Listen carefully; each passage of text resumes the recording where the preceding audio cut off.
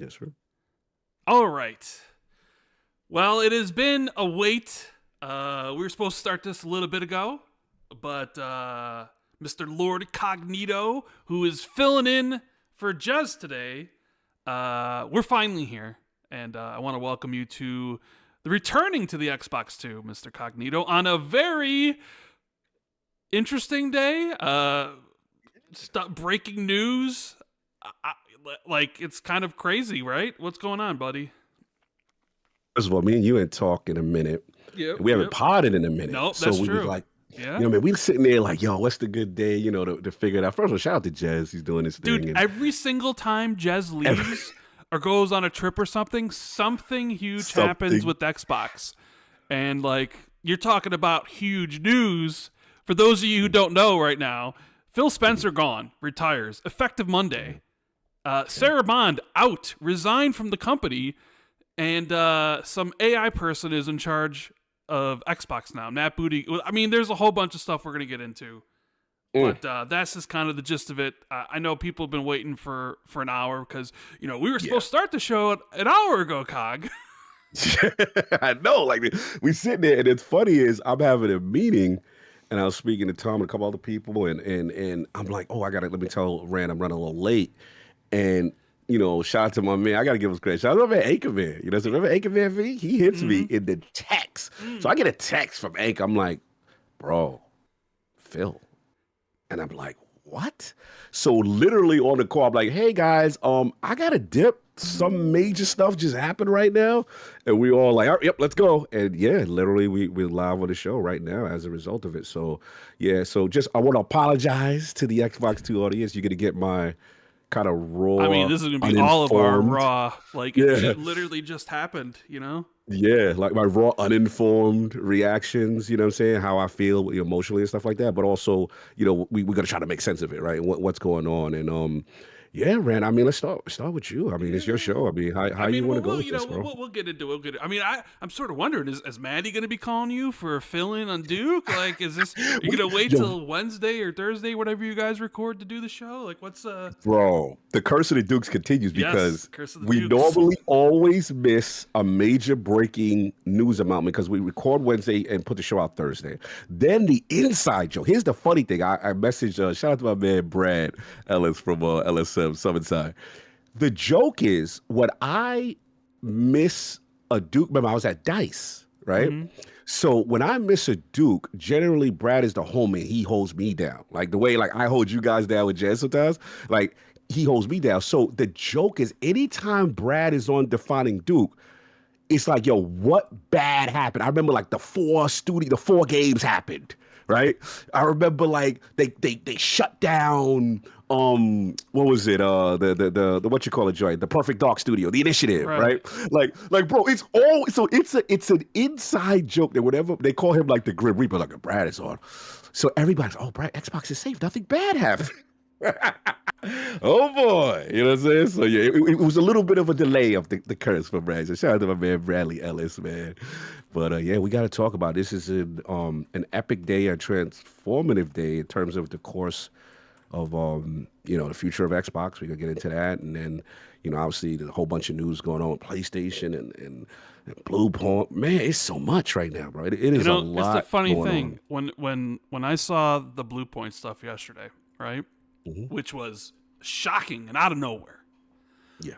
Honestly, my second thought after thinking like, that's crazy. Why would PlayStation do that, right? My second thought was, how long before Xbox has bad news? Right. How long before Xbox steps on that proverbial rake they're always so keen to step on when other companies have bad news? And what was it, like less than 24 hours later? Yes. Not even a full day. A Friday, they always say you got to drop bad news on a Friday, right? That is true. That is corporate structure. Yep. Didn't even wait. Didn't even wait. So I want to thank everybody for tuning in today for the XB2. Now, originally this was supposed to be our 400th episode, right? Last week was episode 399, but Jez was traveling. I think he was in Connecticut to visit the WWE headquarters, doing stuff for the reveal of that game or something. Like a dream come true for him, considering how much he loves WWE and wrestling and stuff. So actually, episode 400 will be next week. So this is a very special episode, 399.5. Oh, that's what's up. So I'm right there at the cusp. So what it would have been funny if this was actually truly episode 400. What an episode to have it on. Like Phil Spencer gone, Sarah Bond gone, Matt Booty, against all odds, promoted again. All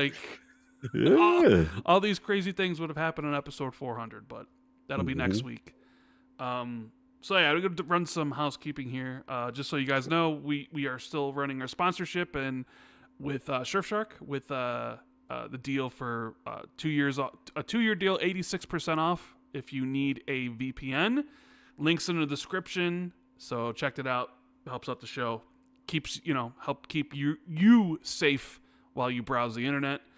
And of course, we've got to mention the wonderful patrons of the Xbox 2, patreon.com/XB2. I'm sure everyone's going to have a lot of questions, so we'll definitely answer those towards the end of the show. I don't know if this will be a 4-hour banger. I'm sure Lord Cockneil's got things to do, so a lot of these topics I have here will probably have to be pulled away because, I don't know, maybe we'll go for however long it needs to be, but we'll definitely answer some questions at the end, and I would like to have Cog there for it. So I don't know how long I have you for, but... I got you, bro. I got you. We go mourn together. I ain't leaving you at your darkest hour, brother. I got you, man. The darkest hour. All right. But I'm going to give a shout-out here for the Xbox 2 MVPs. We have Adam Bartolo, Alon Grogu, Amadou 52C, Ace T and Madison, Battered Haddock, Briggs Country, Bright Tundra 1, Silas, Discarded Caboose, Enix, Fantasticals, Foreign Object, Glenn, Governor Grimm, iMike Zero, Inner Machine, Jay Foley, James Moore, James Wiseau, Justin Duell, K-Trox, Laser Wolf, Pat Rock, Frosty, RS Donks, RTX GNR 49, Sean Kramer, Shea Elephant, Shrapnel, Trickster for Trey, William Kukendell, Wagerman, and Wolfgang KPZ. And shout out to our newest member, the Nordic Candon, who joined this week. So appreciate you for joining the Patreon, and appreciate everybody for being with us for quite some time now. So yeah, with that all done and dusted, we'll start with something light, because this is going to be a heavy show. Yes. I want to ask about what you've been playing. What has Lord Cognito been up to lately? Because it's been a while since I've talked to you. I know a lot of things been going on, but you're a man out there. You're out there at DICE. You're part of the Insider Gaming Network, who had just hired Gaz, and then a lot of people want Gaz fired now. They're trying to tank the network early. Yeah. So you got a lot of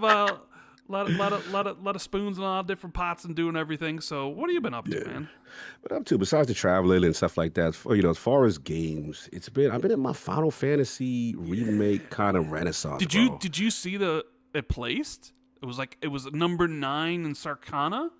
Jumped from spot 244 to number 9 for the month of January. It's beautiful to see. And again, shout out to Square, shout out to the team, Hamaguchi, and you can see how excited he is. I remember when he went. I just missed him because he was in New York for the Switch release, and you could tell they are genuinely excited that more people are getting to play it, and it's a beautiful game. Obviously, I played it on PlayStation, and beat it on the PS4. It's one of my first games. Without spoiling, it's clearly they had a different approach with how they wanted to handle the remake, and I thought it was really bold, what they attempted to do.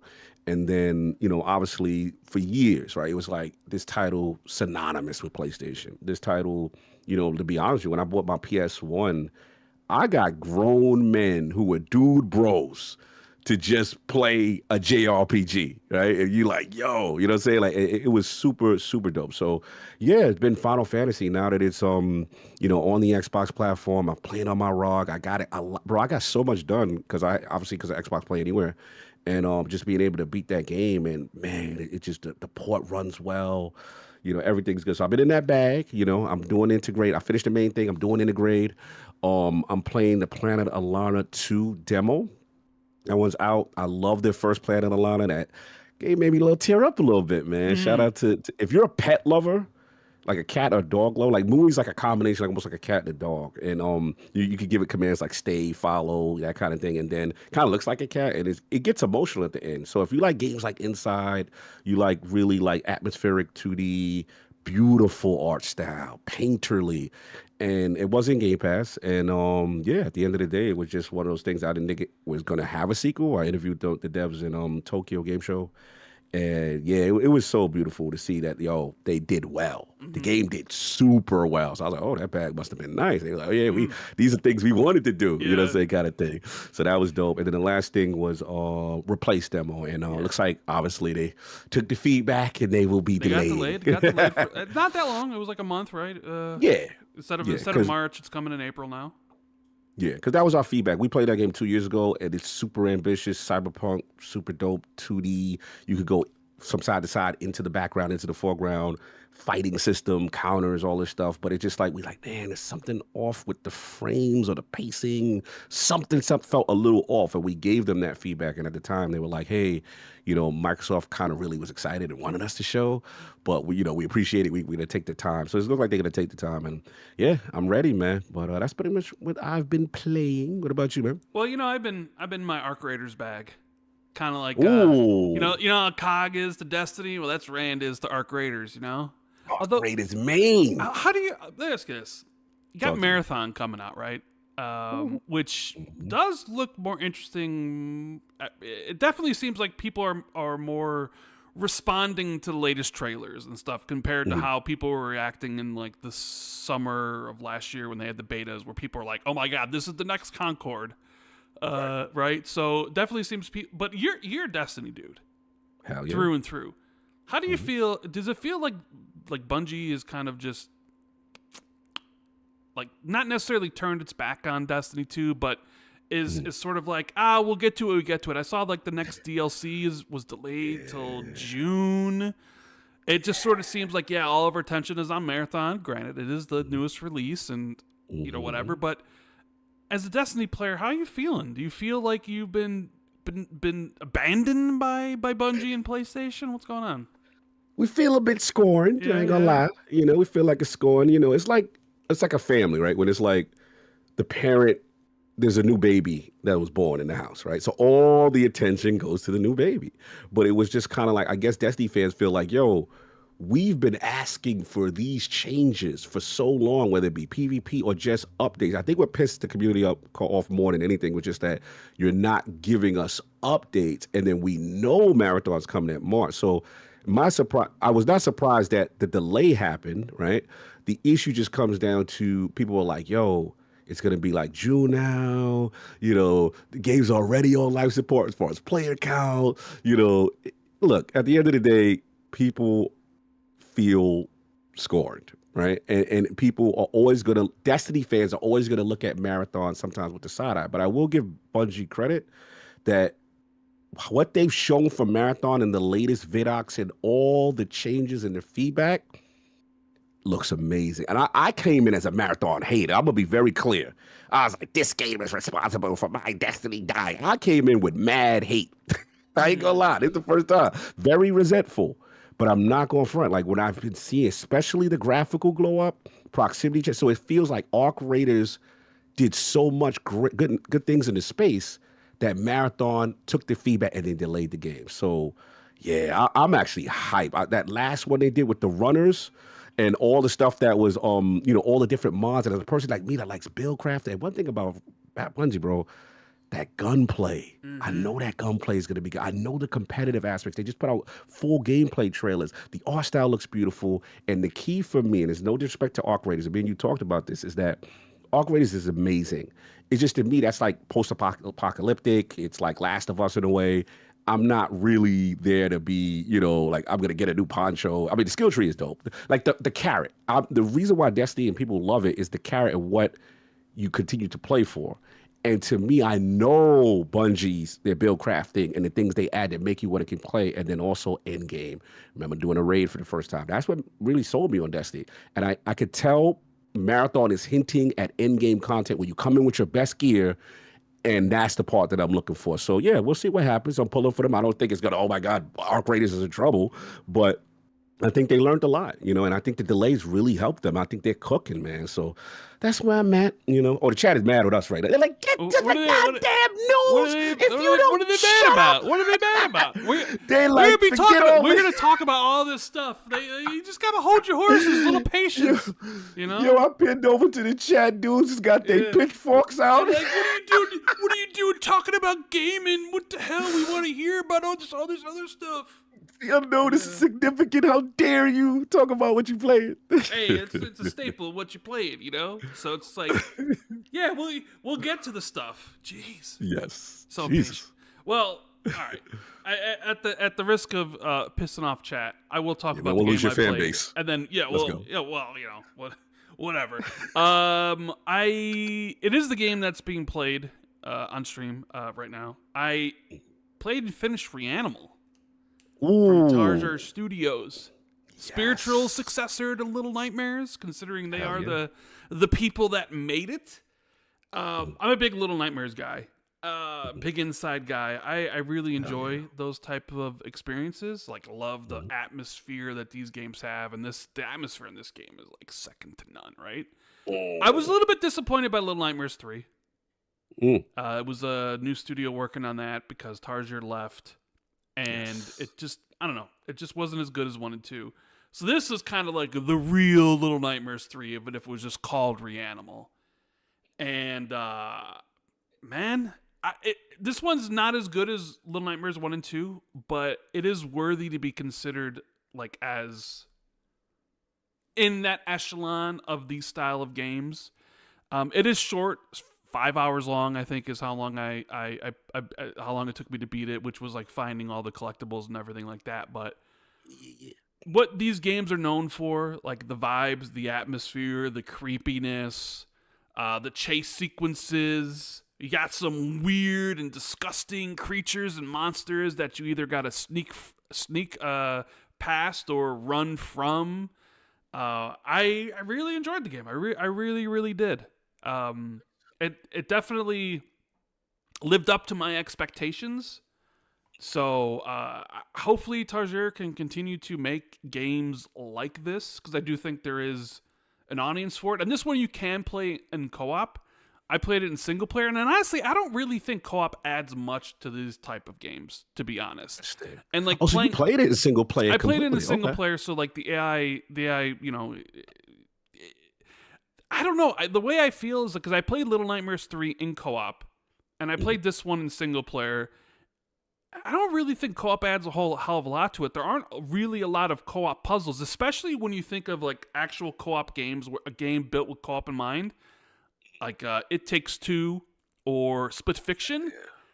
Those type of co-op experiences really shame the minimalist like aspect of co-op within these type of games, because you're just like, you're walking with each other, you can't really progress into an area until the other person's there. You're not really solving co-op puzzles where like, I need to the one character's on this side of the thing and you need to be able to get, do something to get the other player to join you. So it's like, as a co-op experience, like I think Split Fiction and those type of games really just, they show it how like co-op experience should be done. So I don't really think you miss much if you're just playing it by yourself. In fact, I would argue playing it by yourself is probably the better way to play. I just don't, playing both those games, like one of them with co-op, one of them not, it's hard to say like you miss anything out. I don't really think co-op adds much to it, but Interesting.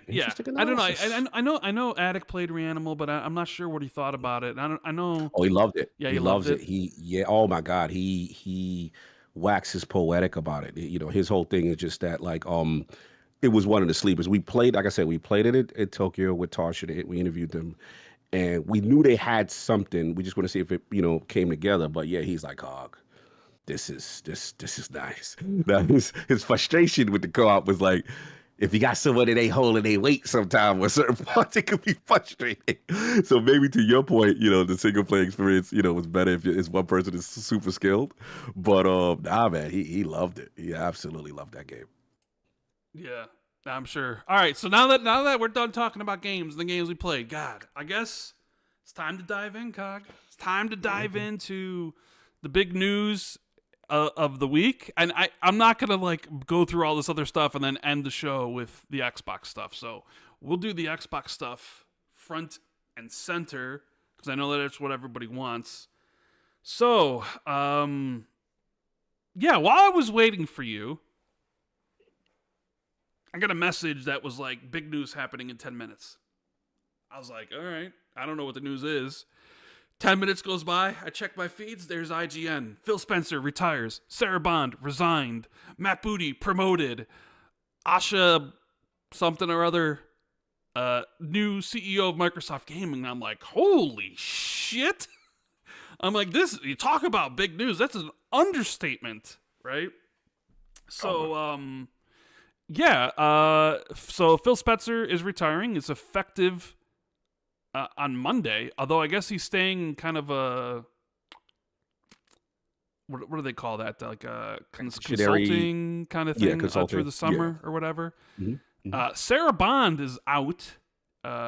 Yes, Xbox president Sarah Bond, long thought by many inside and outside of Microsoft to be Spencer's heir apparent, has resigned. The new CEO of Microsoft Gaming will be Asha Sharma, currently the president of Microsoft's core AI product. And finally, Xbox Game Studios head Matt Booty is being promoted to Chief Content Officer and will work closely with Sharma. Microsoft CEO Satya Nadella said, quote, I want to thank Phil for his extraordinary leadership and partnership. For 38 years at Microsoft, including 12 years leading gaming, Phil helped transform what we do and how we do it. And there's a whole bunch of like emails. Like Phil has this huge email, and he kind of started by saying, last fall I shared with Satya that I was thinking about stepping back and starting the next chapter of my life. From that moment, we aligned on approaching this transition with intention, instilling stability and strengthening the foundation of what we built. Today marks a new chapter of Microsoft Gaming as Asha Sepper steps into the role. And then, there's like so much here. So let's talk about it. Like, what's your initial feelings here? Because like Phil, say what you will about Phil, whether you liked him, whether you loved him, whether you're indifferent about him, his presence at Xbox has been kind of he's always been there. Like, because in this industry, like, you always see people leave. Different heads of studios, like, when Peter Moore was the head, and then it was Don Matrick, and then it was Phil. Like, he's been I don't want to say like a stabling presence, but he's always been there. It's like when you think of Xbox, it was always sort of Phil Spencer. He was always kind of just there. And so, we're 10 years in, or whatever it is, 12 years, because he took the job in 2014, so he's gone. Mm. And, Xbox has been in this new approach ever since they bought ABK about embracing multi-platform, and the console sales have decreased, and you got games like Halo going to PlayStation, which is something nobody ever really thought, and all these sort of things. Will they or won't they make their next console because the current one is not selling very well? So there's all these sort of things percolating in the back of people's minds, and I gotta get your first reaction to it, like your first raw emotional. Like, wait, haven't heard from anybody. Nobody at the company has whispered into your ear to kind of being like, this is what's going on. This is just like, all right, I'm sitting here, I'm looking at the news. How you feeling? Our reaction is sad, but not surprised. Okay. Right? The sadness is that, obviously me and you love this platform. We love Xbox. We've been with this platform for a long time. And you said it perfectly. Like, Phil has been the constant, right? Since that's a good word for it. He's a constant. Little Lost reference there for anybody. If anybody watched Lost, the constant. Yes, the constant, bro. Like, that's one thing you could always count on. To get a Phil quote, his comments, his feelings on the industry. Obviously, he started as an intern. He's been there a long time. I have a special affection for him because at the end of the day, like my first chance I got a chance to go to E3 and FanFest, I met him like literally like he was 1 year on the job, right? He was new for the most part. And then, this was kind of, Xbox One turnaround post Don Matrick. And he was a person that would, always gave you the time of day, even, and one thing I respect about him is that I'm a very critical person in person. People think that I like just agree with everyone all the time. When I don't like something, I'm not disrespectful. So I'll just go to the person and be like, look, and I think at the time, you're gonna laugh, man. This was during the time when Xbox had like no sports games, right? And like MLB The Show was like a big thing. And I'm like, damn, not that they didn't have sports, they had EA games, but what I meant to say is like they didn't have a baseball game. Right. So I'm like, bro, how is it that, I get that Sony at the time, Sony at the time, had the, what is it, San Diego that did MLB The Show. And I'm like, man, why doesn't Xbox get the license? Why don't, the MLB license and make their own? Because you could at that time. And I remember it was him and I think Greedy or something. He looked over to Greedy and he looked at me and like, as something that we could do. And he was like, okay, I see what you're saying. And then he, the promise was like, we've got to fix that, right?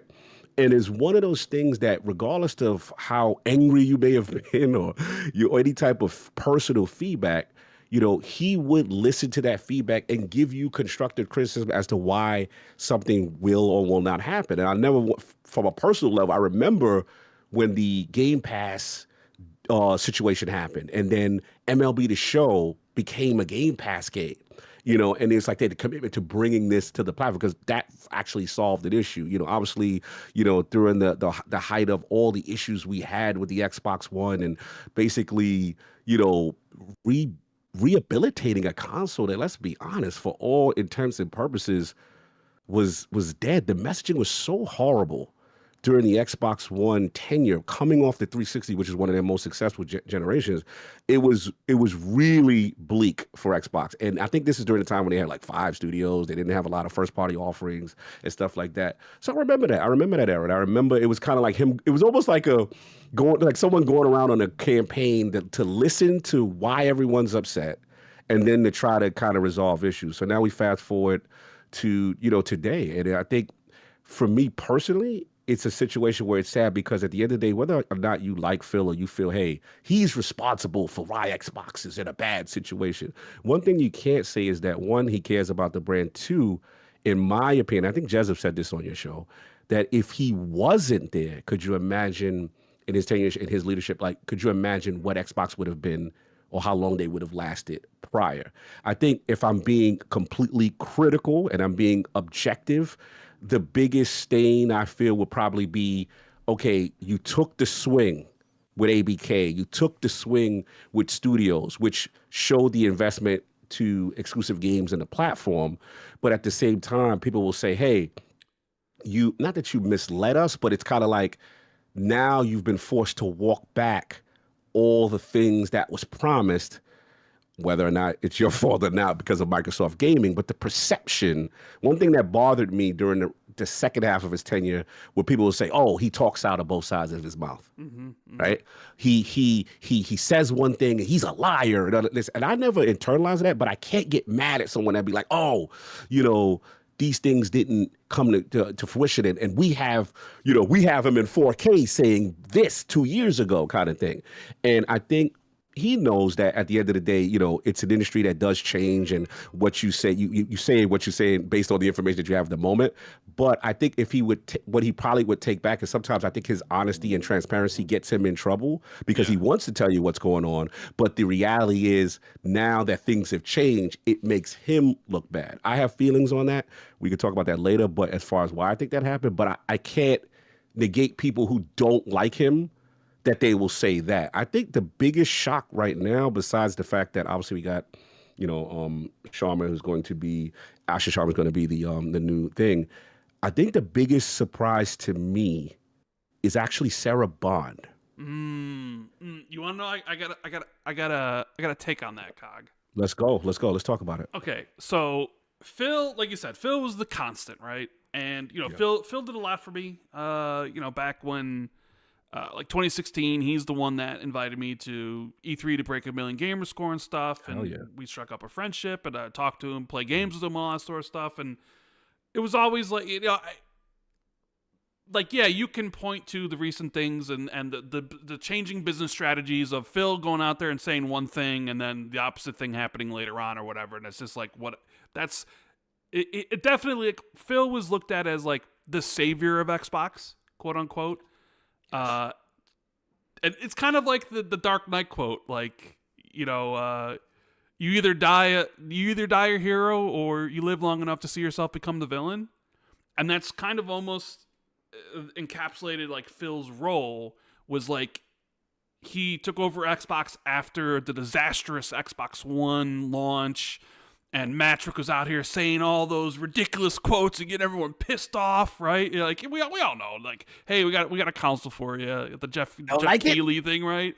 And Xbox like was so down after they, like, I don't want to say dominated, but like the 360 was the system to have. And they lost it all. And Phil was kind of there during that lull, and it was kind of like, okay, budgets are cut, we got to do some things. And somehow he was able to convince Satya not to shut down Xbox, but to invest in it by investing in like cloud and tying it to like the Game Pass stuff. And then, okay, here's some money to buy some studios, because Xbox desperately needed new studios if they're going to do Game Pass. And then it kind of eventually peaked with Bethesda and ABK, but it was kind of like the ABK purchase was like, not only industry changing, but company changing, because they swallowed it, and it was like, hey, we can't operate the way we always have. We actually have to go multi-platform. And that's when people, I think, when the multi-platform stuff happened, I think that's when people really, that's in a lot of people's eyes, that's when Phil went from the hero into the villain. Especially when like you're shutting down Tango Gameworks. I know they eventually sold them to Krafton, but when you're canceling projects like Perfect Dark that have been shown off since 2020, like there was a lot of like, after the ABK stuff, there was a lot of bad news after bad news after bad news, where people started to get frustrated with Phil's leaderships. You know what I mean? Like we've been through all that, right? Like we talked about it ad nauseum. So I'm not surprised he retired. Because, I felt it was going to be like this year, and if he got through this year, I thought, okay, he'll see the next product launch, which would be the next Xbox next year, right? I didn't expect it to be this early this year. I was expecting it I sort of expected him to get through the 25th anniversary, I guess is what I surprised too. Yeah. I thought he'd retire after that, because I agree. We're just starting the 25th year stuff, and now Phil's gone, and you got this huge change. It's like, oh boy. But Sarah's always been positioned as the heir apparent, as the one to take over from Phil. Even if, people out there are saying like maybe she didn't have the experience, or she didn't have the leadership or any of that stuff, and she wasn't really like a gamer like Phil was. People always say at least Phil plays games, and we know his track record and how many hours he played Destiny and Diablo and all that stuff, right? And so to see her resign, I think what happened is they made this announcement today, or they basically said, you aren't going to be the new Phil's replacement.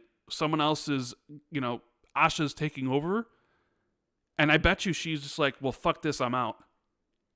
You know what I mean? Like there's no movement, there's no promotional movement. Someone else has basically got the job that she's been angling for years. Because what have people been talking about? Like the whole Project Latitude, the whole multi-platform push. There are reports out there saying that was Sarah Bond's brainchild, right? Like that was her thing within the company. Like she pushed for it. You know what I'm talking about? Like she was kind of the key wheel behind that. And it's obviously, it's something that has been successful. I mean, I guess it depends on who you ask. Like, I'm sure to their bottom line, it's been successful. I'm sure to the fans, it probably hasn't been. But if her goal was to eventually supplant Phil, which I think it was, to then basically be told that this person who has no connection to gaming whatsoever and doesn't really have a lot of experience in it, like, she's taking over, we're passing you up. I'm not surprised she left. I'd leave too. You know what I mean? That's what I think probably happened. It's a good point. And I think the thing that was surprising to me is when you read, because I didn't know too much about Sharma, and when you read about her, it's like she joined in 2024. That's recent, man. I know. She That's worked at your old company. exactly was that Meta. Like Which doesn't and it really. relax. In That's, terms of hardcore, that's not a good mark on your resume. You know what I mean? listen, man. Shout out to my people at Meta, but I will give you this: in terms of hardcore gaming sensibilities, they are not known for that. Per se, right? No, They're more no, Horizon not World, at all. and she's in the product and engineering side. And I worked a little bit with the engineering teams, and it's different. I give you that. It's not hardcore gaming, but I agree with you. And it says that being in the corporate world, when you've been presented as the successor, right? That eventually, that's how Sarah Bond was presented to us, right? As the successor. That's what it seemed like.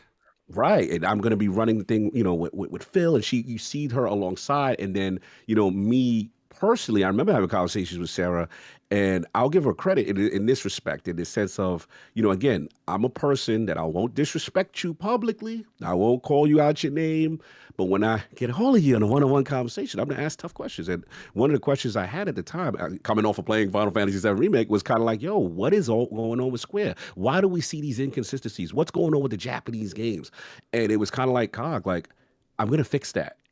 That's part of my initiative. And one of our initiatives obviously was the, getting games on multiple platforms. But I remember the Japanese games, especially Tokyo Game Show specifically, and she kind of came through with that. I have to give her flowers on that. Like, as we see, Square, is multiplied and things are not missing the platform. And then you saw the Play Anywhere initiative, and you see things go there. So I agree. There is something suspicious, in my opinion, that she did not retain her role and stay on now that Phil left. So for Phil to resign, right, which we say, okay, we knew that day would happen.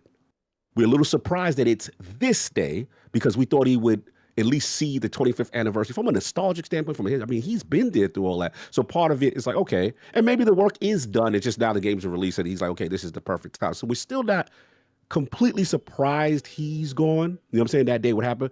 But everyone has to feel that either A, she was either unhappy that she may have been passed over for a role that A, she was kind of groomed towards or angled towards, or B, the other thing, and we got to talk about it, right? Again, we're just speculating. I don't have any concrete information on this, but there are situations in corporate where you are soft told to step down, and this is how this is handled.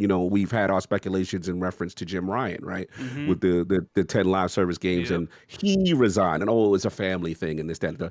I also, another thing you got to look out for, this is just my experience in corporate, is that look out for the public statements, right? As of now, chat, you guys correct me, Rand, you correct me. Has Sarah Bond made a public statement? I don't think so. Right, and I noticed Phil's came out. Right, we saw Phil's email was out. He even tweeted. Right. I think he even tweeted it. Like Matt Booty has a statement out. Asha has a statement out. Satya has a statement out.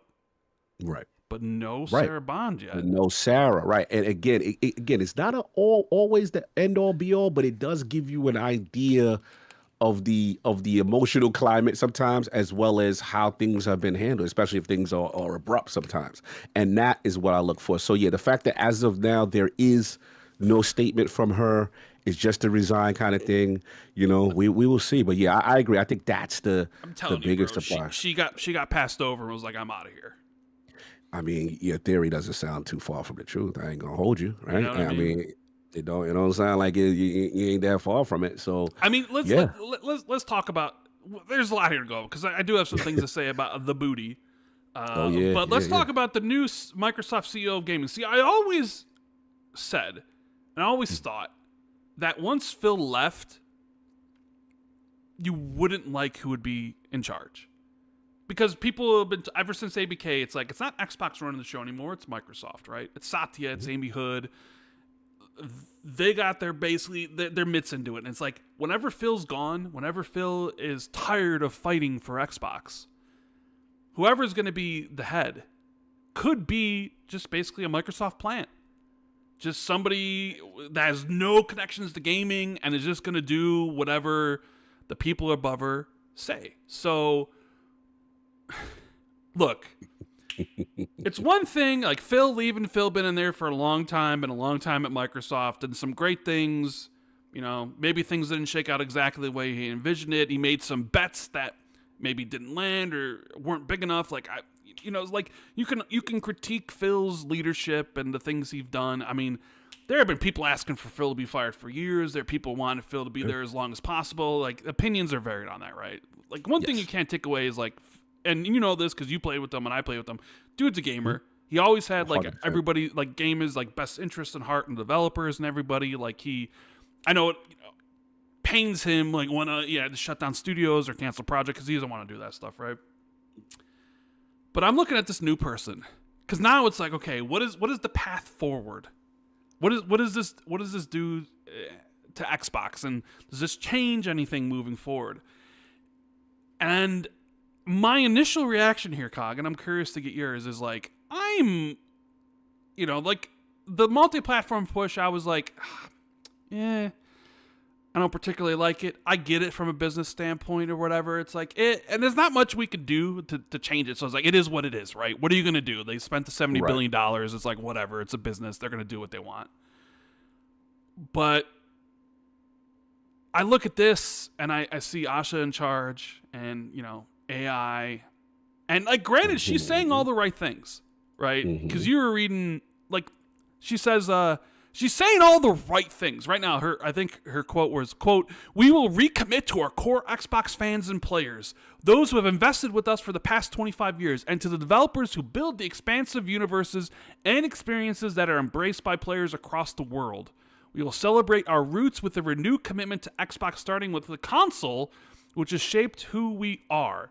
It connects us to players and fans who invest in Xbox and to the developers who build ambitious experiences for it." And you even read to me like a quote where she was saying, "We're not going to have any AI slop," right? What was that quote? I think you read it to me earlier. Yeah, that was the big one. Yeah, that part right there, I was shocked. Yeah, because she's like head of AI, and now she's talking about we're not going to have any AI slop. This whole paragraph here, it basically, it's designed, I think, to reassure players that nothing is going to change. You are still important. Like, think about it.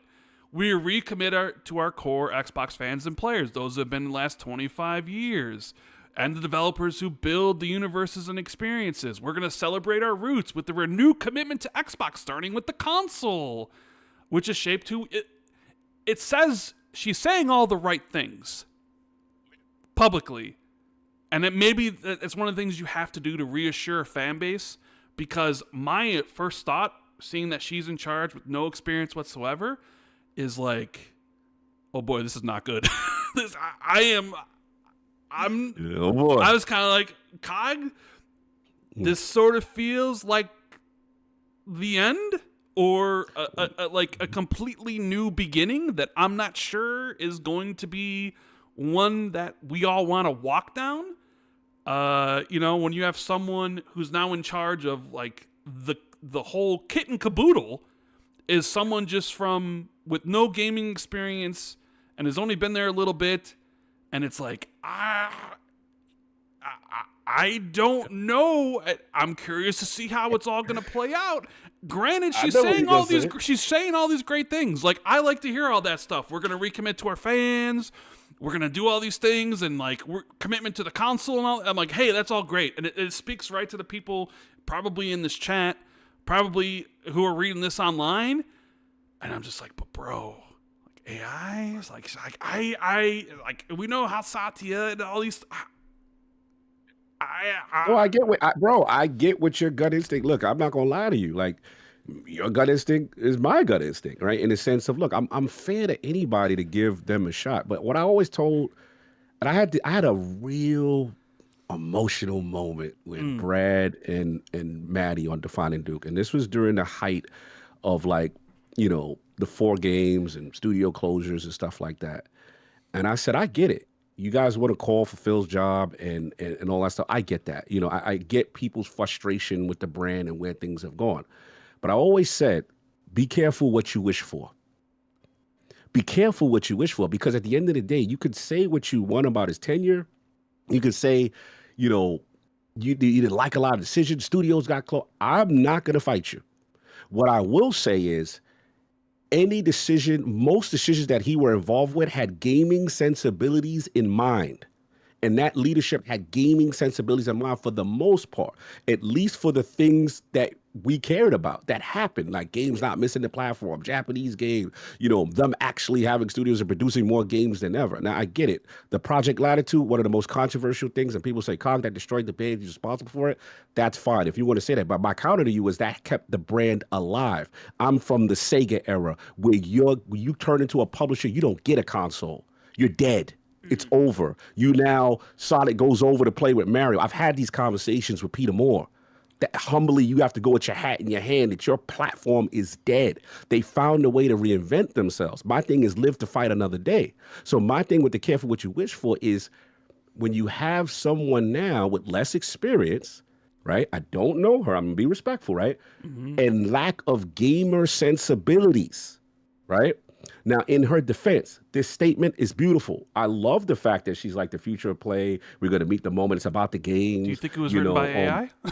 I mean, I like the fact that I'll give her this, in the sense that she says, like, as monetization and AI evolve and influence this future, we will not chase short-term efficiency or flood our ecosystem with soulless AI. I like that. I do love that. And I like all the stuff she's saying too, right? Go ahead. Yeah, continue. I love that. She says gamers are and always will be art, crafted by humans and created with the most innovative technology provided. That is the most powerful statement a new person can say in a world where Microsoft is being criticized as the AI slop leaders, as in a world where Satya put out a statement. I don't think Satya likes that statement, to be honest, right?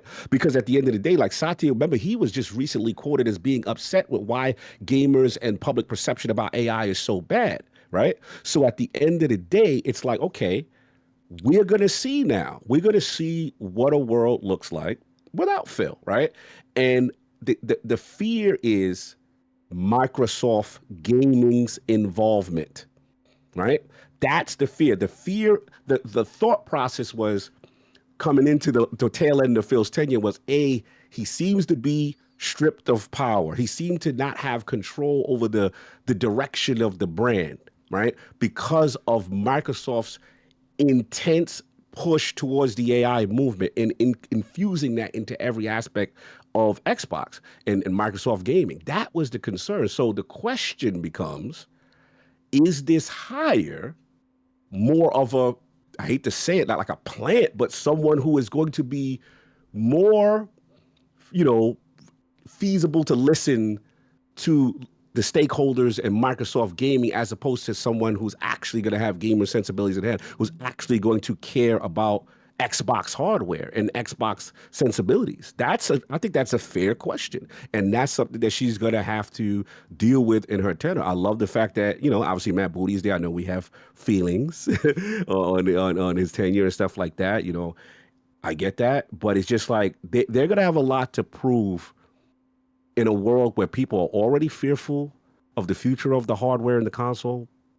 There's some people to this day, even when AMD announced we are making hardware with Xbox 2027, the next gen, there are still people to this day that's like, I will believe it. I don't believe it I'll believe it when I see it. Yep. Don't. The brand damage has been so tarnished and battered because of all the contradictory statements and the pivots, right? There's the trust is not there. This is a huge, undertaking for a new leadership regime. Obviously, I want the brand to exist, but I'm not stupid.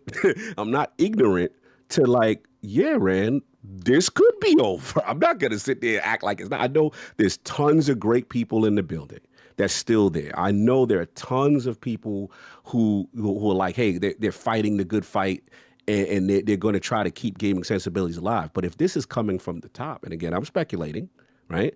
And if this is someone who's going to be more amenable to Microsoft's gaming world, where they're going to invest in AI themselves now, right? They're not going to, do the open AI stuff. Like, it does come into question their future and how serious is that they are about the brand, and will the brand continue to exist in the manner that they say it was?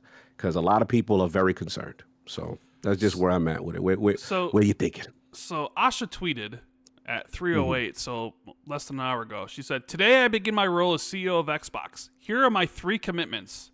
1, great games. Hey, we're all behind that. That's all we ever wanted, great games. And Xbox games have definitely been a lot better this generation in years past. And this year does look like a great year for games, with Forza Horizon 6 and Halo and Gears and Fable and who knows whatever else. Not to mention all the great third-party games that are releasing.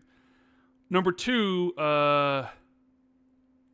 return of Xbox, which I don't know really what that means, the return. Right. And 3, the future of play. And then she's got a link here to her blog post. But Aaron Greenberg quote retweeted her. So I read what Aaron had to say. Right. I'm excited by what's ahead. I will share that after spending dedicated time this week with our new gaming CEO, Asha, I'm incredibly optimistic about the opportunity ahead under her leadership. Asha is exceptionally bright, eager to listen and learn from others, no ego, but wants to get Xbox and gaming in a direction I'm personally incredibly inspired by.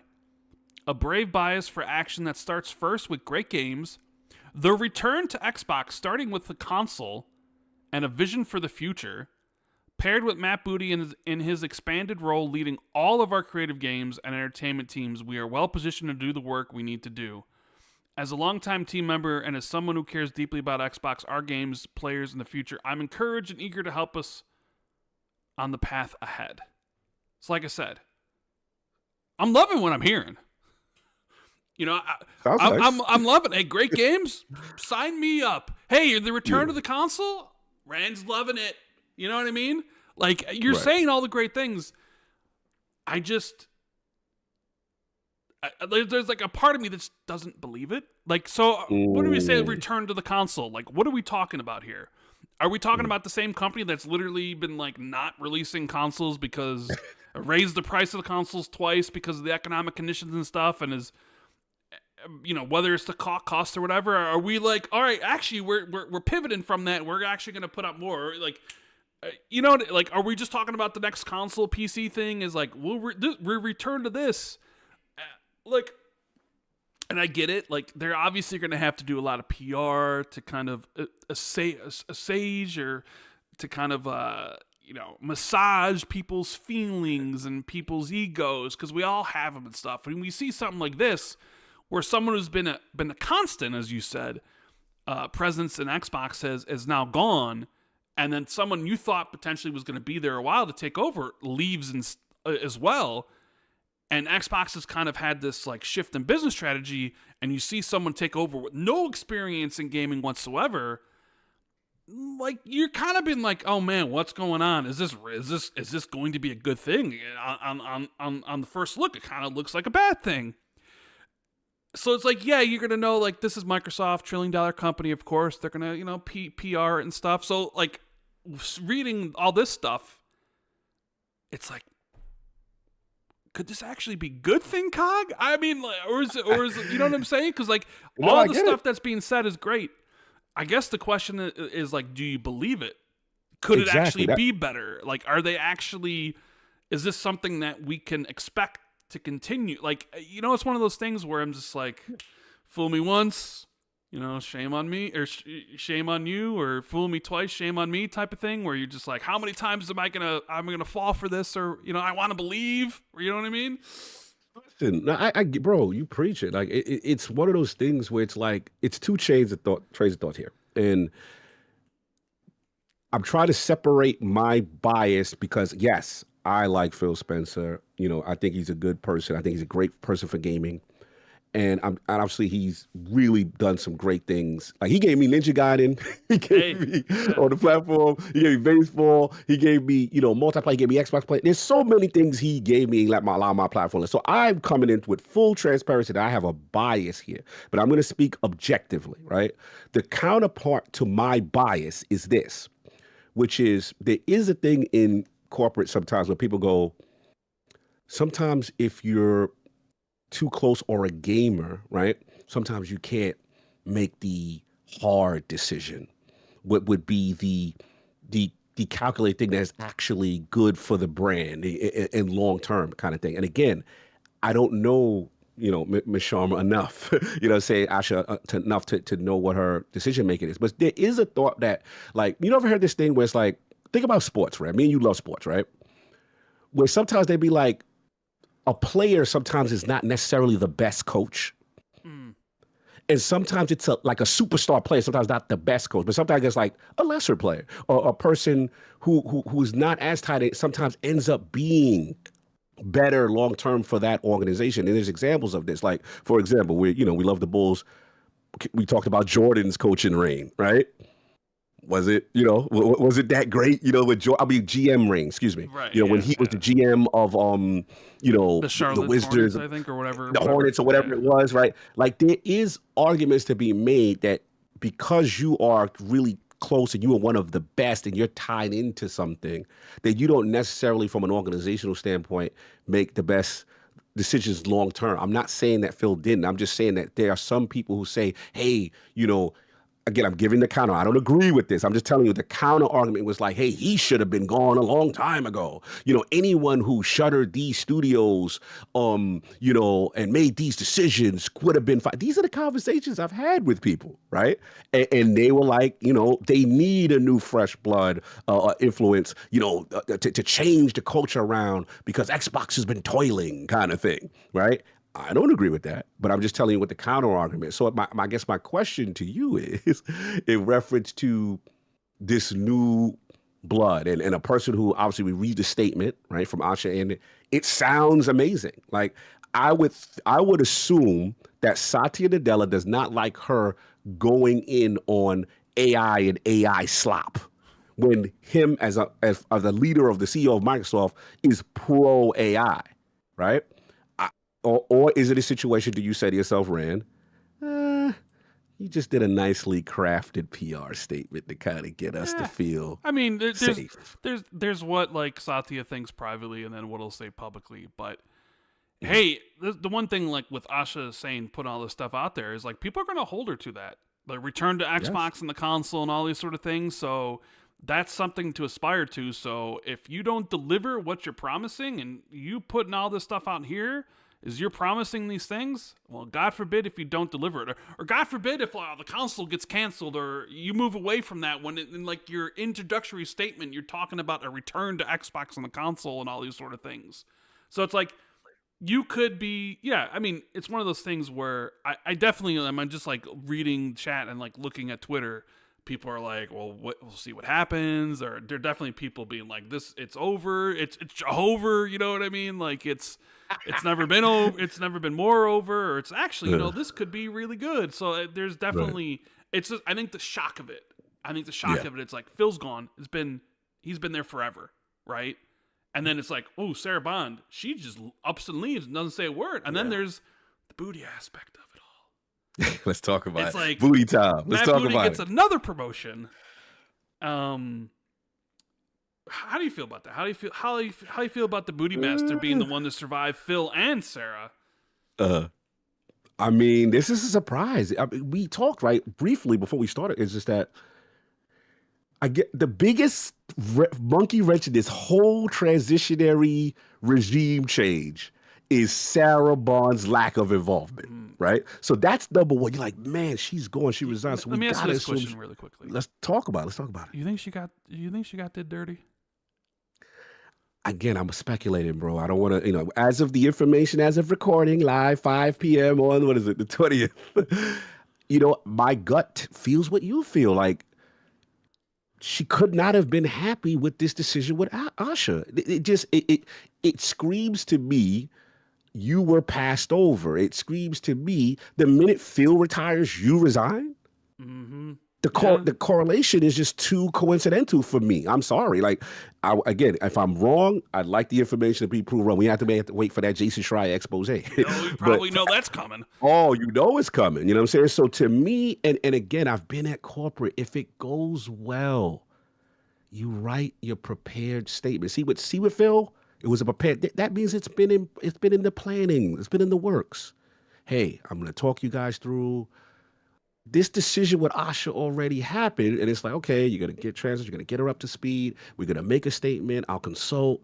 That's how it goes, right? When one person does that, think about how disjointed this is. One person has a prepared statement saying about their tenure and how great things were and this is the future and I'm going to move on. And the other person, you hear nothing. And you just find out from Microsoft that she has resigned. So I am going to feel that, yeah, this was forced. You either resign or out of anger because you were passed off. You said, okay, I'm good. I'm good on y'all. You know what I mean? Every interview, the way Sarah Bog was presented to us was the successor of Xbox. She wore that with pride. Anytime I saw that woman, it was like, hey, you know, I'm here. And Phil always championed her. So it does seem a bit strange. Again, I'm speculating, but we gotta talk about it, right? Until we get new information. So when I see Asha, no disrespect to Asha, I love what you're saying, right? It feels to me that internally they had their choice. This is who they want. Now, the fear for the Xbox gamer and the thing that she's going to have to prove is that she truly does have gaming, because people we ain't here for the statements and the carefully crafted PR stuff. We're going to judge you by your actions.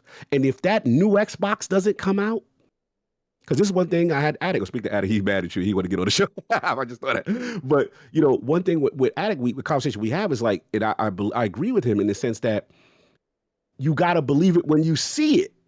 We got to see this next generation, what is it, Xbox Magnus or whatever it is, right? Actually hit the light of day.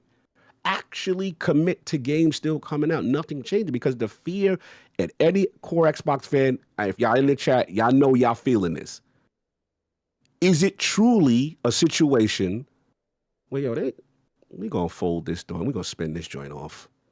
This ain't, we see the financials, right? Hardware down. First time, last time, you know, services. Remember games and services? They used to tell us, judge us by games and services. That's the true metric, right? And at the time we were like, you know, ABK was the reason why, you know, they would be up 5% or stuff like that in games and services. Last quarter we saw, you know, Xbox Live, you know, Xbox content and services was down. That was a red flag to me. Now we all attributed it to Call of Duty Black Ops 7 being underperforming, but we have to admit, if the soul of your gaming business is so contingent on the success of Call of Duty, is that really healthy long term? Right? Is that something you want to be living and dying on? And then here's the elephant in the room. If you take Xbox separately by itself, billions of dollars, they're profitable, they're great, right? But in the house of Microsoft, you are the underperforming child. Everyone else is up 30% in the house. Yep. Except you. So that's my fear.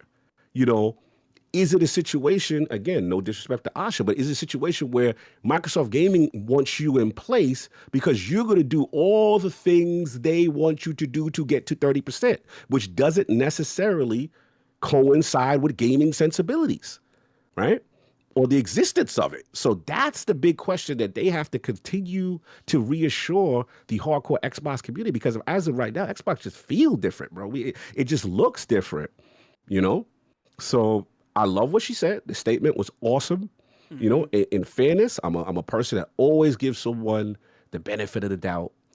And I'm going to judge you by your actions, not your words. We're going to see. You know, we're going to see how the next year, 2 years come out. We're going to see, you know, obviously the future. I think they just said, you know, they're going to have a presence, you know, at a lot of different events and stuff like that. I mean, you're heading over to GDC next month. Yes. The Xbox is all over GDC. A lot of talks, a lot of things going on, right? Absolutely. And, you know, they're really excited to talk. And I thought it was interesting that they really, look, I'm going to be real with you, Rand. When I saw, I feel like AMD and Lisa Sue, I think like my theory, like she's the snitch. I feel that was a controlled leak. I think Jez has said the same thing, I think on Xbox too. I think we said the same thing in reference to, you know, AMD talking about the Lex platform of, you know, next generation Xbox, and it comes out. Because to me, we know AMD is the sole control of these chipsets and what both platform holders are about to do for the future. You notice Sony did not allow AMD to be like, yeah, we're working on the next generation of the PlayStation 6 and everything's going according to plan. You notice that statement didn't come out? So to me, I felt that it was a controlled leak to allow Lisa Su to talk about Xbox because the climate of the Xbox hardware is so bad that people need any type of positive news to hang on to. Like, oh, yes, okay, it's coming, it's coming. They are doing it, right? So now we got because if you don't believe Xbox, because again, the brand damage is so bad, you're like, okay, well, AMD said it. Contractually, they got to be locked in, and they're promoting that it's happening. And then now we know with GDC and other things, they're ready to talk about hardware. But again, this was in a world where Phil existed. Yeah. The fear is in a world where Phil does not exist, where there is where leadership sensibility, where Phil and Sarah, and they don't exist. And no disrespect to Matt, you know what I'm saying? Matt, I don't know what his role is. You know, obviously we're going to see how forward he is, you know, talking in this new regime change, you know, but there is a concern, like, are they going to uphold that to the Xbox gamer? That is, I think it's a fair concern. I don't think it's anything out of pocket to be like, hey, we don't trust since Phil is gone, you know, that you could. And then think about this. Here's the elephant in the room. No one else wants to talk about. I gotta answer this phone call. Go for it. Can you just take some questions in the chat? I'll take some questions. I'll rock. Yeah. So here's the thing, y'all. The other question that people have to answer is this. And again, I'm gonna be like, this is the Phil Glaze hour. I'm just talking about relationships in corporate. I could speak for a fact off the record that there are companies and people who came to Microsoft or became an Xbox game studio because of Phil Spencer. That is a fact. I'll die on that one. And I'm not an insider, but I'll die on that one, right? So in a world where that now has changed, right? And it's a situation where, you know, there's new leadership. How do those relationships change? You know what I mean? Like, these are questions we have to ask. You know what I'm saying? It's real, man. You know, shout out to Forget Your Vanity Card. Do you think Xbox still got that talk in them and Phil Maximus lead? It's a good question, man. You know, I don't know what the future. It is a scary time for people who love the brand, you know, because there is a regime change and we have to see. We have to see what's going on. I mean, Attic, I see you. I shot the shot for you. Don't worry about it. As far as Dingo, he said, can't tell me a company that you don't have to buy a console to play our games, don't expect their hardware to be down in sales. Yeah, the hardware being down definitely, you know, is a factor here. It is something that, you know, again, plays into the mind of how much is the commitment there, right? We understand the multi-platform strategy, right? We understand, okay, if this is the path forward for you to put your games everywhere and you're going to be successful at doing this, and we understand the pivot, it was a tough adjustment because you kind of told us it was just only going to be 4 games and project, you know, that we're testing things out. But real people understood, like, this is where the pivot is, right? And I think it's what a shout out to Day One in the building. I see you, Sick of it, go. Heck of a day. Yeah, I see Play Day One, formerly of Xbox Era. I feel you, you know what I'm saying? But yeah, I think these are fair questions, man. I think these are things that they are going to have to get in front of, you know? I'm dying to know how, you know what I'm dying for y'all to know? When the showcase happens. Think about this. We're used to, shout out to Jesse, always John. Okay, I got you. We're used to seeing a showcase where Phil Spencer comes out and talks about, you know, the future of the brand, the games you're about to show, you know, that kind of thing. Who comes out, right? That's going to be an iconic moment. You know, how do they handle? I know, shout out to Tina Amini and that team when they usually do the Xbox Developer Directs and stuff like that. They're fantastic. One thing you got to say about Xbox the last 3 or 4 years, they've been killing it in terms of showcases. You can't deny it. They've really been doing we're in such an iconic transitionary period. How does that work, right? And then do you maybe within the next, you know, week or two or within the next couple of days, do you have Asher come out and you know, talk to the base and stuff like that? There's so many little questions that need to be answered and to assure fans. But ultimately, like I told y'all, it's going to be the actions. It's going to be what they do. It's going to be also game quality, right? That's another one of the things that people always are going to be hard on Xbox about. You know, you got these studios, you know, are they going to be able to hit these quality metrics and things of that nature? It's an interesting time, man. we just gonna sit back and watch. I'm always fair. That's one thing about me. Yeah, I may have my favorites. Yeah, I'm biased towards certain people, but I'm always objective, and I'm always going to give person the benefit of the doubt. I'm willing to give Asha the benefit of the doubt, and we'll see what happens. But I see people in the chat. There's no coming back from this. I know a lot of people feel that way, and I think they need to see that. They need to see that. All right. The question is, do we lose day one games? What do you think? Now, if you sort of say day one games, I mean, the games are multi-platform now, nerds and other legends.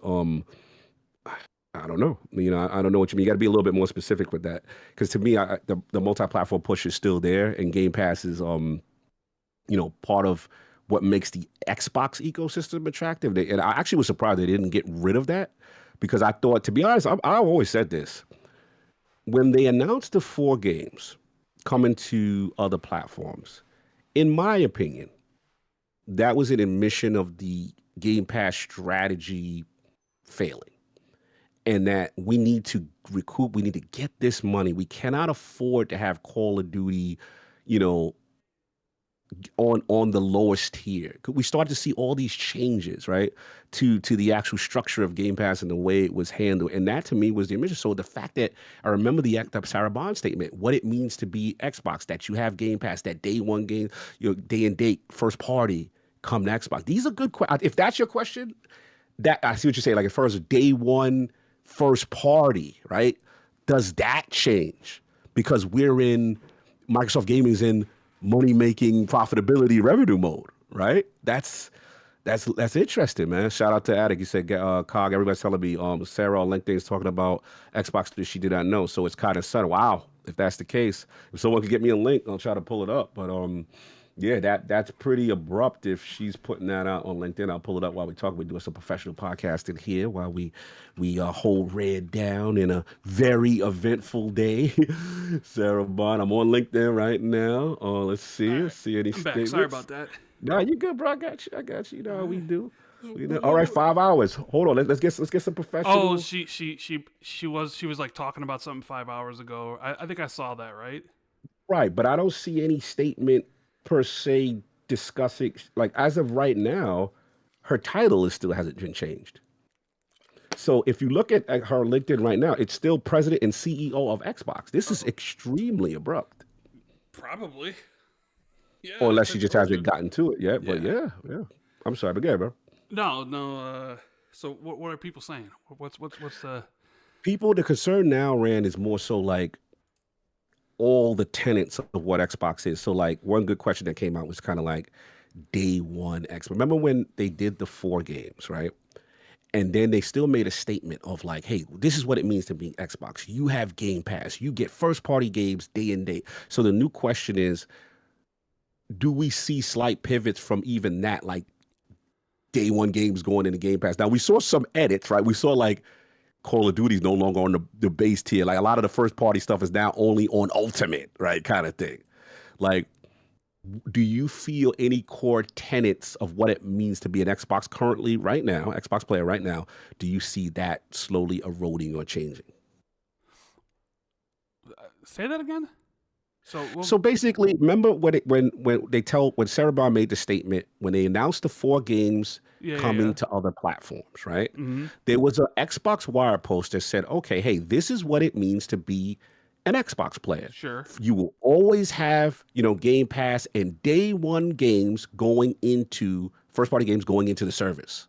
So let's start with there. Like, do you think that as a result of the regime change, they will slowly start peeling away these core things of what makes it be an Xbox in terms of Game Pass, like first party games? Like, do you think they like, okay, we're getting rid of this Game Pass thing, or we ain't doing it? Like, what do you think they'll that would be an incredibly huge shift for them, considering they basically moved all their day one games to Ultimate and then increased the price of Ultimate by 50%, right?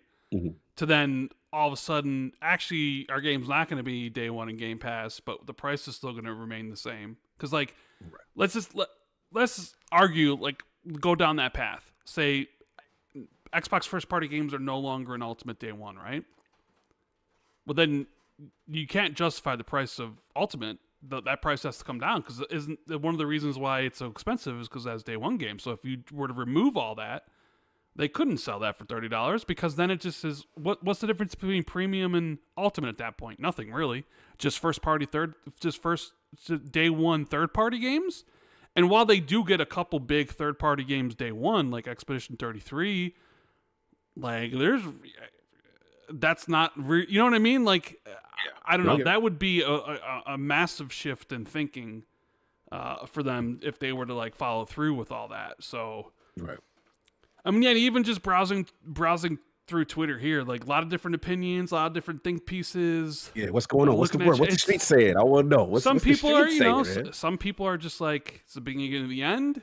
Like, oh, this is bad because like AI chick is in charge. Even though she said she doesn't want no soulless slap, but like we mentioned, it's like how much of that is just the PR that needs to be out there now because they know how people are going to think. Like, oh, Phil's gone, Sarah's gone, and this AI person's in charge. Like, we need to make people think like this is not what they think is going to happen. So like she comes out and says, we're not going to do a soulless slap. We're actually going to recommit to Xbox and consoles and do all the. It's like the perfect PR piece, and like I hope it ends up being true. Don't get me wrong. Like I hope it's like what she said is the things that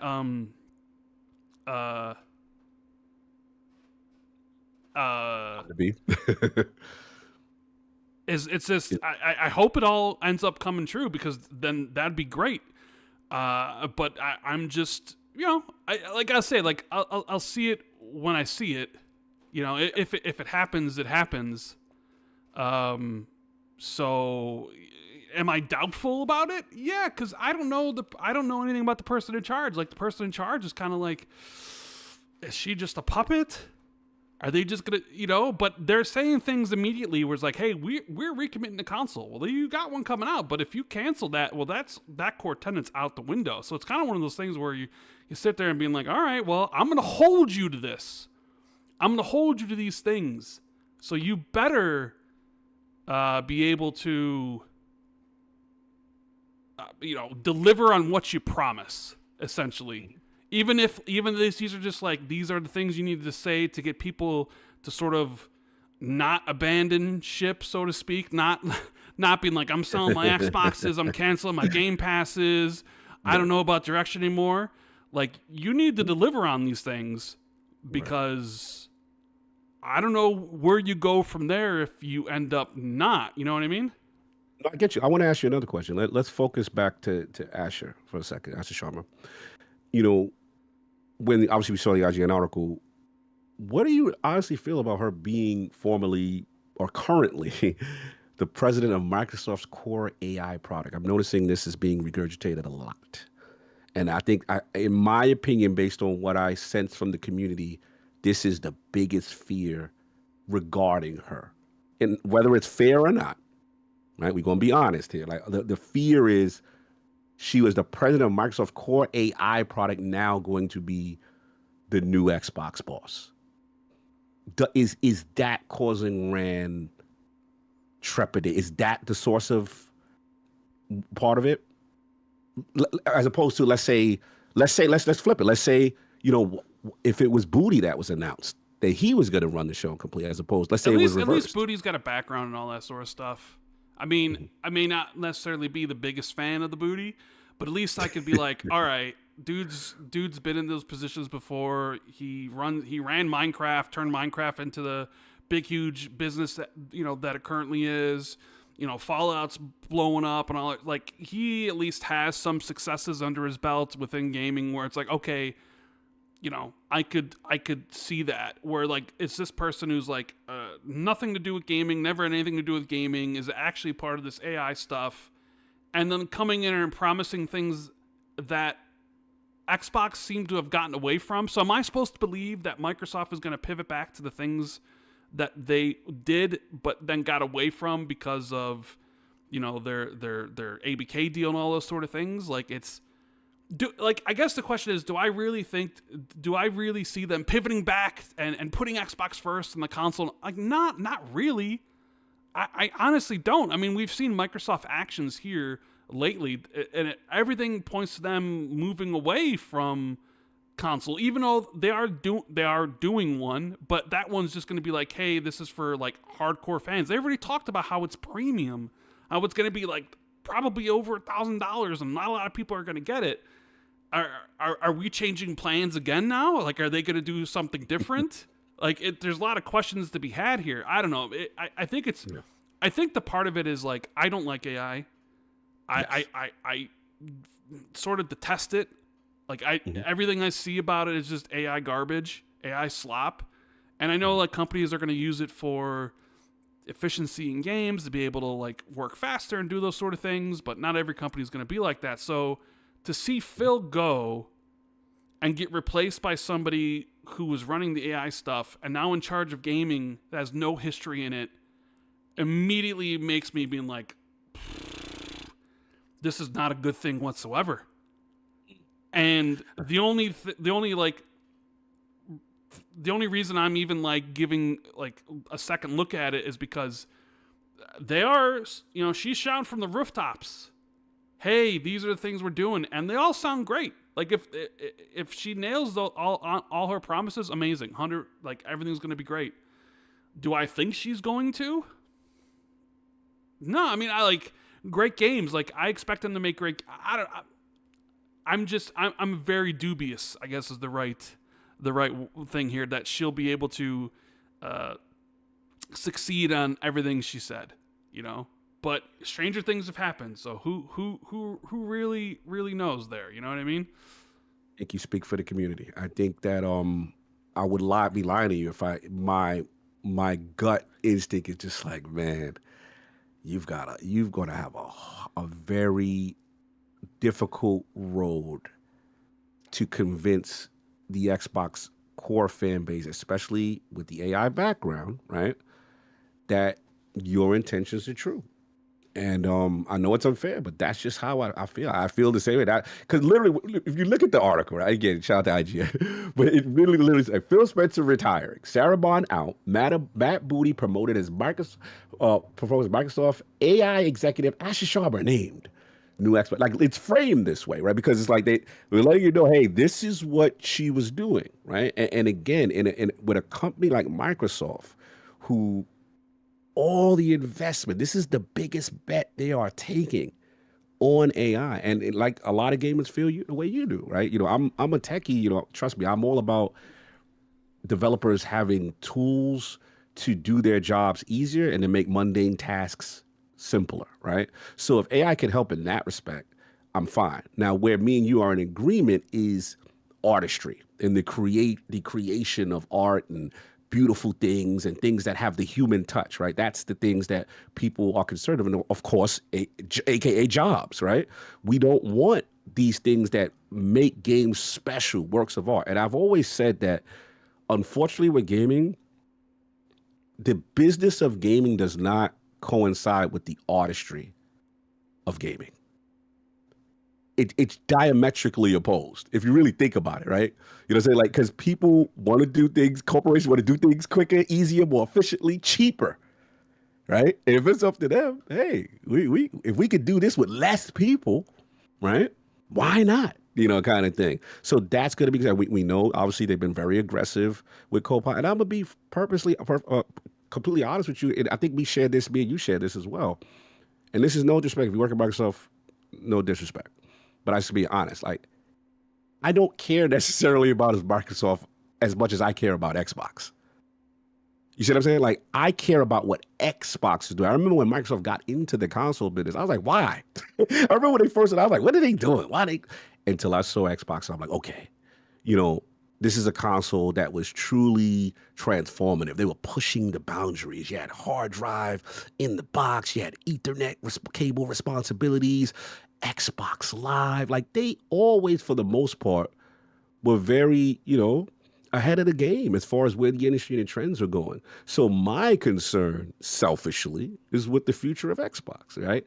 And now we're in a situation where I think you kind of illustrated, which is like, because of her background, the feeling is going to be Microsoft Gaming has won the war. Phil was like the last bastion in that leadership to kind of like keep any hope of any little gaming sensibilities left. That's the fear. No disrespect to Matt Booty. I've heard great things about Matt Booty. I know people who've worked with him and stuff like that. But I'm just going to tell you what the sentiment is, right? That's going to be the talk. They've got an uphill battle to try to prove that that's still, going to be in the forefront of people's minds. This is a inflection point for Xbox. There's no doubt about it. I just hope it ain't the inflection point that we don't want. If you get what I'm going at, you know what I'm saying? So we'll see. Yeah, shout out to the chat. Xbox 360's peak greatness. A lot of people feel that way. Yeah, hold on. Attic wants to join. Yeah, look, get the homie in, man. He feeling a little. He will feel a little love during this day. I think we all need to bond together. we all reminiscing around the campfire. So I'll talk to the people. I'll talk a little bit more if you need a little more time. Yeah, hold on. I mean, I got you, bro. If he has permissions to join the channel. Yeah, while we doing that, y'all see the chat, y'all. Thomas Bush, so crazy Phil to get go. Not having Phil around for the 25th anniversary stuff is quite. Yeah, that hit me because that is the big one.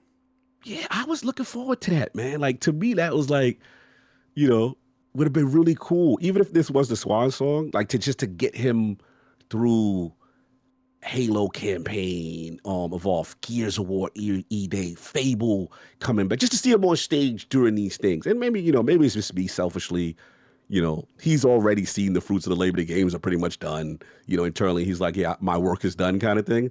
But it just from an iconic standpoint, to see him at like the Xbox showcase and stuff like that. And yeah, he starts saying now Phil could enjoy 25th of the Fair as employee. For sure.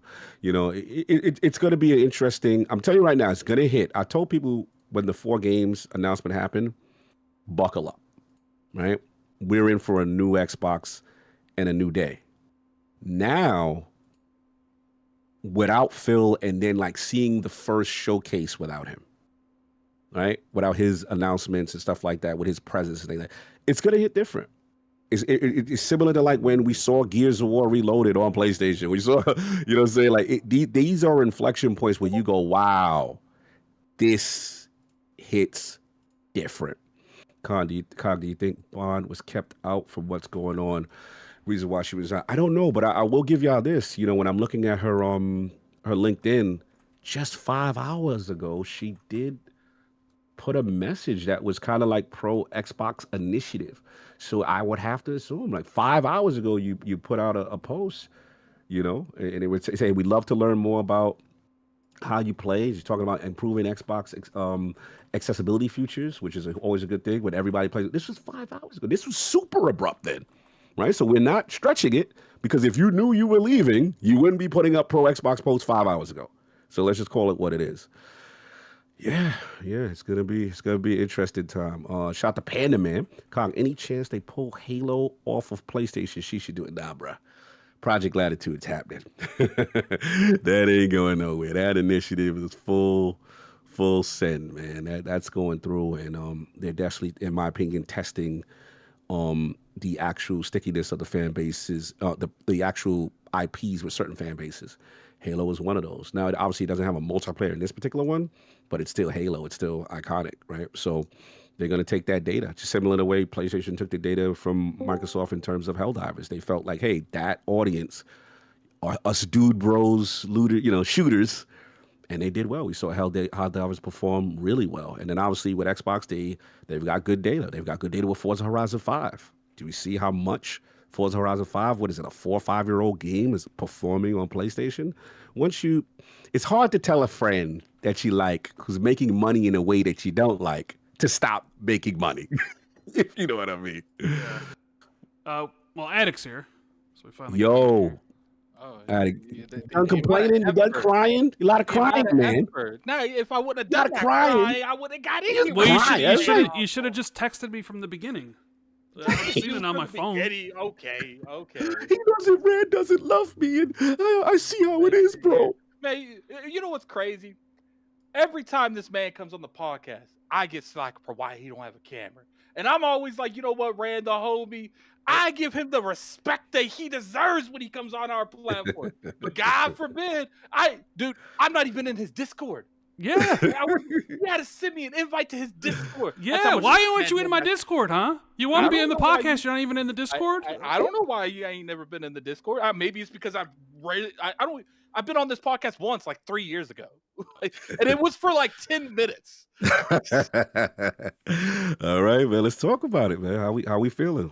Obviously, me and you were in a meeting together when this news broke, and how we processing, Lord Addict? How we processing? There's a variety of ways that this could go. Here's the thing. I do feel like, especially seeing the last quarter, whatever direction they were going was having a hard time manufacturing to anything too. But the thing is, like, I like what Homegirl's saying. I just don't know if I could trust what Homegirl's saying. But I find it very interesting that, because we know that Satya had gotten a lot of heat over his overcommitment to AI, and now we got someone in AI. I mean, I take that like two different ways. Like, we're cooling down on AI a little bit. We're still going to invest, but we're not going to do what we've been doing. And Phil wants to retire, and she needs a place to go because Satya likes her. So it's just like, I do think Sarah was blindsided. I don't think Sarah knew. Because here's the thing: you don't post 5 hours ago if you knew. I'm sorry. Like, and maybe that's just to be fair, someone could be running her account. We don't necessarily know she runs her own account. LinkedIn is different though. That's a bit personal. Not saying it can't happen, but that would be very strange that she's not running her own link. Because LinkedIn, you got to look at it as a professional networking tool to get work, to get opportunities, to promote where you currently working, and also just behind the scenes, like, hey, if I'm getting a new job, I'm looking at, you know what I mean? So I would be shocked if she is not running her own LinkedIn. Put it that way. So that is her. I'm very. We lost Addict. Yeah. No, he's good. People. That's besides the point. Okay, so I think this could be good. This could be bad. I think she's got to prove what she's saying is what she said. Because here's the thing: there's a lot of things that she could say, and it's interesting the way she's saying. To me, if Salty was still 100% on this AI thing, I personally feel like he would not been okay whatsoever with that statement. Because I know what Satya doesn't see these people's statements before they go out. Most likely PR made them. They didn't even really make them themselves. And it's interesting, Satya has been pushing and pushing, especially Satya got mad someone said AI slop, and this woman said it in her thing. It's weird. It's like contradictory to like what the behavior has been the past week. See, I don't think Satya would care, because there's how he wants people to perceive AI, but then he knows that right now this is a huge moment for Xbox in either direction. So he's probably would be perfectly happy with her saying those things, because this is the moment where you have to put out great PR and to win back fans. Because otherwise, if you kind of just play the game like Kurt, if you were saying, well, actually, we're gonna put tasteful AI in our games, that's really gonna piss people off. So we're circling back around to you deliberately putting certain phrasing and certain words in your messaging that is going to blow up in your face in the future. Like that's putting their foot in the mouth proactively, like now, so they put in they step on a rake later. Well, that's the Microsoft and Xbox way for quite some time. And we always said what short term gains for long term pain or whatever it's been. Like, let me ask you. I was going to ask both of you this. I'll let you finish, Red. I'll ask you a question for both of you. No, it was just like, I'm not surprised by the PR statement, because they need to position to the world and to gamers and Xbox fans that everything's okay. In fact, it's actually going to be better. That's when I look at her statement, everything, like, that's the world and that's the future she's promising. Like, our return to console, who's that speak to? That speaks directly to you, Attic. How long have you questioned whether they were even going to do one? But now they're saying, hey, we're going to return to Xbox and put more emphasis on the console and make all the great games. Like, you know what I mean? Like, it's a PR statement. Everything about it is designed to make people actually second guess themselves about a leader that's been put in a position that doesn't have any experience in this thing, and being like, oh my God, Phil's gone. He was here for 12 years. I may or may not like them, but at least I know what he stood for. At least I know what he was doing. Now there's this AI person here, and it's like, this might go bad. And all the statements come out, and it reads like the perfect thing. It's like, oh, this is all great. This is all like I'm looking forward to the future. Like, you know what I mean? I feel you, but I do feel that there is a variety of different ways that could have got similar PR speak without contradicting everything you've done the past 2 years. Sure. Like you've done everything you can to like not go towards hardware, but you say we're going back to our core audience. We're trying to do right by you. You've done everything you can, saying that you're going entirely into AI, and then use words like AI slop and art's made by people and not machines. Essentially, like it just to me, like if this is truly a PR thing, it is the worst PR spin I've ever seen, because you are deliberately setting yourself up to the next time something happens that, because let's be honest, if it's PR, they're spinning it in a way where it's like, this is good for now. But it's like, why, when they do stuff AI in 6 months or something, or, they do something else when it comes to hardware 6 months from now, why would you make these statements knowing that it's like the Phil Spencer thing we always say, you talk too much. You constantly contradict yourself. This is a PR spin. They are deliberately putting themselves in a situation to be hit with the, why are you contradicting yourself in 6 months from now? I'm leaning towards your thought process, Attic. I mean, but we will not treat these worlds as static IP to milk and monitor. Like that is to monetize. That is so the antithesis of what we've heard Microsoft Gaming wants to do, which is like just the big franchises, over monetize the same amount of people. Like she's saying, like she's going out of her way to say that we're not doing that. And then I do agree with the part, Attic, what you said in terms of, again, the AI slot, but because look, Satya runs the show. He clearly was emotional about how AI is being received by the public. And this is a perfectly crafted PR statement, let's be honest, for Asha to say. They could have easily removed this part. As monetization of AI evolve and influence this future, we will not chase short-term efficiency or flood our ecosystem with soulless AI. Like that is borderline disrespectful. She's pretty much saying what my boss is doing, I won't do. I ain't doing. Yeah, like that is literally like, so to Addict's point, I do give him this, Rand, in the sense of like, you're setting yourself up for like immediate disaster the minute. Yeah, you do anything. You're kicking the can down the river. Yeah, that's how I live. I'm like, that's a very bold. Again, not saying it's gonna happen, but I thought that was interesting. To Rand's point, maybe Rand, you internalize it as like, yeah, that's cute, but we'll see. Yeah, but the thing is, I think right now means more than some nebulous 6 months, 1 year, 2 years down the road. Because like right now, like I mentioned, this is a pivotal moment. This is like massive, and people are already doubting like the way Microsoft was heading and all those sort of things. And so when you see the stalwart leader gone, where you see the incumbent, the one who was supposed to take over, suddenly resign without any statement.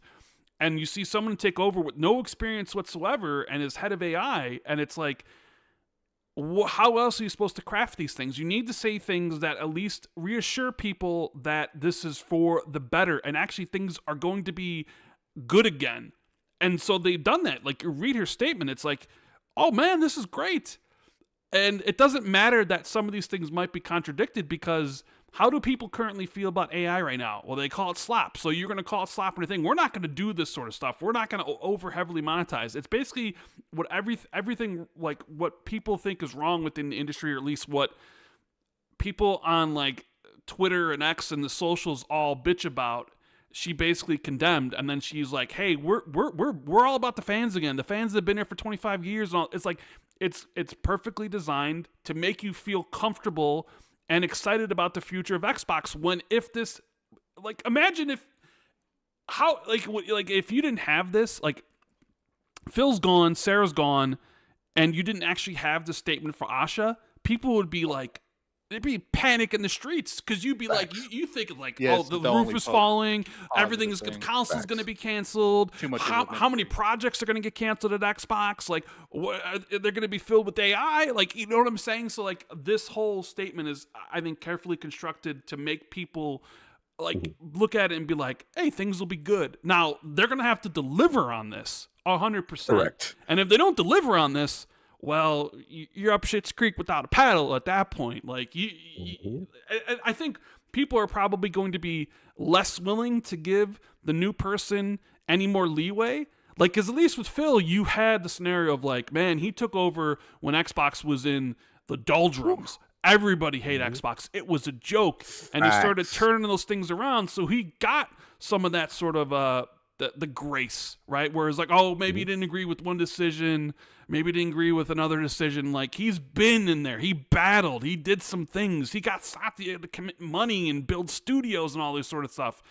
But now, with the way Xbox has been, and now you have this new person here, people aren't going to be so forgiving. Like, one mistake, and they might turn on her. So, like, you know. No, I completely agree with you. The littlest sign of thing, especially, that's why I'm saying this statement doesn't like, I understand you're talking about here now thing, and if that's the case, then they're just repeating the same issues they've always had. Where it's like, we're going to say something now, and in 3 months, the internet is going to use that same analogy that we used and attack us with it. And they're continuing that trend if that's the case, because it's like, if you don't do anything, and she made kind of bold statements. Like, it kind of feels like she's been looking. Attic, you know what I want to say? This statement almost seems like tailor-made for you. Yes. Yeah, well, it's the tailor-made to it's tailor-made for Attic. Yeah, it's an Attic. I've ascended. Yeah. So, you've ascended to what? What have you ascended to? I'm on PC now. I'm on PC we're PC Master Race now. So you've ascended like Gaz. Yeah. Okay, so what are you even doing on this pod? Get out of this pod. I'm kicking him out. He's on PC. We're gonna get him on. Get out of here. I've ascended. Look at that. Oh, so not because not because I wear a different color. You know, like, you don't wear green, you might get out. But you technically, this is where Xbox wants you to be. Xbox loves that you're on PC and experiencing on multiple range of devices. You and Cog still regularly play on Xbox. It's the me's that she has to prove right. Right. But to Rand's point, this statement is crafted to the use of the word. Oh, no, it is 100%. Yeah, because look at it. This is definitely crafted for 6 months ago. Yeah, look, she said, look, it starts with 3 commitments. She said, my job is simple. Understand what makes this work. She's being honest as far as understanding, right? Because to Rand's point, she doesn't have, the experience, right? So it's like, my job is simple. Understand what makes this work and protect it. It starts with 3 commitments. First, great games. The second one, she said she's promoted Matt Booty in honor of this commitment. I felt was interesting, because she pretty much said there, I'm the one that handpicked my I picked that. What I wonder how that quickly. Go for it. Jez just DM'd me. Okay, let's go. So hold on. Talk to me. Let's go, Jez, go. We get there. We get emergency, Jez. Let's go. Yeah, he's DMing me. I'm just making sure I can repeat this. Yeah. Sure. Jez says there's a lot of optimism about Asha internally, and about going more competitive and looking at Blizzard as a template and Fallout. And he says, if you're still alive, you can say that. I said, can I say this? He's like, yes. But of course, proof is in the pudding. Say Jez texted me from the plane. So Jez texted me from the plane. So that's what he says. All right. So repeat that. He says there's a lot of optimism about Asha internally, about going more competitive and looking at Blizzard as a template in Fallout. How do we internalize being more competitive? Like, what does that mean? Are we going to be competitive in the console space? I'm just a messenger. He says there's a lot of optimism about Asha internally, about going more competitive and looking at Blizzard as a template in Fallout. Here's the thing. I think this statement was designed to make people feel that way. Obviously, Jez talks to more people behind the scenes. Maybe he's definitely got more of an insight. I think this statement was designed to either trick or get people to be like, look, we understand. We have done our core audience wrong in a lot of ways. We're going to justify that in some way or shape or fashion. We don't really necessarily know what any of this means. But what I will say is, from someone like me, that I'm gonna be real with you. You can ask Cog. I don't even like talking about Xbox on the podcast anymore. I'm like, let's just talk about the games. Like, I talk about it because I know it's important, because it's part of the industry. It has put me in a position where it's like, I see a little bit of a light at the end of the tunnel. Now, am I gonna go out and I realize it's just like those inner spaces where there's like a little intersection that has a bunch of lights in the middle, and then there's just more dark ass tunnel right after that? I don't know, but it's just like, to me, I didn't know what was going on. And the fact that she's coming out using these terms, kind of like, it's okay, I see you. You got my attention, but you don't get my benefit of the doubt. You got to earn that. Of course. And I think the key statement to me, what Jez relayed to Rand, is there's optimism internally in the building. I think that's a key statement, because if that is true, right, and we'd have no reason not to believe Jez, then that tells me that internally the teams that are still there feel good about her. And again, that now leads to back to the statement, which is like she's making a lot of very, let's be honest, anti-Microsoft gaming-like statements. Yes, the proof is in the pudding. We'll see if you follow through on your word. But when I was reading the statement, again, if you take everything in a vacuum and just read what she says, right? Again, we know this is carefully crafted PR. I'm not going to sugarcoat that. Did you guys see Major Nelson hitting up the new CEO? Be like, yo, you should DM me. Let's talk. I ain't see that as well. So yeah, promoting Matt Booty. He understands the craft and challenges as far as making great games and building great games, led teams with award-winning work, has earned the trust of game developers across the industry. Second, the return of Xbox. We recommit to our core Xbox fans and players, those who've invested with us the past 25 years, and to developers who build the expansive universe, blah, blah, blah. And then she goes on, gaming now lives across devices, now within the limits of any single piece of hardware. That's for Addict. As we expand across PC, mobile, and cloud, Xbox should feel seamless, instant, and worthy of the communities we serve. We will break down barriers so developers can build once and reach everywhere without compromise. And the last thing she says, as far as her 3 commitments, is the future of play and the reinvention of it. And that's where the classic AI slop came down to, not milking and monetizing, talking about the next 25 years. Thank you for, welcome me in this journey. She says she wants to learn. She wants to, here's the key thing I think this is for the Peter Moore fan. Look at this statement, Rand. What? I want to return to the renegade spirit. Oh, the renegade spirit. I like that. Like I'm saying, dude, this is all just crap. Look, these are bars. I know. We're being fair. Yeah. You know what's sad? You know what's sad? We've been told this stuff so many times, we're just assuming it's lies. Like, true. We don't believe nothing, but because we hurt, we're scarred, right? But for someone to say, I want to return to the renegade spirit that built Xbox in the first place. It will require us to relentlessly question everything. Revisit, someone in the chat said console wars is back. Revisit processing. Protect what works and be brave enough to change what does not. These are the most amazingly crafted bars from PR for Ash I have ever, like, this is back in the mix. This is Peter Moore Day type talk. Renegade Xbox, yes. Renegade Xbox. I mean, that's why, like, look, this chick could be feeding us all kinds of stuff. This chick could be just telling us, but it does feel like she did research into what the issue is around the Xbox. Or AI did research. I mean, AI, her did. At this point, it's the same thing. He puts AI in there, and they just show a bunch of links. It's like, this is what this article said. This is what that article said. So it's just like, the problem is they've done so much damage to the brand. Yeah. Their core audience that would normally give them benefit of the doubt, it's like, I gotta see what you're talking about. Of course, I'm not just reading. We don't believe that until we see it. My mom always told me, don't look at what somebody say, look at what they do. But I guess the question, I got to bring it back to Rand, and now you had it. I got to bring it back. In fairness, again, we just playing devil's advocate. Right? I don't trust just like y'all don't trust. I'm like, I'll believe it when I see it.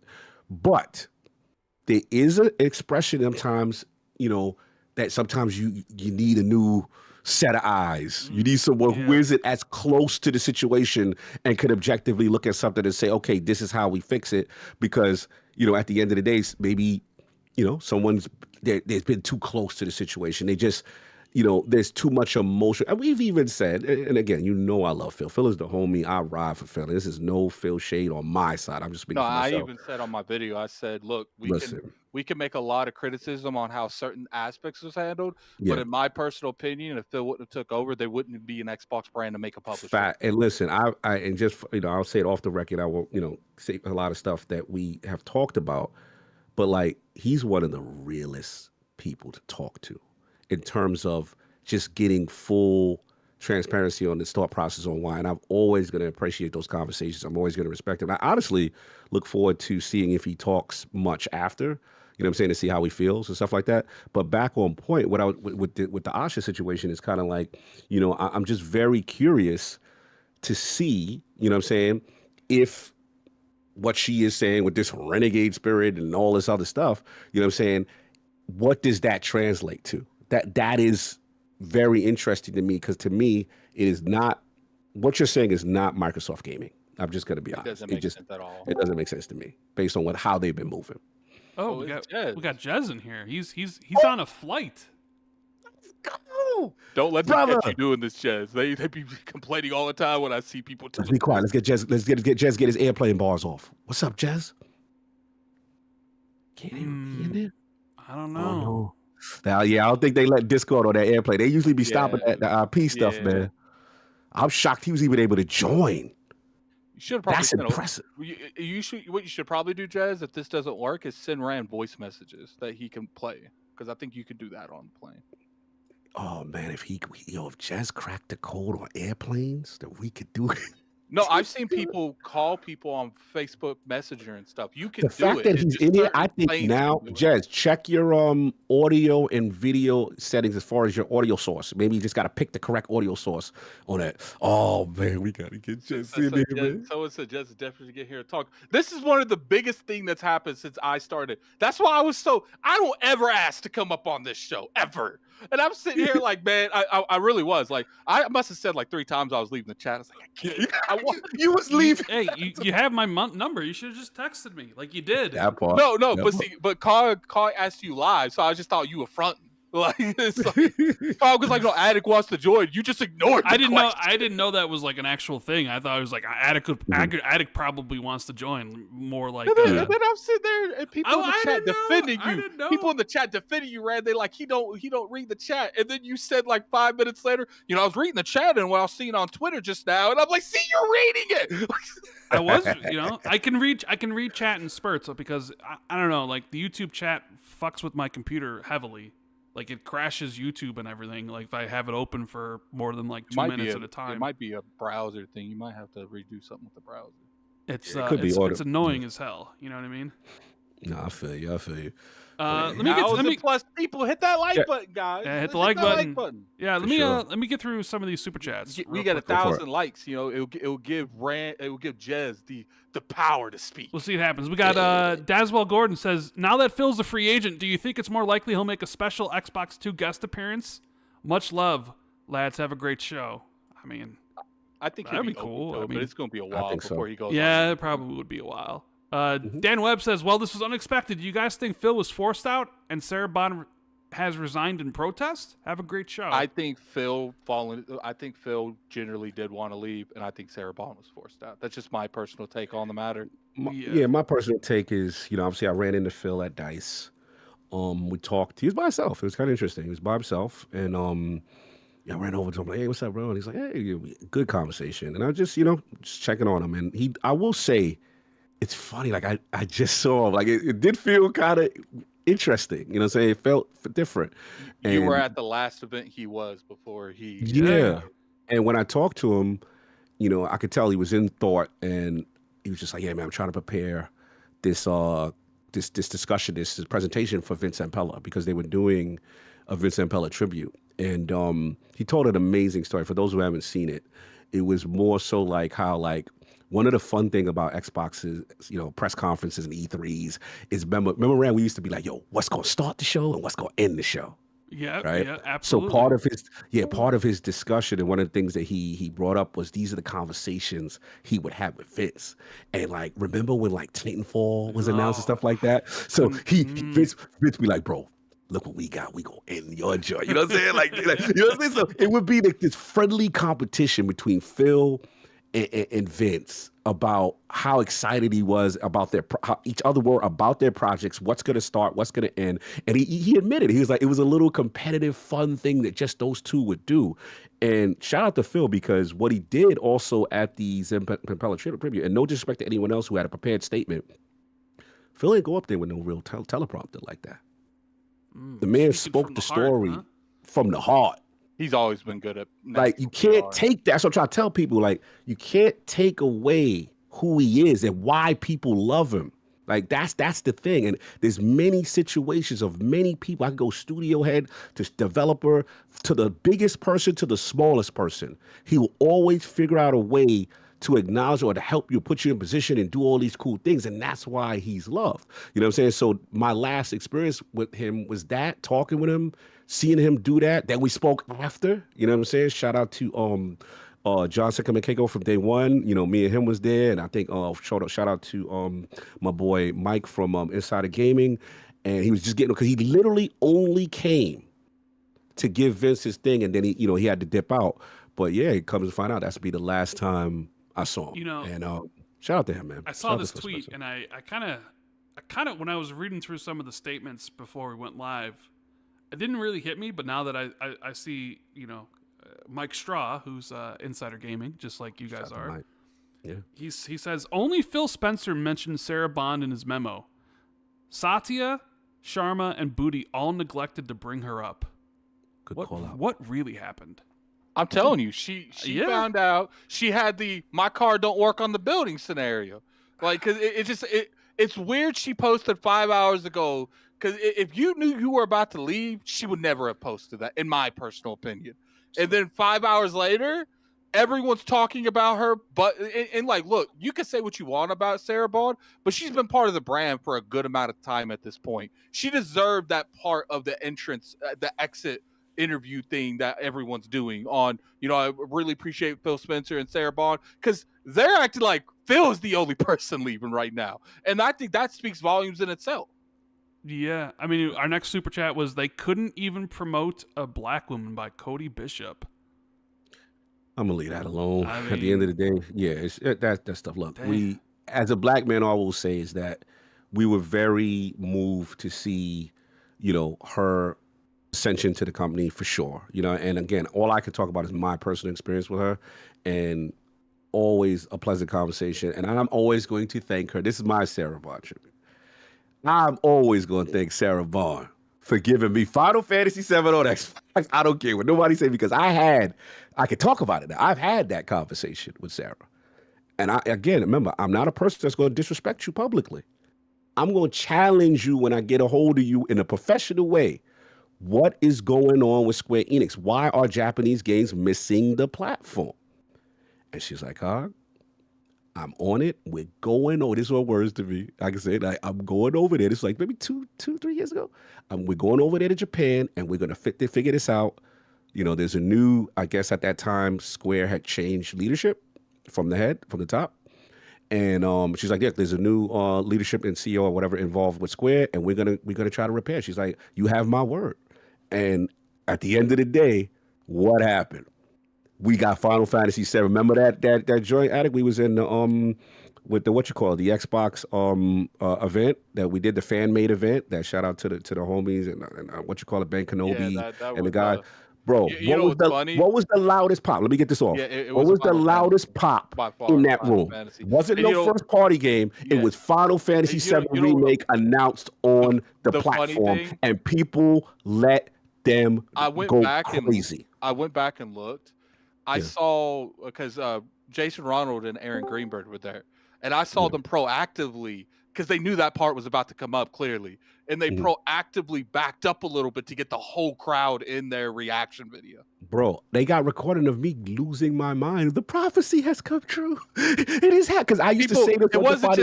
It wasn't just clapping. People was getting up out their seat. They was like, this is such an IP that Xbox fans wanted so badly, and it happened. And it's just like, wow, like.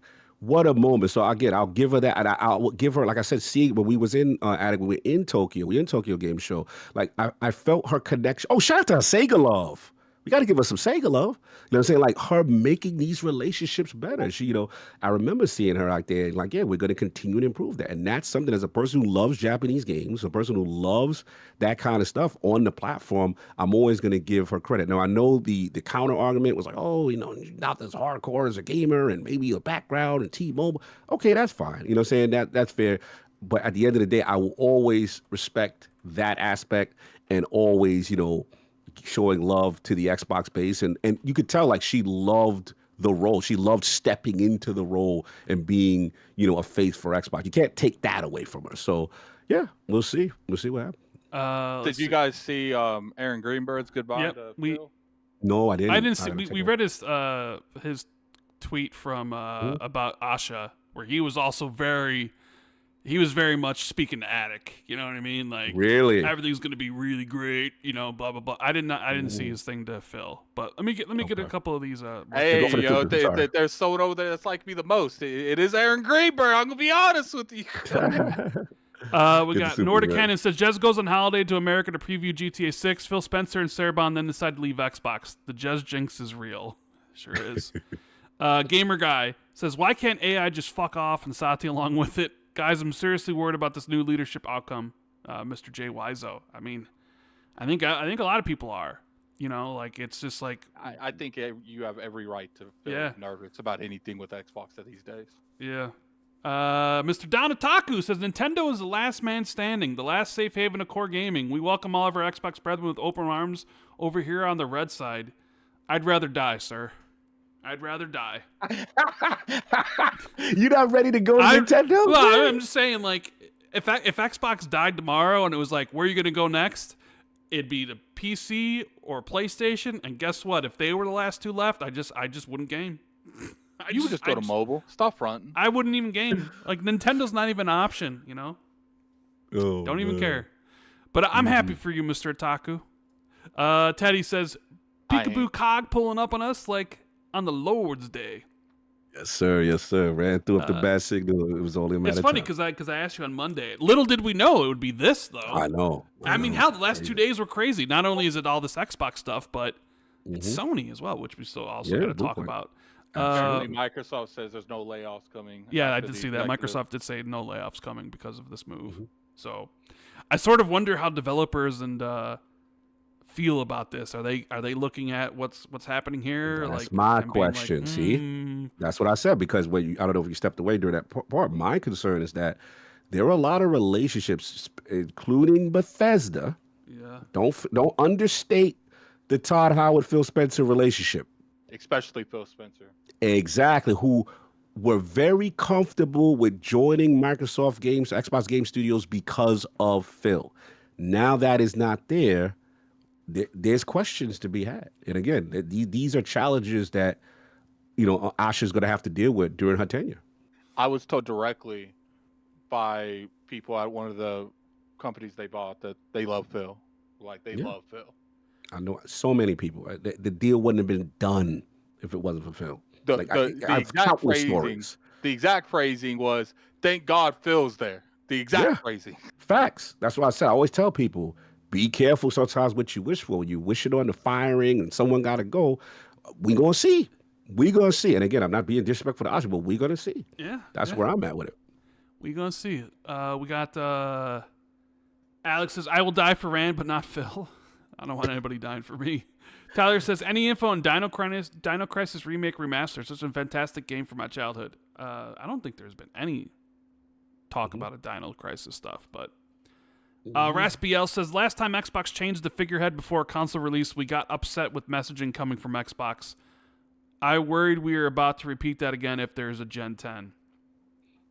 Last time before... when was that? Because they haven't... Was that like Matric? Was that the... No, yeah, I mean, I guess it would be Matric. Well, because... Yeah, Matric. Sati... Well, Peter Moore retired in what? 2007? Right? It was like fall of 2007, right? And then Matric took over?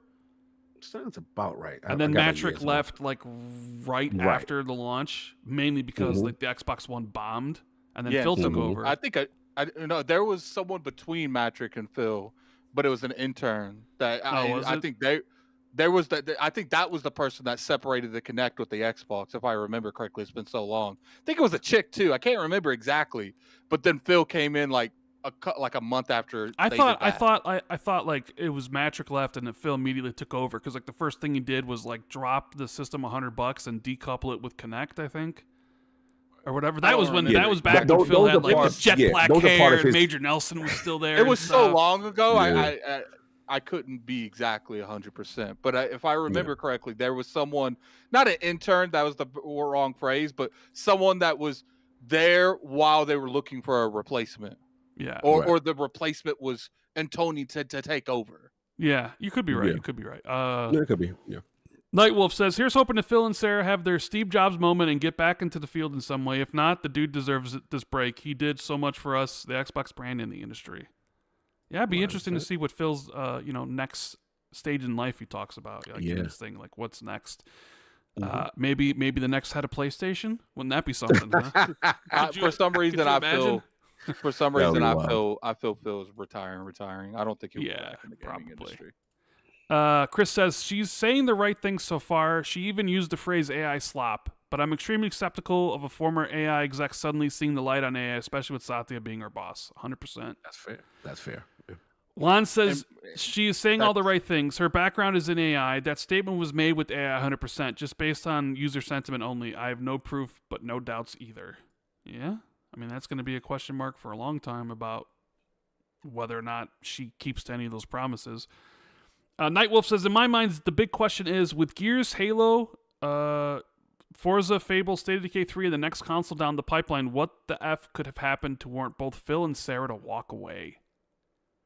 Well, I mean, I think it's clear. I think all three of us here agree that Sarah left because she was passed over. You know? And I just want to give you an update. We got some tweet. Looks like shout out to Desilagari. He just got this from a Microsoft representative after the Xbox news. It contained this statements and this about Sarah Bond. As part of this transition, Xbox President Sarah Bond has decided to depart the company to pursue her next chapter. He said it sounds like she definitely resigned. She definitely resigned. Yeah. As part of this decision, she decided. So she just found out then. Yeah, she just As part of this transition, this is news to her, and now she has resigned. And I don't like that in a matter of Phil said in his opening tweet he's been working with her for months to like do the transition, and they kept that from her that whole time. Like it's like, look, if it's like one thing to like not give someone a promotion that even the community thought that she was going to get it, it's another thing to not just tell the person they're not getting it and to like let them find out what everyone two things could be true, right? Where it could be like she could have known Phil was going right and transitioning right and helping she just with didn't know who was getting it. Right, and the success was probably what I'm saying is Phil was working with the person he knew was going to take it, and they didn't tell her. Not necessarily. The incorporate it doesn't work. Like it depends. We don't know the timeline on when Asha's anointment was made. Well, that's Satya said that he wanted to retire last fall, and he said in his thing that he's been working with her for the past couple months. I'm just like, to me, you're working with her for the past couple months because you know she's and even Aaron Greenberg's tweet, which we read earlier, he was saying he spent like all this week with Asha, implying that like, you know, this has kind of been known this whole week. That's what that's what kind of Aaron's tweet was like. I spent the past week with Asha. Right. She's blah, blah, blah, blah, blah, blah, blah. You know, I guess we'll never know. Like, it's very much like the Jim Ryan thing. Did Jim Ryan actually retire? Was Jim Ryan forced out and they let him retire? Was Jim Ryan fired? And, you know, whatever. Like, this is the thing. Was Phil shown the door? Are they just giving him that kind of, grace and exit where it's like, oh no, you're just retiring for retirement? Or was it like kind of one of those things where it was like, no, we want you out now because we're moving in this other direction? You know how they do in the corporate world. Right, or was Phil like, hey, maybe, you know, what he said with Satya was the truth. Like Phil said at the fall last year he was going to retire at the beginning of this year, and then it all seemed like set up for Sarah, and then Sarah just immediately bounces and nobody mentions her besides Phil in their statement. It just reads to me that like she got passed over, she decided to leave. Yeah, I mean, wouldn't you? Of course, but I guess the discrepancy is the fact that she was making a message on LinkedIn 5 hours ago. Yeah. You know, that's the confusion. I mean, think about part, it. Like Phil leaves. That's why I'm, in my opinion, she was kept in the dark with this, and she found out when everyone else found out, then she resigned when she found out. So Phil leaves, right? And the two people that were under Phil were Matt Booty and Sarah Bond. Matt Booty gets another promotion, and then the person replacing Phil is somebody from a different part of the company. And Sarah Bond's remaining where she says. So, like, Matt Booty gets promoted, probably would have been over her. So, like, yeah, I would be like, yeah, I'm out of here, too. Like, there's nothing left for me. Like, my chance of moving up is basically just gone, you know? There's no path for growth for her, All right, let's see what else we got. We have... Because, you know, the interesting part, and, you know, Rand, because I know you don't go to a whole lot of events. Every time me and Cog go to these events, Matt Booty's rarely with Phil and Sarah. He's always doing his own thing. It's always usually Phil and Sarah. Now, is there times where they're all together? Yes. But the only times I really see Matt Booty, and I'm talking about, we will go to these events where Phil and Sarah's there, and Matt Booty's nowhere to be found, and then we see him randomly eating food like a block away. Yeah, he's rarely at public events. But get around. Jez just told me, he says, what did he say? Jez says, I want you to tell everybody that I love them and I'll see them at the weekend. I should have some exclusive info on what's going on and why there's reason for optimism, but obviously the proof will be in consistency. So interesting. Any updates on the airplane? And no. He said he paid for the premium airport Wi-Fi, but it's still too slow. That sucks. Yeah, they probably voice over IP is always tough. Yeah, voice over IP. Yeah, so I mean, maybe next week's Xbox 2 will have some, Jez info or whatever, or some articles. So wait, don't run that back. He basically implied that tell everybody that I love them and I'll see them in the weekend. So maybe meaning like he'll write some articles. I should have some exclusive info on what's going on and why there's reason for optimism, but obviously proof will be inconsistency. So okay. At least from whatever Jez is talking to, he's hearing that there's some optimism within Xbox internally that they want to be more competitive. What did Jez say earlier? What does that mean? I don't know. I asked him for clarification, but he said he doesn't have any. That was just what he was told. Okay. Yeah, there's a lot of optimism about Asia internally about going more competitive and looking at Blizzard as a template in Fallout. So your guess is as good as mine at what that could mean. Let's see, we have rotting. I can't even say this. I hate how YouTube does his names. We just have Rod. What does Sharma means with return of Xbox and mentioning the core fans? Obviously, they're still doing the multiplayer thing, but it's curious. Yeah, what is that, Attic? When you saw that thing, it's like the return of Xbox and stuff. Like, what does that really even mean? Like, are they implying that they got away from Xbox? Currently, so now we need to return to it. Like what is it? I'm at the point where I don't care what she means by that phrase. I want her to show me what she means by that phrase. Yeah, because I could take that 18 different ways. Because I saw someone point out that they didn't even bring up like the PlayStation and stuff in any of their statements. But it's just like you can make all the allocations and all the theories you want. I got to see what she means by her statements. Yep. Don't know what she means. So we'll find out together. Jay Wiesel says, I'd pay good money for behind-the-scenes article with Phil published by Jason Schreier. I'm sure Jason will be on that. It's big news. Champagne Supernova says, Xbox gamer of 25 years. Aisha, you have 6 months to convince me this is it. Otherwise, I'm going full Judas like Gaz and going to Steam. You never go full Judas like Jazz. So, but yes, I get that. Mr. 78 Inc. US Gaming says, in my opinion, Phil and Sarah never had a say. Amy and Satya, we never 100% behind Microsoft Gaming. It's all about AI first, my 2 cents. Champagne Supernova also says, hold on. Anyone feel like Conor McGregor saying, who the fuck is that guy when they introduce Xbox's new Phil? History would be kind to P3 and his impact. The Conor McGregor. Yeah. He also says, imagine Aisha Sharma as just an avatar for Copilot. Yeah, Copilot's running Xbox at this point. Juan says, Microsoft's AI narrative has been a disaster. Why put this person in charge of Xbox? Was she demoted to Xbox? That's a wild. That's wild. I mean, that's wild.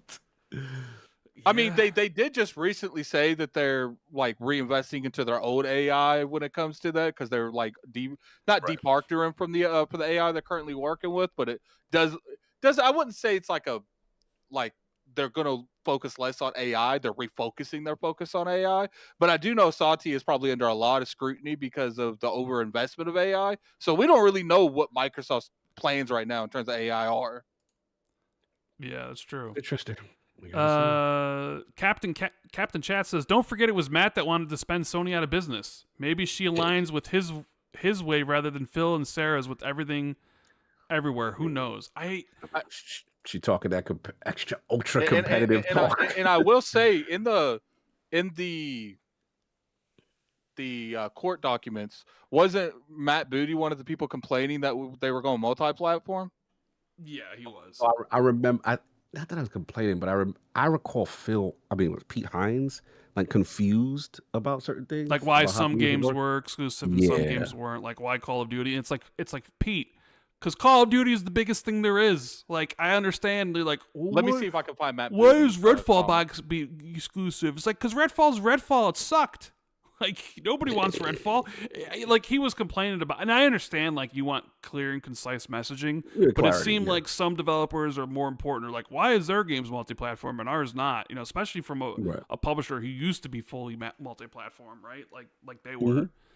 What else we got here? We have Jay Foley, who says the entire Xbox community is waiting for Jez's response to this. Let's go. Well, we'll have to wait and see what Jez says on Twitter or some articles. Yeah. Mr. War says, how do you feel about Xbox going forward? I mean, we've sort of been talking about that this whole time, right? It's kind of, I don't think any of us really believe those statements at face value because we're just, you know, fool me once, shame on you.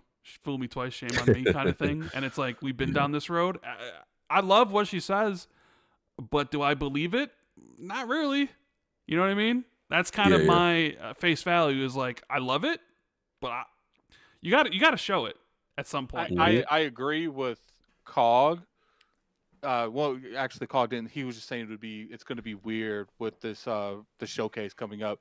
June will probably show us a lot of their direction on what they mean by what, because it's just like what happens in June. Let me ask you this. Let me ask you both this, okay? 25th anniversary, right? Because I had this conversation with Colt and Paris on Colt's show on Monday. And we were talking because Danny and Paris had a huge debate about it, a huge back and forth because they were both in different camps about the next console and when would it be announced. Paris said it should be announced at a special 25th anniversary stream like November 14th or something. And Danny said absolutely no way because it would just get destroyed by GTA 6 2 days later or whatever it would be. So Danny was like, it should be announced at the showcase. So I'll pose that question to you. Where do you think this next console is going to be announced? Because she made that a big part of her announcement today. And do you actually think with this new changing of the guard, Phil gone, Sarah out, do they actually run a special 25th anniversary event at the end of the year to celebrate Xbox? Or do they just kind of do a showcase? Like, what do you, where would you announce the console? Like, because my line of thinking was, if there's a special 25th anniversary event, you announce the hardware there as kind of like our commitment to Xbox and blah, blah, blah, blah, blah. But if there's no event, you do it at June Showcase. You know? How do you guys feeling about that?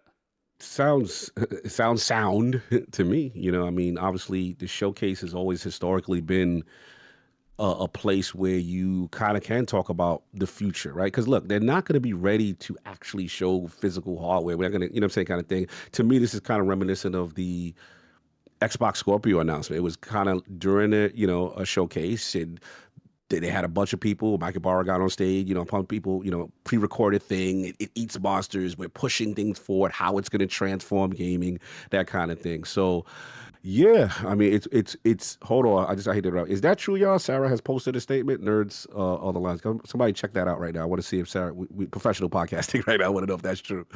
But yeah, I think your gut is right on how I would handle it, which is kind of like do it at the showcase. And you could still celebrate the 25th. Get on X. Okay, someone, find out if this Sarah statement is true, y'all. Get on it. Tell us where it's at. We want to hear from the bond. All right, it's on LinkedIn. I'm refreshing. All right, let's see. Hold on. All right, 6 hours. I ain't seen nothing yet. Let's see. Let me check. Hold on. I'm refreshing a profile. Let's see. President, CEO. 1 minute. Yes, there is a statement. Y'all want me to read it? All right, let's go. Sharing. Oh, wow. She wrote bars, y'all. Okay. Sarah Bond. She still has president and CEO Xbox on her title. She has to update that. But sharing with gratitude the note I sent to my team today. Grateful to our players, developers, partners, and team. Forever a fan of Xbox. Hi, team. I know there's a lot of news to take in today. I'm incredibly proud of what we built together over the past 8+ years. PC and cloud gaming are growing faster than ever. Our next console is well underway, and together we've helped lay the foundation for a more open gaming platform that spans devices and reaches players around the world.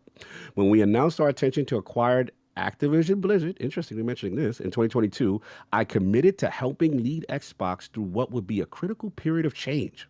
Over the past 4 years, we've navigated that moment together and positioned the business for what comes next. We took on some of the biggest challenges this organization has ever faced and did it as one team. With that, I've decided that this is the right time for me to take my next step, both personally and professionally. We're living through a transformative technological era that will shape the next generation of our industry, and I'm energized by what's ahead. This moment also represents a unique opportunity for fresh eyes and new leadership to guide the team into its next chapter. I've had the privilege of spending time with Asha over the last few weeks as we've planned for this transition. So we got confirmation. She met, she's planned. And I've seen firsthand her deep commitment to our players, developers, and brand. She brings deep technology and commerce experience, along with a strong track record of building and scaling platforms that the world uses. Xbox deserves this.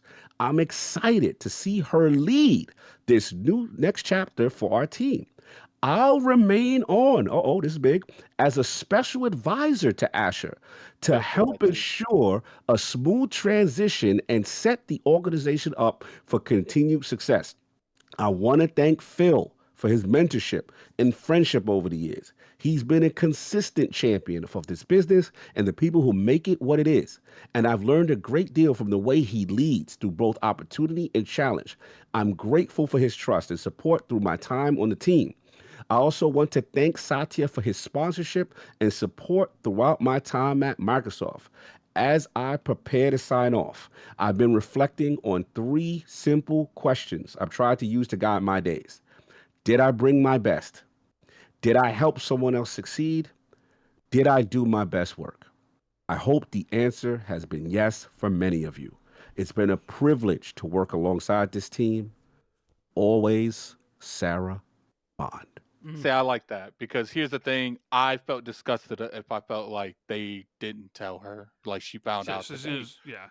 But I also sort of feel like they picked the new CEO. She like lost out on the promotion, so she left. You know what I mean? Oh, I do think she got. They didn't pick her, and that's why she left. But I didn't. There's a difference between not getting a promotion that you've been fighting for and not being told they chose someone until the day it happens, and your badges don't work anymore. Now you gone. Like, this was very classy. I will give her that.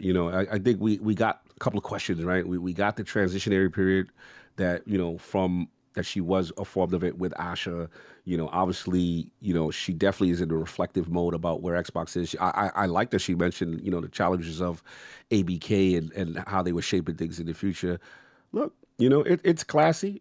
At the end of the day, I do agree with both of you in the sense that it doesn't negate the fact that, how the transition may have been handled as far as her maybe not being passed over, because obviously she says she's decided to take her next step both personally and professionally. So when I see that leads me to believe that, you may not have gotten the opportunity you've wanted. So now's the time for you to move on. You see what I'm saying? And I think so it's clear she was aware, right? Yes. Of what was going to happen. But now it's like, okay, you've gone with Asher. Again, this is just my internalization. Again, Sarah, it's funny that she says Xbox deserves this. Yeah. It deserves deserves what? Like the opposite of what you've been doing the whole time? You know what I mean? Like it's kind of she's throwing herself under the bus there a little bit or something. Because you know what I mean? I heard that part. I'm like, what do you mean? Like. To me, this was a strong endorsement of let's be honest. It is. It sounds like it, at least. If you've been passed over for someone you feel you're better than, 9 times out of 10, you will do a classy statement, but you won't endorse the person that has overtook you for something that you may have been interested. Again, assuming that that's what she wanted. So to me, I have to internalize that Asha is she gave a glowing. I had the privilege of spending time with Asha over the past few weeks during the transition. I've seen firsthand her deep commitment to players, developers, and brand. She brings deep technology, commerce, along with a strong track record of building. Like, and Xbox deserves Asha. That's literally what she said. Xbox deserves this. Like, that is the ultimate endorsement of someone who is going to be superseding or, I'll say, replacing you, right? That's a big thing. You don't have to put that part, is what I'm trying to say. In fairness to her, she could have just kept it classy. This is the right time to take my step, personally and professionally. I thank Xbox for the best. She's giving a ringing endorsement on LinkedIn of Asha.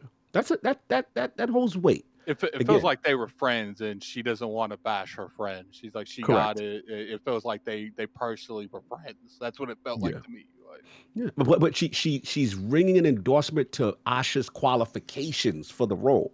Like I'm gonna be real, incorporate that rarely. It doesn't happen that often because again, she could have easily. If you feel slighted, if you feel like, yo, that should have been me. I worked hard. You know what I mean? You don't have to put the Asha part in. True. You could just leave. You know what I'm saying? That's all I'm saying. So in that sense, she's giving me the sense that she does feel Xbox is in good hands, right? We have to give her that. That's literally part of it. Now, whether or not, the leaving part, whether or not she still wanted a position or some other role, that remains to be seen, because clearly if things were so great, why aren't you staying in some capacity? And right? Another thing is, why ain't nobody talking about you leaving but just Phil? Like, I don't like that. Like, it's just like no one's acknowledging she's leaving. It's just Phil. Like, Satya didn't do it. The person who took her the place didn't do it. Like, no one has talked about. Aaron Greenberg didn't do it. I don't think. Like, no one is. They acted like she hadn't been there. Right. No, I mean, it's fair. It's fair criticism. You know what I'm saying? Again, it could be the ultimate in classiness.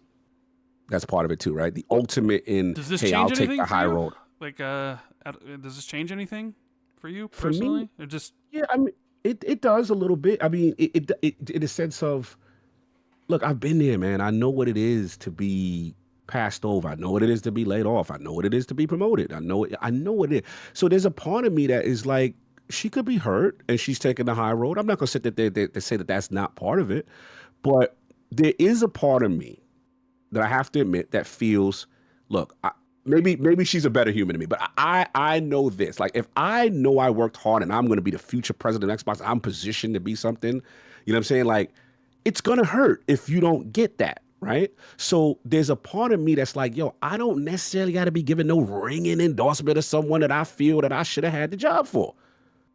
Like, it's one of those things too, where it's like, under their leadership, especially the past couple of years, the numbers keep going down in terms of what they're making. Now going in the negative thing. Maybe she knew at this point she wasn't getting that position. Right. And it could be a situation where, again, I've been in corporate before where you've reached your ceiling. There's nowhere else other for you to go but one or two things. And the other things are not appealing. And it's like, okay, if I'm not going to get this, then okay, my time here is done, and I'm going to move on. So, yeah, it is interesting, you know what I'm saying, kind of thing. I just want to respect her class, and I want to respect the fact that she did put out the statement, you know what I'm saying, kind of thing. But to your guys' point, I would have liked, but I mean, Phil did his thing because Phil's the ultimate gentleman, the ultimate professional, the ultimate class. He gave Sarah her flowers. I would have liked the rest of Xbox, from the leadership standpoint, whether it be Satya, Asha, or whoever, to have mentioned her in their statements. That's my own, to your point, Attic, I agree. Like, I wish that would have been reciprocated. It's just me from a selfish professional standpoint. Yeah. All right, let's see. More super chats we got here. Jay Foley says, no mention of Game Pass at all today from Asha. Oh, yeah, she didn't mention Game Pass once. She did not mention Game Pass. We did talk about that, about the idea of, I think you brought it up, of like getting rid of it or whatever, but it just... She had, like, what her statements is completely contradictory to how this company's been operating for the past 2 years. Like, we got to see. She got a lot to prove. Actually. I mean, but it's just on the face value of it. You can't. It's like you either, like, they're going to get rid of Game Pass, which I can't see happening, or they're going to remove their own games from Game Pass, which I also can't see happening, because then the price would have to go down. Like, there's no point in paying. I mean, people already have questions about whether or not Ultimate's worth paying for at the price it currently is. But if you remove day one games from Microsoft, then, like, the value of that plummets, and it's like, then it's like definitely not worth whatever they're trying to charge. So I don't see them doing anything differently with Game Pass. I mean, isn't the talk was that they're looking to combine the different forms of Game Pass. Like PC Game Pass is going to get folded into Premium, and there's going to be no more separate PC Game Pass for the Ascended Gamer like Attic. You know what I mean? No, these are all fair things, but again, I guess the overall trepidation from the Xbox community who views this news as very negative is that the thought is going to be like, oh, we can't believe nothing they say until, otherwise proven, because this is Microsoft. People are going to feel this is Microsoft gaming, and behind the scenes, everything could have changed. I'm not saying that's how I feel. I'm just saying that's how the perception is going to be. It's fair to feel that way. Like right now, like, look, you want me to invest into your ecosystem going forward? Prove to me that this is going to be a good, wise choice for me. And don't just say it on a piece of paper. Prove to me. Yeah, people are going to say. And again, a lot of this showcase, what they have planned, obviously, and to me, the key point will be the Xbox hardware announcement and when it does, release, right? Because then people are going to say, okay, they're still doing it. They're not transitioning to just a publisher without a console, which is what we are used to seeing. We all have to admit, when Sarah, that was Sarah's initiative, right? Sarah was the one who was always getting out in front and saying, hardware, we're doing it. Right? She was the one beating that drum. So now that she's gone, I think it is fair to say people want to see that same energy from Asha, that you are still committed to hardware. Because look, at the end of the day, and I'll give it to you, Attic, I know I'm going long, is that is Xbox users are selfish in that sense of that, look, we get that you're playing anywhere and you're doing all these devices, but they just care about a console. The majority of this base wants to experience these games in that fashion. That's what they want. So they need that commitment. They need that reassurance. And I know Xbox internally would say, hey, we gave that to you. We told you. But no one believes you because of the damage to the brand. And now there is going to be a side eye because the person who led that initiative, Sarah Bond, is not there anymore. So it's up to Asha to quell that, and up to them to, whenever they do decide to announce hardware, to really get in front of it and show that commitment. Let's see here. We got Robert, who says, "Blessed day, fam. To think all this news drops after Duke Cog. Hopefully, Phil and Sarah find some work in the industry still." Yeah, for sure. Spartan 616 says, "This feels like a bad dream due to corporate investors getting what they want, but not the consumers. If we get what we want, then they get our money." It's true. UN says, "Will Xbox return back to exclusivity and compete?" Doubtful. I doubt we'll go back to exclusive. I can't see them walking all that back. But maybe this Asha person is a different viewpoint. But all that back. I would give it a 1% chance of happening, which is basically 0. What's funny is I'm a little bit more like optimistic. Like a lot of people feel like. Oh, did we lose Attic? Nope. Did we lose him? Oh, okay. I thought in my opinion, this move makes me more confident they're going to have another hardware, because I feel like if they were going to cancel that hardware, this would have been the perfect time to say it. This would have been the perfect time. Yeah, they doubled down out on of it. They could have easily have been like, we're moving direction. We're moving a different direction. We're going more third party. Phil and Sarah are leaving. We're taking people that's more adapt to doing this thing. But instead of doing that, where I feel like would have been the perfect time to bow out of the hardware business, they doubled down on it. Yeah, so I doubt they'll get rid of they'll go back to exclusives. But I guess you can never say never. But I would be high if they did. I would be literally shocked. But we have. I don't think it's out of the question, but I think it's highly unlikely. Because here's the thing: even if they did that, they would probably have to release games for like a whole generation before people start to know these are Xbox games. Like just when they were slowly releasing games on Switch and stuff. Oh, this game's coming to Switch. Oh, this game's coming to PlayStation. Like, imagine them trying to do that now. Like, every game for like a decade is going to be, oh, it's fine. It's coming to PlayStation. Like, I think the brand damage that's been done with terms of exclusives on their platform is going to be very hard to repair. 12 minutes ago, Kotaku's article, Xbox is dead. Xbox is dead after Spencer and Bond depart company. I'm not mincing words on that one. They ain't playing. Sauce May Dragon says, use me as a hire Sega to run Xbox. Yeah. So, we've talked at length about this stuff. Yeah. But there is also like one other. I mean, I had all these other topics we're never gonna get to. We never get to. But let's talk about Bluepoint Games and PlayStation for a Switch here, because it's what do we talk about this Xbox thing for almost 2 hours, 2.5 hours? Yeah. Or wherever. It's been a long one. Because I guess this will probably be the last topic, but and another shocking news, PlayStation shut down Bluepoint Games yesterday, and people were very much outraged about it. I don't know how Attic feels. I don't know how you feel, Cog, because I haven't talked to you about it. So, what were your thoughts when you saw yesterday that PlayStation shut them down? Let me say mine real quick because I have to go. I hate that people lost their jobs over this situation, but I can't say that, like, me personally as a gamer, I like valued Bluepoint to like a huge high degree. Their games are okay, and I don't even think I beat any of them. But I thought it was good for the brand, though. I thought PlayStation has a lot of, legacy titles, and it makes sense for them to have a studio like them. I guess PlayStation disagreed, and they got them up out of there. So when it comes to stuff like that.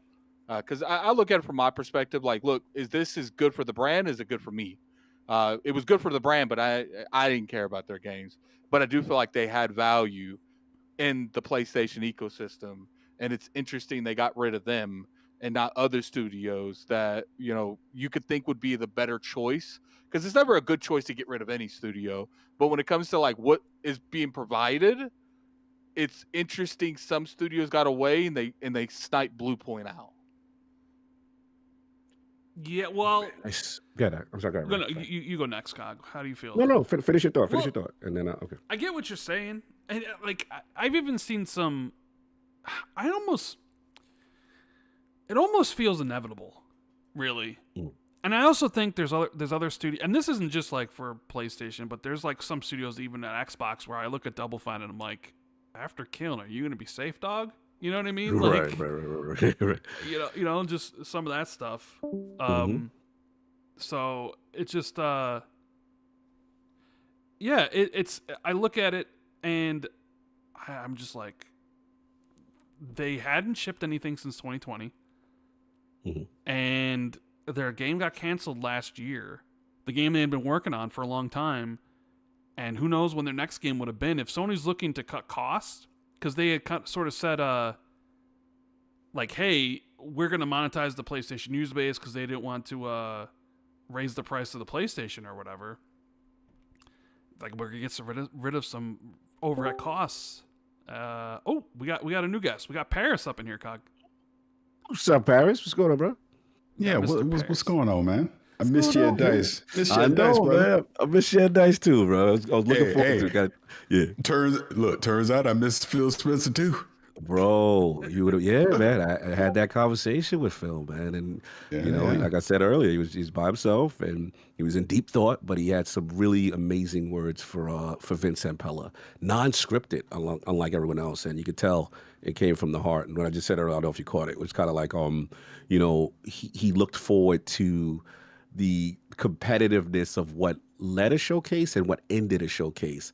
So like think about, Zampella during the days of when he had Titanfall and the tuck at, the Xbox showcase and stuff like that. So it was like a friendly little competition that those two had. And you could tell he had a lot of love for Vince. And it was just super dope. As Phil is awesome, as he always is, right? And to see him just be his normal self. But to think now, like, that's the last time I saw him. And then this news happens. It hits different. It's different, but good to have you on, brother. Good to have you on. Definitely does. And it sounds like you've all transitioned away from that. But I'll just, bro. We can go back because I'm go back. We need your bars. We need your bars. I went from kind of funny directly into Gamer Tag Radio until I'm coming on here. I've been talking to like all freaking day about this. I just keep it short and sweet. Bittersweet. Obviously, I'm sure y'all have had kind words for Phil. Phil, on the record, off the record, has been just an amazing human being. Forget all this gaming stuff. He's just genuinely a good dude. Period. Point blank. Wow. I said the thing I said I never say. I just said it right now. Wow. Anyways, but he's just a great guy. Even, he's even provided me like mentorship on some professional things, I've had to go through over the years, but he's just a genuinely good person. So I'm not surprised he's retired because we all knew it was the end. I'm just shocked at the timing on it because it's a random February on a Friday. You thought he'd survive at least until past the 25th anniversary, perhaps? Yeah, exactly. That was my thought. I thought we get to 25 and then he rides off into the sunset. That was pretty much been my thought. But here's the more shocking part of it for me is the keys were not handed to Sarah Bond. Yeah. Because it is apparent she was being set up for that position. And I talked about this already 20 times, but all the trips to Japan, who was right there? Sarah, right? Even when I was just at Gamescom this last time, Phil wasn't there. It was Sarah, So for her to not get the baton to continue the quote unquote vision of Xbox tells me the vision's about to change. Because if it was status quo, if it was continuity, then she would be the leadership. Now, look, Matt Booty's there. He's been elevated to chief content officer. In some ways, I think he's the one that's really running Xbox more so than Asha. But obviously, we don't know Asha. We don't know her leadership style. We don't know her perspective on things. She is a wait and see. I think all of us need to give her the benefit of the doubt. No matter how you felt about Phil Spencer or Sarah Bond, she deserves that grace. Let's see what she does as a leader moving forward. Clearly, something's changing with Xbox. Clearly, whatever the plan has been with multi-platform and this next hybrid console and whatever it is not going to be what we thought it was yesterday. It's going to be something different. Does Game Pass still survive? Does that change, right? So, what's the strategy? And again, I'm trying to keep it short and sweet because I've talked about it for literally about 4 hours already. You're good, brother. You're good. GDC to me is the first pillar in this. And it's not about talking to us. Look, I know you're going to be that cog. I'm going to be that. Asha ain't got to talk to me. Mm-hmm. She needs to talk to these developers. Because they're the ones that are going to have the questions. She needs to talk to the other publishers out there. They're the ones that are going to have the questions. Are we keeping stuff the same? What's the difference, right? So I think those are the conversations that start there. Look, again, maybe we wind up getting a chance to talk to her or Matt Booty or whoever's there, fine. But if not, then the next pillar is going to be Summer Game Fest, right? Because obviously you're going to do the showcase. That'll probably be the first big time that she's being exposed to millions of people globally outside of any interview that she would do, right? 100%. On camera, all that. Media requests, interviews, all those things. Then start shipping these games over the summer. Let's ship Gears E-Day. Let's ship Fable and Halo and all that stuff. Then we get to that 25th anniversary. Man, what is that? Like in my head, I'd always thought, hey, you have to do it. You absolutely have to do it. But the thought was, Phil is the one that's coming out, introducing everything, talking about the legacy of Xbox and all that. And you know what? Even though he's retiring, who's to say he still doesn't? Because you got to figure, you bring back a Jay Allard, you bring back a Peter Moore, right? You're celebrating the past and then you're moving towards the future. I don't think that's going to happen, though. I think something has clearly happened internally that this is happening now and not because my thought was, all right, Phil announces his retirement. Like I could have saw Phil announcing his retirement now, and then he gets the Magic Johnson, Larry Bird, Kareem retirement tour. And then you culminated at 25. You have a Xbox podcast where Phil, Sarah, Matt, Asha are all sitting down and talking about the future direction of Xbox as they hand off. But that ain't what we're getting. We're getting Phil, I'm out on Monday. And Sarah's like, I'm out today. So it's like, what? So true. It's so true. That was the abrupt nature. Did you see the statement? Did you see the statement from Sarah? Yeah, I did see that. I did see that because remember, at first people were like, wait, she ain't even saying nothing. And then obviously she put out something, and it does sound like some transition has happened, right? If you go by the statement, but it's shocking.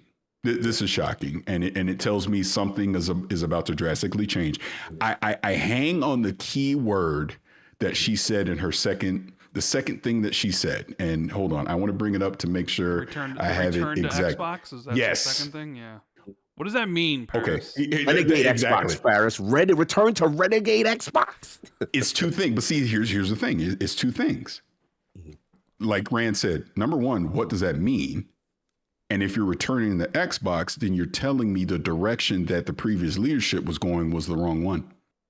Well, even Sarah Bond in her goodbye letter basically said Xbox deserves this, and I'm like, what do they deserve? And how come he couldn't have been the one? You know, and it's like, are you saying that what Xbox is about to do is better than what you did because you shifted different policies and stuff? It's just, I don't know, Perry. I mean, Jez did DM me, and we did read it on air. He says there's a lot of optimism internally about Asha, and that Xbox is going to return to more competitiveness with the template, with Blizzard and Fallout as a template, or what they're doing. I don't know what that means. I don't know. Like Cog was like, "What does being more competitive mean?" And I'm like, I don't know. I asked Jez for clarification, but he didn't even have clarification. So, like, what does that mean to you? Do you think? You know, if we return to Xbox and be more competitive? I mean, you know, because I was saying this on Kind of Funny, because Greg was speculating, are they going to return to some kind of exclusivity? That genie is out the bottle. And here's why. They could return to timed exclusivity if they wanted to, where it's like, we're still multi-platform, but there's a window of like 3 months or 4 months or something. That's feasible. But to say, hey, we're going to go back to exclusivity, why would you trust that? And when I say trust that, I'm saying trust that in, I have to make a decision to buy a console. Which console am I going to buy? In the past, you would say, well, I'm going to buy an Xbox because these are the only places I could play Halo, Gears, or whatever, right? Even if they were to say that now, do you really trust it? Or are you going to pull the rug from under me 3 or 4 years from now and go, no, it's going to be everywhere again? And it was like, damn, I should have bought a PlayStation 6. Well, I got breaking news. I hate to interrupt. This is that type of podcast. I'm professionally podcasting. One of the GOATs has spoken. Peter Moore. Oh. Now that Phil has stepped away marks the end of a significant chapter for Microsoft gaming and in particular Xbox.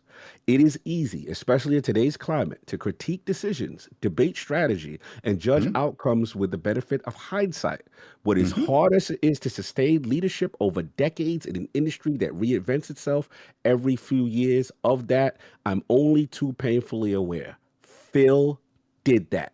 From the early days of Xbox through console transitions, studio acquisitions, platform wars, and the rise of subscription and cloud, he was a steady presence in what has often been a turbulent environment. Gaming at Microsoft has never been a quiet assignment. Expectations were immense. Competition was relentless. The spotlight was constant. I had the privilege of working alongside him during formative years for the business. What I saw was commitment to players, loyalty to teams, and resilience when the noise was loudest. Phil was and is a gamer at heart, and that showed in everything he did during my time with him. Leadership in this industry makes making imperfect decisions with incomplete information under extraordinary pressure. It means standing in front when things go wrong and sharing credit when they go right. This is not easy work. Whatever opinions swirl today, and I see the boo birds are out in flocks, history tends to be kinder and more balanced. Sustained contribution matters. Building institution matters. Showing up year after year matters. A long career in gaming, particularly at the scale of Microsoft, deserves respect. Wishing Phil good luck for whatever comes next. All the best, mate. Just off the presses from Peter Moore. I mean, that was a pretty good statement from Peter Moore. That was powerful. Hey, he's spitting straight facts. And just, again, the GOAT, the Godfather, I mean, love Peter Moore. He's always amazing. But I will just say this, and I've said this over the years, and, you know, there's detractors out there that whatever. Oh, you're just blah, blah, blah, shilling and all the stupid stuff just they crazy? say. What? I have had it, and I'm sure you two have heard this too. I have on great authority from some people internally at Xbox. Y'all should be very thankful that man was running that company since 2014, because guess what? It would not be around, and it would have went away a very long time ago. Absolutely. If it was not for him. I've never had anyone internally at Xbox that has worked with him closely have a bad word to say about that man. Not a one. Not a one. Not a man. Don't be believing that stuff he talk. Like, I've never had anybody say that to me. Everyone says that is just genuinely a good dude. He really is. And I've had someone pretty prominent say the day that man retires will be a sad day for the gaming industry. You have no idea. And because my thing is, and I believe everything this person said, because my thing is about Phil, that we will never get another Phil Spencer.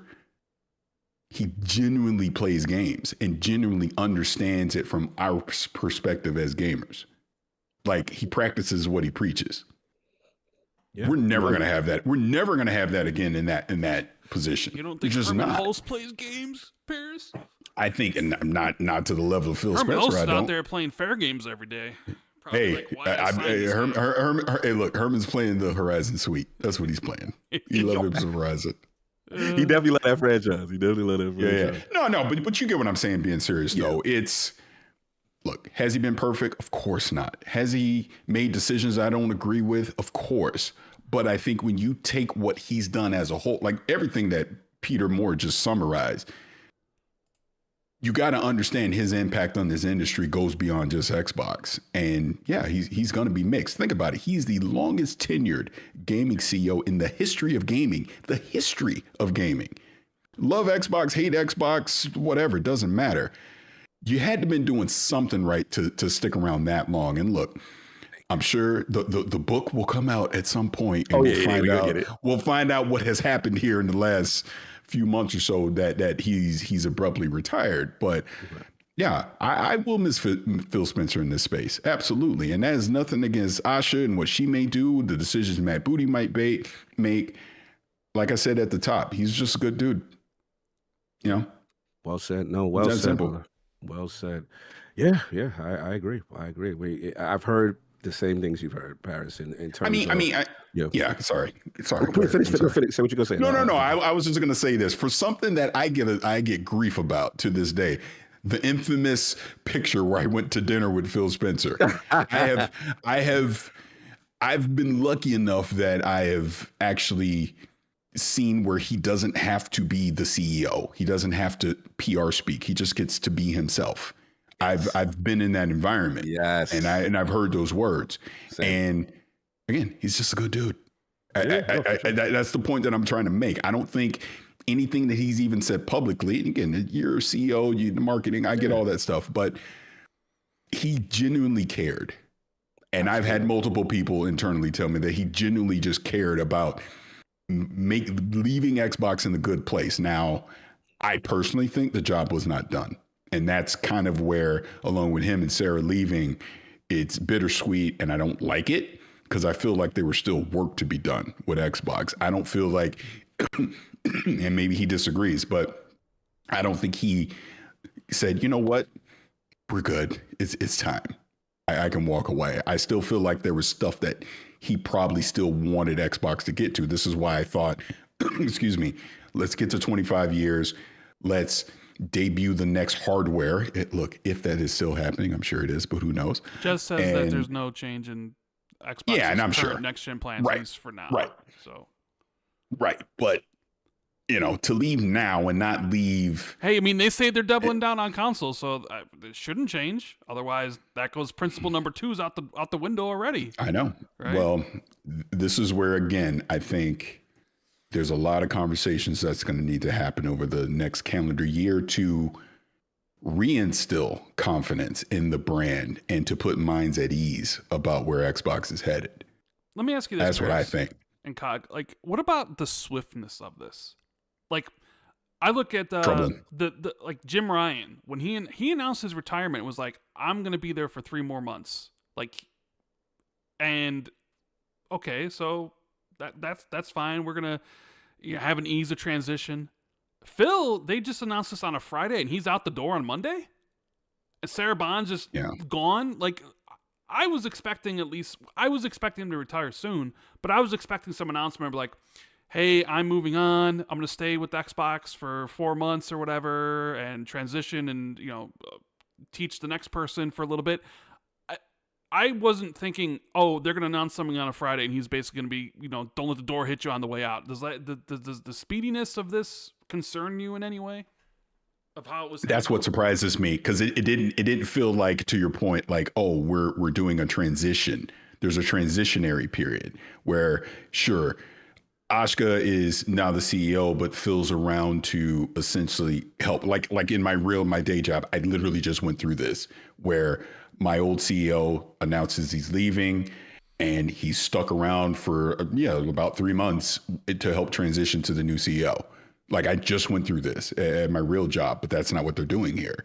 But then again, maybe that's Matt Booty. Matt Booty has obviously been around long enough. He understands the business. He understands what's going on. Maybe Phil just genuinely wants to walk away, and Matt's going to be the one to assist Asha as they transition her into this new role. I personally think, again, it's the Sarah Bond of everything that really gets me more than anything, because we all assumed she was the one that was going to take over. She was the quote unquote president of Xbox.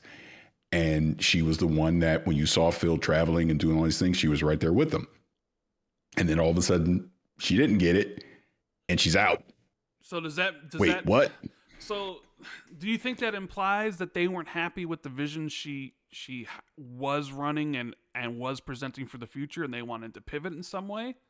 Where it was like, well, how else do you determine it, Rand? I'll throw the question right back at you. But isn't like the whole reporting was that the whole multi-platform approach was her idea. Like, she put all of her weight behind it and stuff, right?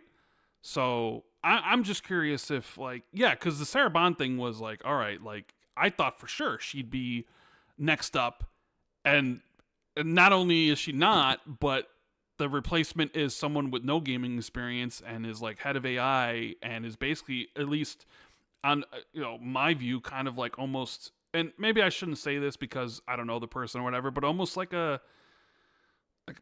corporate puppet in a way, where it just. But I say again, she needs the benefit of the doubt. I mean, anyone jump into, and I'm not saying that you are, but I think it's like people will. Phil, here's Phil. He's the head. He's been with Xbox for all these years, and you can joke that Satya's really in charge, or you can joke and say that Amy Hood's really in charge, but it's like Phil was like shielding a lot of it. And now the replacement is just a Microsoft executive from another branch. It just really seems that any sort of resemblance to the Xbox that everybody loved for 25 years is kind of out the window with that hire. Now, like, she's saying all the right things, which is what you need to do. I saw Aaron Greenberg's tweet and all the stuff. They're really hyping her up. And Jez even says there's a lot of optimism internally about it from, his sources. But there's definitely a lot of questions. And I don't think she's going to get the same leeway that Phil got or some of these other people get, because it's like, you came out here and you say all these great things about it. God forbid you cancel the hardware at some point, like in the next 6 months, or you start canceling projects. Or like you go any of those like core tenets that you basically came out and said, like you start, or suddenly AI is like prevalent in the thing when you said you're not going to put like AI slop in their games and stuff. Like that's you kind of got a fine line to walk for a bit, and people aren't going to be like once the first stumble happens, people are going to be all over it, because I don't think there's going to be that like the learning period that people normally have with it, because like I think they'll just view her as like she's a Microsoft CEO. She's an op essentially, right? I don't know. That's the view. I get your point. I'll be sorry about my phone. Apologies if I feel distracted. My phone has been going crazy internally, externally. There's a lot going on. Hearing a lot of conflicting things, but some of the things I do hear in terms of the initiative, what you're going at, Rand, as far as like the multi-platform strategy and as far as like her ownership of it and stuff like that. And then a lot of it, from what I'm being told, again, take it with a grain of salt, is that it's a reflection of, the strategy not being working with the console, not being selling, and then obviously the pressure of ABK, right? And the constant need to produce that form of revenue. And we've even seen a little bit of it kind of slip out during the Obsidian interview, when, I don't know if you guys caught it, when the 30% was kind of brought up, when previously Microsoft leadership was kind of saying, hey, that's not true. We don't have this mandate, across the board. And then, when Obsidian was talking about the year of 2025 and what the learnings that they had from putting out 3 games in 1 year, then it was kind of like, hey, these are things that we learned. And then, we also know about the responsibility from a profitability standpoint, which Obsidian, in their defense, they defended Microsoft. Like, they think that's actually fair, saying 30%, profit, stuff like that. So the vibe I'm hearing is internally, like, there was a lot of pressure on this regime to hit these targets. Mm-hmm. Now, the question comes down to what Paris is saying, which is, okay, whether Phil was transitioning out, he was going to retire at this point, based on his statement, we're going to take him at his word, right? But the question came down to the suddenness and the abruptness to what Paris is saying, which is that we all see Sarah positioned as the next leader, as the face of Xbox, and to her not be a part of it does put into question, with my new information, is this a situation where the old regime now has to go? And now we are putting in, again, based on what we learned, we don't know enough about Asha. We're being fair to her. We love the statement from a PR standpoint that she made, but we can't ignore, obviously, the tide of AI, and then the thought process that these people will be more amenable to Microsoft gaming and what, from a top level standpoint, what they want, as opposed to pure Xbox sensibility. I think these are the questions that still have to be asked. Again, apologies, my phone's going crazy because people are listening to this show and have thoughts. That's one. That's one. Hey, Paris, what about this? Or Kai, what do you idea about this? What if she was brought in to do what Phil maybe didn't want to do, and that's make significant changes and cuts? You know what? Let me take that one, because actually I'm gonna drop off again. I've been talking, seemed like all damn day about this. Again, you have to think that has to, you have to bring that into question. Of course, something is changing. So there is something that the current leadership wasn't doing, or they wanted them to do, that now Asha is going to come in and do. I think that's very apparent. It has to be, because again, if everything was hunky dory and they were moving in the right direction and they were all happy with it, you wouldn't seen this abrupt of a shakeup at the top of the food chain. Mm-hmm. It wouldn't have happened. So, okay, let me say this, and I can only say it for a few more minutes, but I'm curious of this perspective. Again, Greg Miller talked with Todd Howard just the other day, right? They had a great conversation. Fantastic interview. Mm-hmm. So think of it this way, as far as change goes.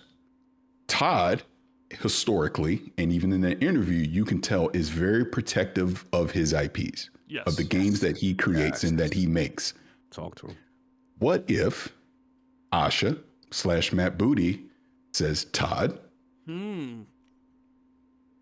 I know you're working on Elder Scrolls 6, but we need Fallout. We can't wait for you to finish Fallout 6 to start Fallout 5. We need it to get going now, or at a minimum, a spinoff into a new Fallout New Vegas or something like that. Todd, that's not what I want to do. I want my main Bethesda team to work on Fallout. Todd, it is no longer your decision. Talk to him, Paris. These are the kind of things that you have to start thinking about. That I'm not saying it's happening, but as an example.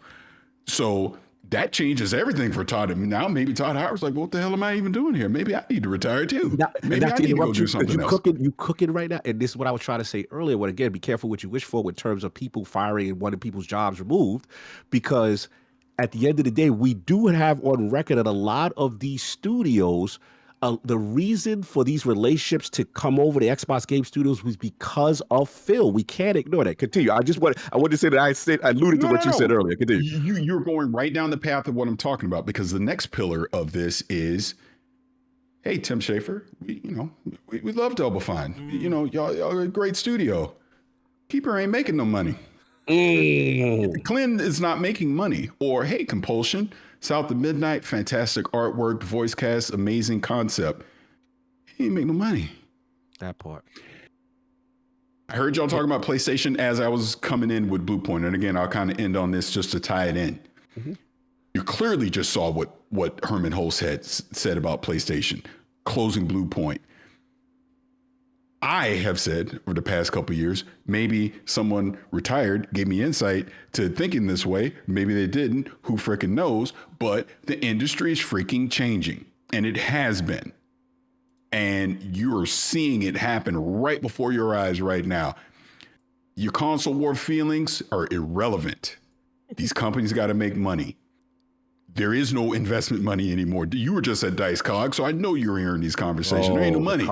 The conversations are brutal. They're really not investing in these games. So what I'm saying is these publishers are not taking risk anymore. They are betting on things that make money. The passion projects are going away. Having an IP that could be profitable that is sitting on a shelf because its creator doesn't want to work on it right now, it's not going to be that creator's decision anymore is the point that I'm trying to make. Look, I'm not saying all this stuff is happening. I'm just saying it is very possible that this stuff could be happening. So this is why I use the Todd Howard analogy. If Todd Howard has a bunch of valuable Bethesda IPs that are not in active development, guess what? Obsidian, I'm sorry, but The Outer Worlds 2, Avowed, underperformed. I need y'all to start working on this. Again, as examples is what I'm saying. The halo of things are going to be fascinating to see over the next couple of years, because that is an IP that I think he got one, maybe two more chances, and then it's going to not be relevant anymore, right? So how they handle Halo moving forward is going to be interesting, right? Obviously, we know Gears is about to come out. Fable. Clearly, Playground Games right now is the crown jewel studio at Xbox Game Studios. Not obviously Forza Horizon, as we all know, is going to be huge this year, and they got Fable coming. So those are the ones that are going to get the priority. Those are the studios that are going to get the green light to continue to make things if you have an IP that is profitable.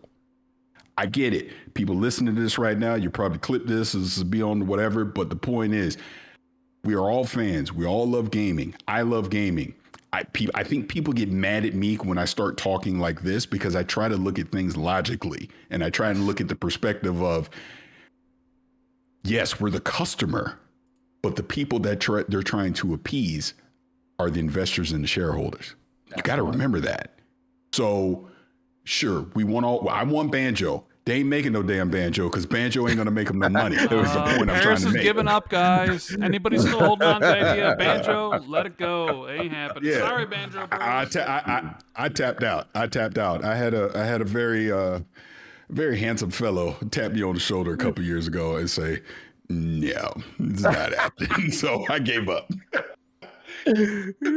but yeah, I got to roll out. But I hope what I said just made sense. But this is a crazy day. It's been a crazy past 2 days, honestly. Yeah. So we'll see what's next. But thanks for hanging out with us, Paris, getting your thoughts. Appreciate you. No, of course. And Cog, we will have this conversation in depth in a couple of weeks at GDC. In a couple of weeks, I'll see you at GDC, brother. We will talk. All right, man. Y'all have a good rest of the show. You too, bro. Yeah. Man, kind of crazy. What a day. I mean, crazy. Yeah, honestly, lot of stuff happening. Lot of opinions out there.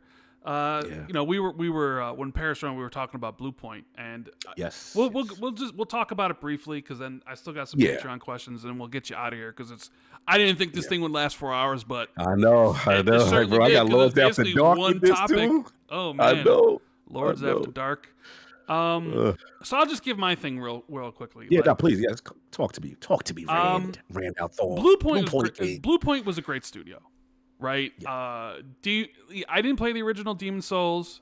I did play Demon Souls Remake with Ash and Luca. Very pretty looking game. I'm not the biggest fan of Dark Souls, Demon Souls stuff. It was enjoyable. Yeah.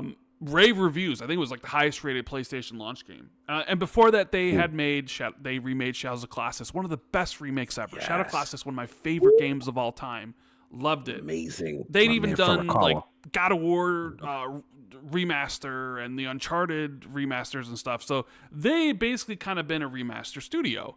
And we know PlayStation loves to remaster, remake stuff all the time. So when they purchased them, we're like, okay.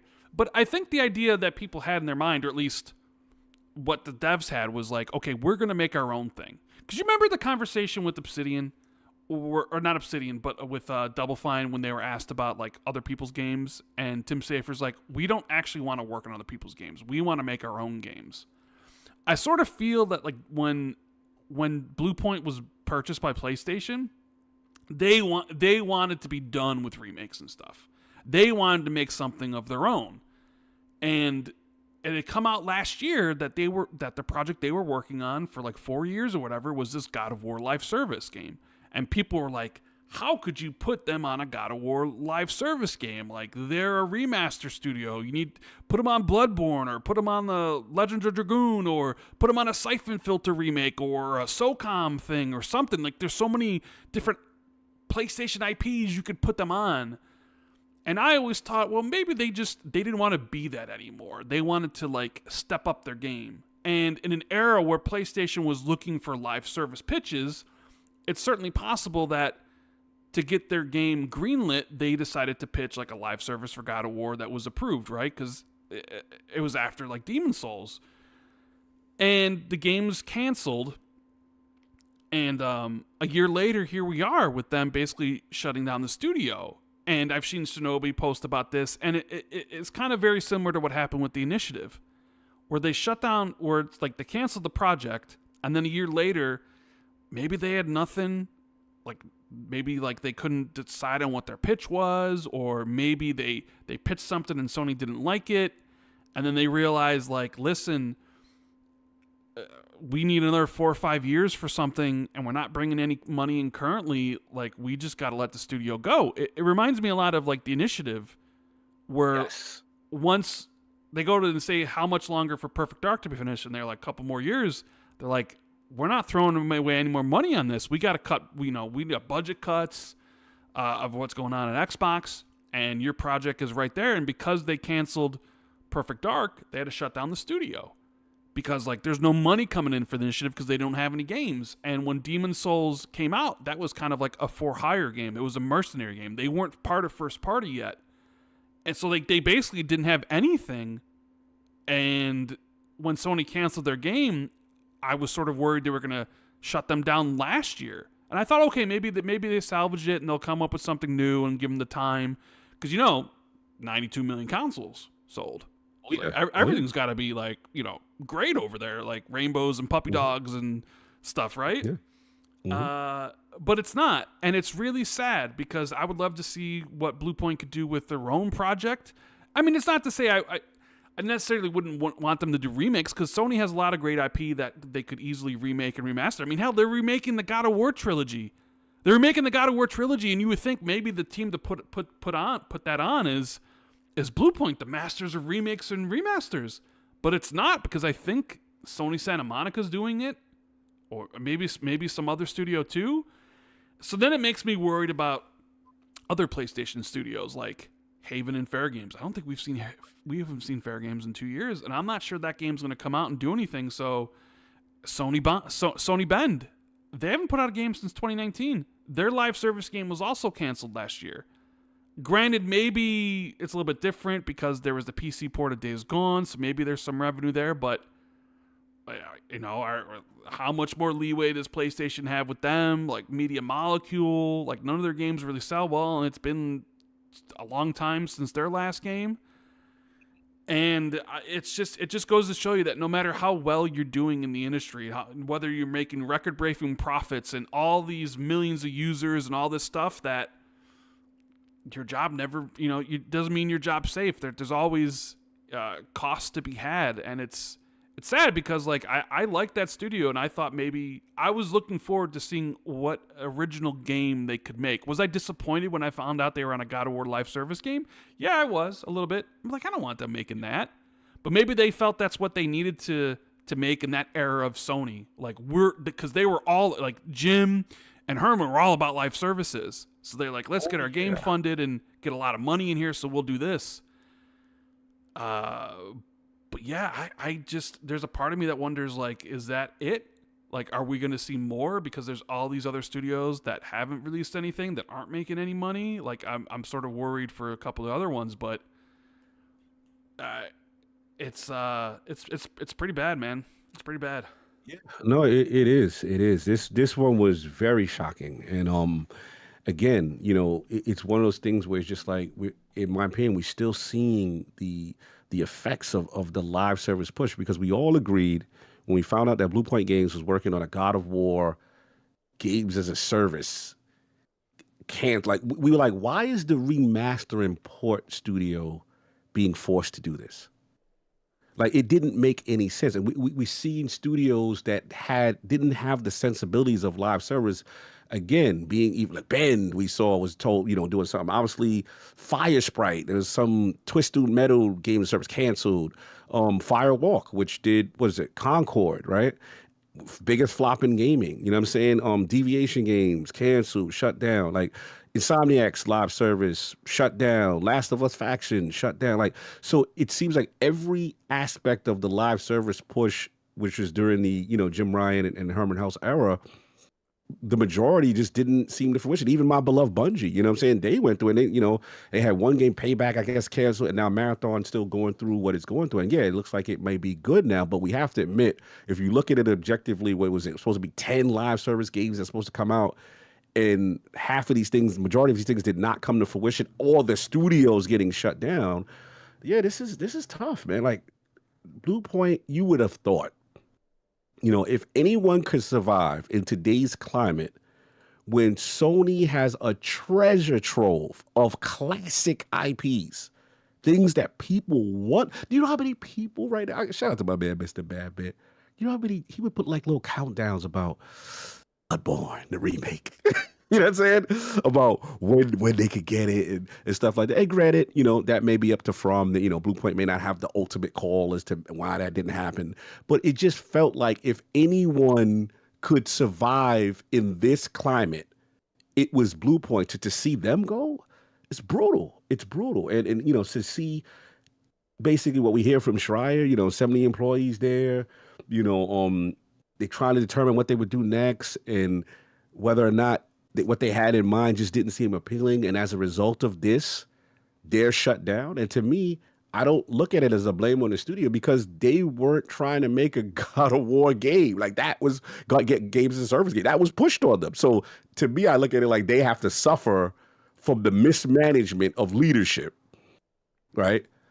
And because of a pivot that they don't want, that was forced on them, now they're ready to pitch their game. There's nothing left in the tank. It's just a sad story all the way around. This is a game, again, I'm like you, Rand. I'm not going to sit here front like I'm some big Souls guy, but I understand the importance of Demon's Souls and what it did, for the launch of a platform. I understand, like, I'm a Shadow of the Colossus guy, like, super, super cool. You know what I'm saying? Super cool game, original game.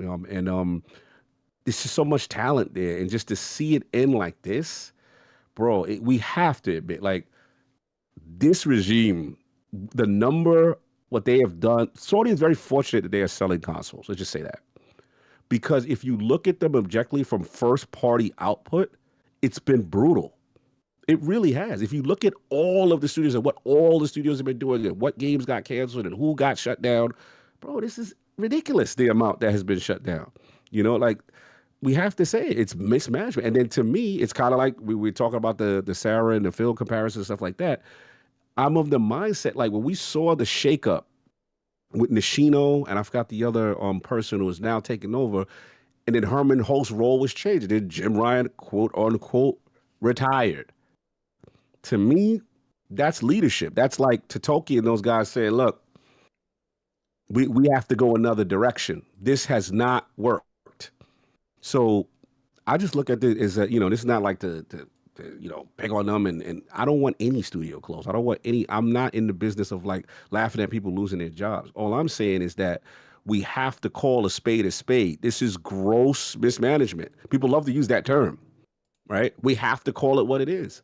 What are these studios doing? And then think about this. Think about the reset you have to do when you were working on a live service game, and now that's like 5-6 years of work down the drain. Yeah. And remember, we started to see the hints. We started to see the hints of hey, from a first party standpoint, from a first PlayStation Studios, you're gonna get only 1 or 2 games per year now.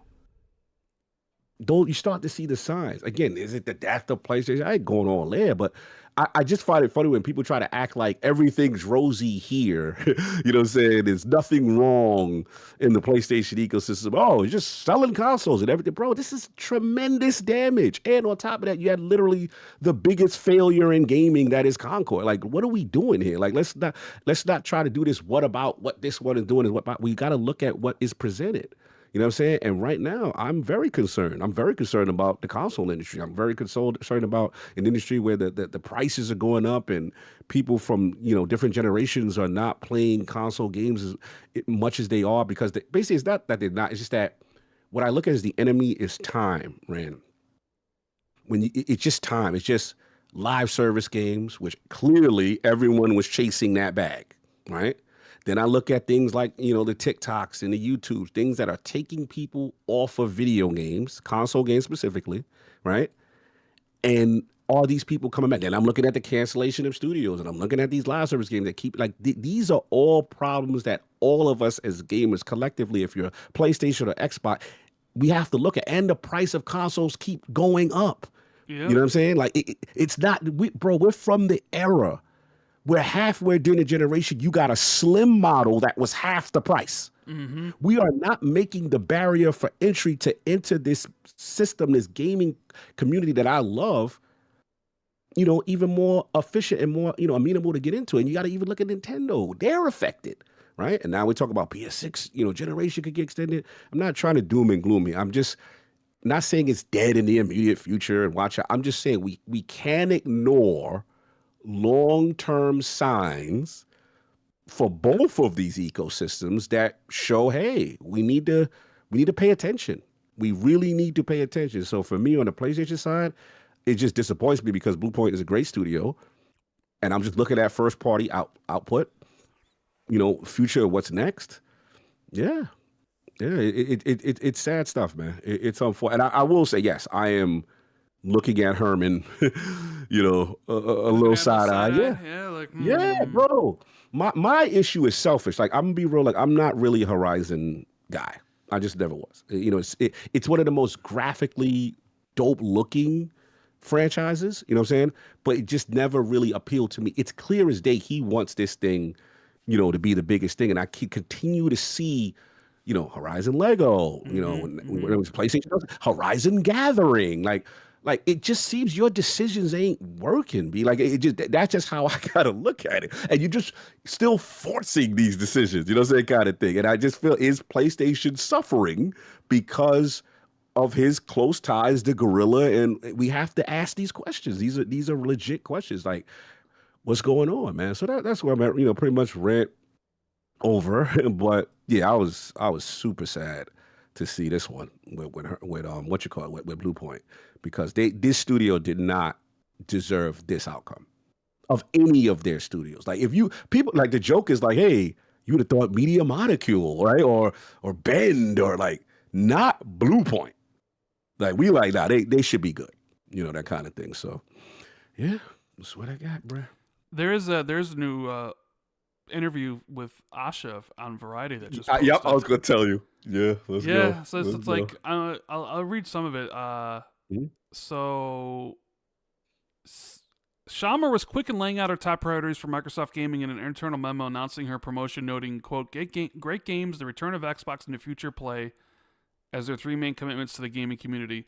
So first, what makes a great game for Sharma, whose roles prior to Core AI include top positions at Instacart and Meta? The new Microsoft Gaming CEO says it's all about games with deep emotional resonance and a distinct point of view. She wants to develop stories that make players feel something, like the kind of feelings Camposanto's 2016 first-person mystery Firewatch elicited in her. Sharma takes on the mantle as the head of a leading competitor to Sony, PlayStation, Nintendo, knowing full well she's entering the role as an outsider to learn to the larger gaming community and has a lot to learn still, but sees that as an asset with commitment to being grounded in what the community is telling us. Quote, I'm coming into gaming as a platform builder, Sharma said, adding that her goal is to earn the right to be trusted by players and developers and show the fan base that consistency over time. In her interview with Variety, Sharma acknowledged the tumultuous state of the gaming industry, referencing Matthew Ball's recent State of Video Gaming in 2026 report as evidence that the larger transformation of the sector is protecting what we believe in while remaining open-minded about the future. Due to her strong background in AI, initial reactions to Sharma's appointment have raised concerns about what her specific views are in the use of generative AI in game development. Sharma says her stance is simple. She has, quote, no tolerance for bad AI, end quote.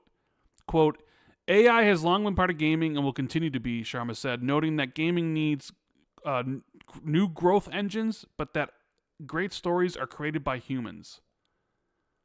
Spencer's exit comes as Microsoft Gaming is approaching its 25th anniversary this fall, an event Sharma is looking forward to ushering in as she sets the stage for the company's future. Sharma sees it as a, quote, moment to honor the past while setting direction in the next chapter, which will include big updates out of the upcoming GDC Festival of Gaming next March, and even some larger announcements ahead of Xbox's next Game Showcase presentation this spring. So, yeah. Well, yeah, she jumped in front of the Variety joint, right? You know, and try to, basically, clearly this is the PR run as far as, like you guys said earlier, you and Attic said earlier, kind of like having to say something, because again, imagine if nothing is said, right? And it's just, we got the news, Phil is gone and Sarah's gone, and there's no comment from Xbox. It's going to feel cold, it's going to be detracted. Look, she's saying all the right things. I mean, obviously the AI statement is very powerful from the standpoint of, generative AI is very controversial right now. These are conversations at DICE, these are conversations developers are having, obviously her statements, again, doubling down, kind of what I said earlier, no tolerance for bad AI. AI has long been part of gaming, will continue to be, but great stories are created by humans. Again, I'm just going to echo what you said, right? Like, it sounds nice, right? And I'm willing to be fair and give you the benefit of the doubt, but we just can't ignore the fact that until we see it, we're going to, not going to say the thought process for a lot of people is going to be, until proven otherwise, the perception will be that you are placeholders from Microsoft Gaming to do the bidding of Microsoft Gaming. And until you actually put words into action, right, and actually come through, especially during the 25th anniversary, of Xbox and stuff like that, yeah, we're gonna have to see. And like I said, I have no malice for her. Like she said on the, I want my ultimate goal is I want Xbox to be around. That's me. That's all I care. I want Xbox. I love the platform. I want it to be around, and I want to be able to play when I want to play, which is preferably on console, on the platform I prefer to play it. So that's where, and then to continue to make games. You know what I'm saying? And that they've done the last 3 years specifically, really well. So we will see. They got, like the chat is saying, like, they got to earn it. They got to earn it. Everyone has that uneasy feeling in the stomach. We just can't ignore it. It's just like Phil's not here. Sarah's not here. Shout out to Matt. You're still there. You know what I'm saying? But a lot of people who we like, okay, when Xbox does something stupid, but we see something good, we like, okay, that's the leadership still fighting for us. That's a gaming move. That don't necessarily benefit Microsoft. We go, yes. You know what I'm saying? But when we saw, the aggressive multi-plat, the aggressive put the core franchise elsewhere, like those are the things that people go, nah, buddy. Like, remember the talk was, Rand, yo, they just puppets. Remember? Yeah. The talk was like, yeah, you saying that, Phil and Sarah, on this one, but you ain't got no power no more, B. And the prevailing thought in the building is like, nah. You're going to have to prove it, because until we see otherwise, I hate to say this, going to sound fine. Like, that plant energy, we're going to be like, yo, nah, man, we don't believe you. You know what I'm saying? So we're going to see. I hate to be this cold, because I'm not trying to be disrespectful to anyone. Like, again, love the statements. PR statements were perfect. Generative AI statements, perfect. Renegade Xbox, bigging about, perfect. Show and prove time. Because one thing you can say what you want about Phil. There's enough on his resume that we've got to say, oh, no, he cared about gaming and he did this and this happened. You know what I'm saying? I can say it is, bro, I was at Koei Tecmo. I was at Platinum Games. They told me to my face, Rand, translating him, this game would not have happened without Phil Spencer. My beloved Ninja Gaiden returned. You know what I'm saying? So many people to my face. If it wasn't for Phil, I've had conversations with Todd Howard. I've had the people in the building. No, bro, he's that. She's got a big shoes to fill. You know? So that's where I'm at with it. We got a super chat here from True Hero. So Destin just posted the Sarah Bonds comment. That's true. We did read that. Mark says, this is very upsetting news, but I want to thank you, Rand, Paris, and Cog for keeping us informed. That's what we try to do. Much love. Spartan says, Phil and Sarah got a ZeniMax, ABK and more. What other executives did that? Phil and Sarah are goats. They will go down in the history as Xbox's best. And William Chris, member for 13 months, says, solemn day. Thanks, Rand and Cog, for the long podcast today. We can't control the company decisions, but we can still represent and love the community. Yes, we love the community. So we love the community. Love y'all. Yeah, you know, that's I'm gonna dive into the Patreon questions. We don't have that many, so we'll get through them. But I want to thank everybody for hanging out with us today. Hit the like button. Subscribe to the channel if you haven't already. Long podcast, basically about one topic the whole time. You know, what an episode to come back on. I know, right? Jesus. And you're gonna do it again on Sunday with the Lords. Oh my God! All right, Lord's podcast that's gonna be lit on Sunday. I have not. I've been so big. I have not even got a chance to talk to King. I know. Who knows what King's thinking right now? The Dominus is gone. The Phil Dominus Spencer started on Iron Lord's podcast by King. Man, Sarah Bond gone? I don't know if King gonna like that either. Right? I don't know. Bro, I haven't talked to Maddie. I know. I saw Maddie put out a tweet not that long ago where is the tweet from the Green Mile with Michael Clark Darkin where he's just like, I'm tired, boss. I know. So, time. Make sure to check out our sponsor for this episode, Surfshark. Surfshark.net/XB2 for 86% off a 2-year deal. Protect yourself while you're online with a VPN. And we're going to get some questions here from our Patreon, which, if you want to join, you can as well. Patreon.com/XB2. Everything is in the description. Get through some of these questions from our awesome Patreon members. We got Silas, who says, hey, Rand and Surrogate Jez's. Why do you play video games? And what do video games provide that engage you? Oh, okay. I play video games because they excite me. I love the feeling it gives me. Whether it's like the story that's being presented or the gameplay elements, whether it's Arc Raiders shooting somebody, the thrill of that 1v1 or clutching for your teammates, like the adrenaline that you get in those kind of multiplayer moments. I love that. And then I love really kind of sitting down with a single player game and just being immersed in the new world. I just love that. What about you?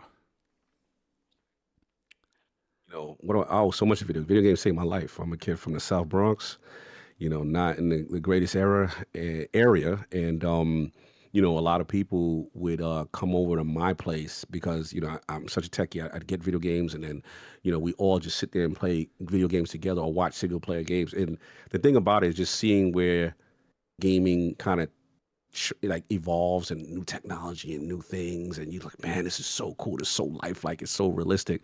And then for me personally, it is a form of escapism for me. Like there's nothing more.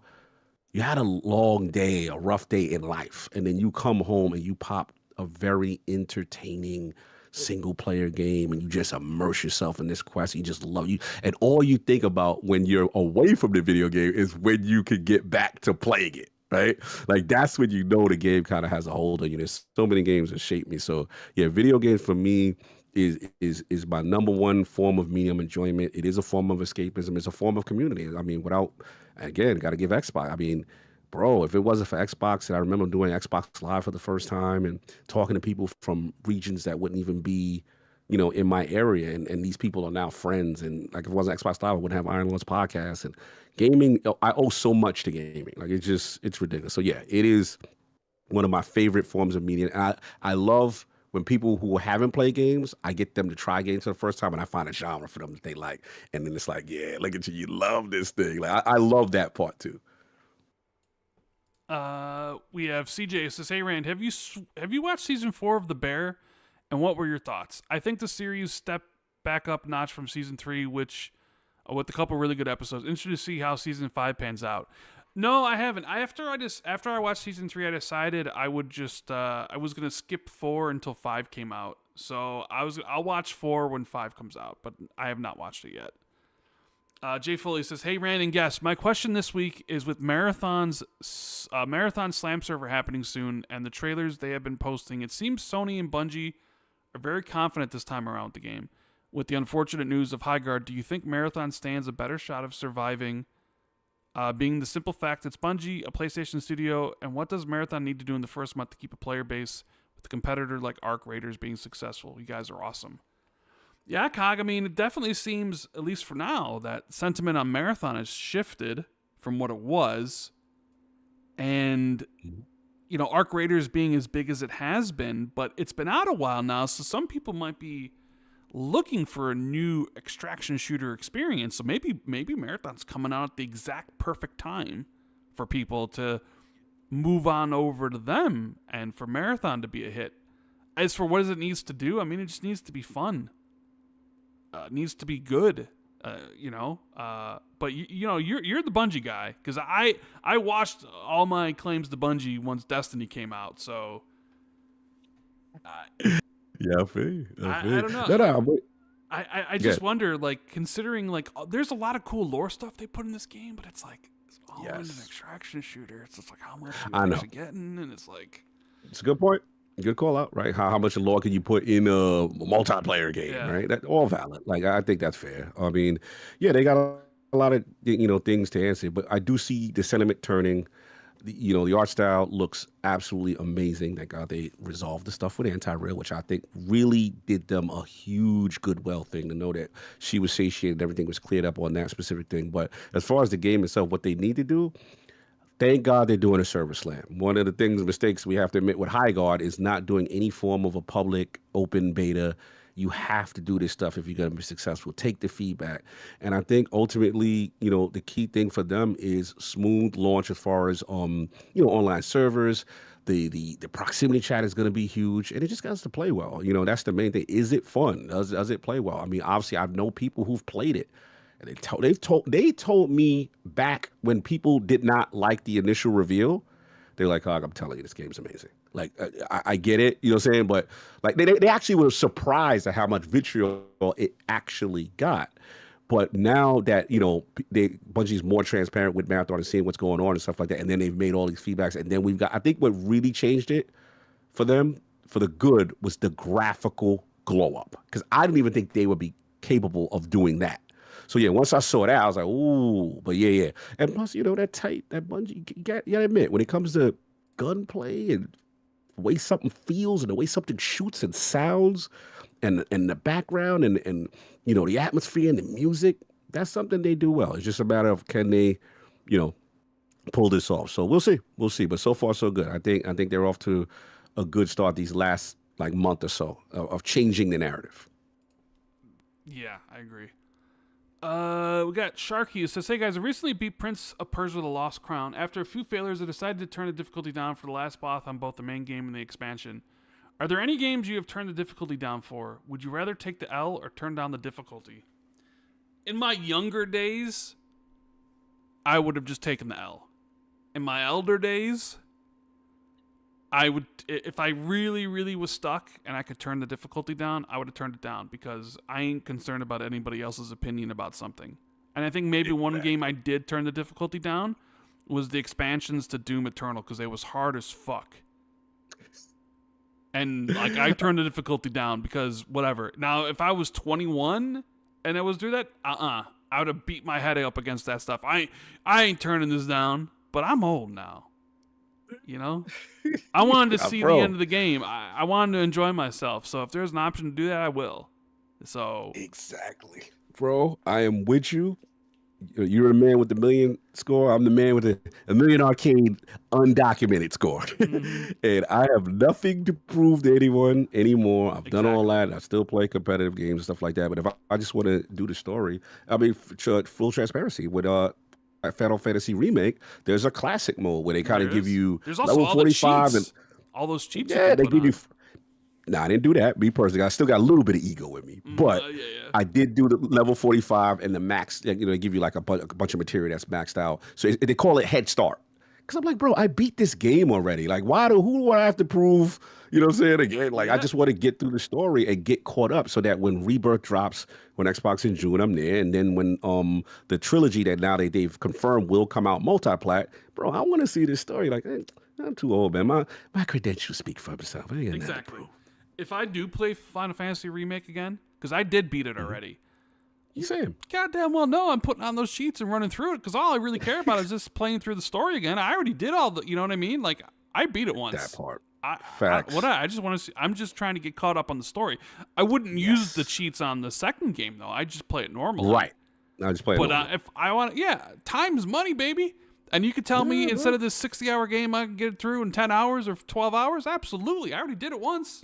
I don't need to do it we again. in a climate where like 4 or 5 games are dropped. Like open world games, massive game in the same month. Like who got time to be playing all these games? Like, come on, man, we got to be real about it. Your time, you're completely right about time and resources and stuff like that. Especially me, you know what I mean? Especially as a content creator, like I got to get stuff done, bro. That's it. Chris M says, hello, Rand and mystery guests. Hope you're having a great show. With the news now that PlayStation is shutting down Bluepoint Games and is rumored to be looking to push the PS6 into potentially 2029 or God forbid later, which we didn't even talk about, but whatever. I have to wonder how important this year is for PlayStation. It's a big year because GTA 6 is this year. Oh, yeah. They have more upcoming games, but as much as I'm looking forward to Saros, I doubt that moves the needle much, and I don't know who that Horizon game is for, but I don't know if that Horizon game is this year, though. At least they didn't announce it for this year. That seems that DOA. And money heading a game like Silent Hill Townfall doesn't seem like it'll net them a ton of profit given the feedback I've seen. While they'll likely get a bump from GTA 6, and I'm curious to see even that success, I have to wonder how important Marathon and Wolverine are for Sony at this point. If Marathon weren't to bomb, but just treads water and Wolverine does well, but let's say it underperforms expectations, could PlayStation be in a bit of trouble? They've had a lot of expensive misses lately, and pushing the PS6 back years seems particularly damaging for them, so I'm curious your thoughts on the current state of PlayStation. Thanks, and have a great weekend. Hey, Rand. Well, I mean, every game's important within its own thing about, hey, like, did it meet expectations?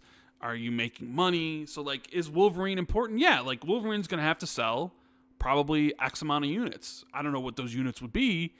And definitely with this one being mature, does it have the pull-through of a Spider-Man per chance?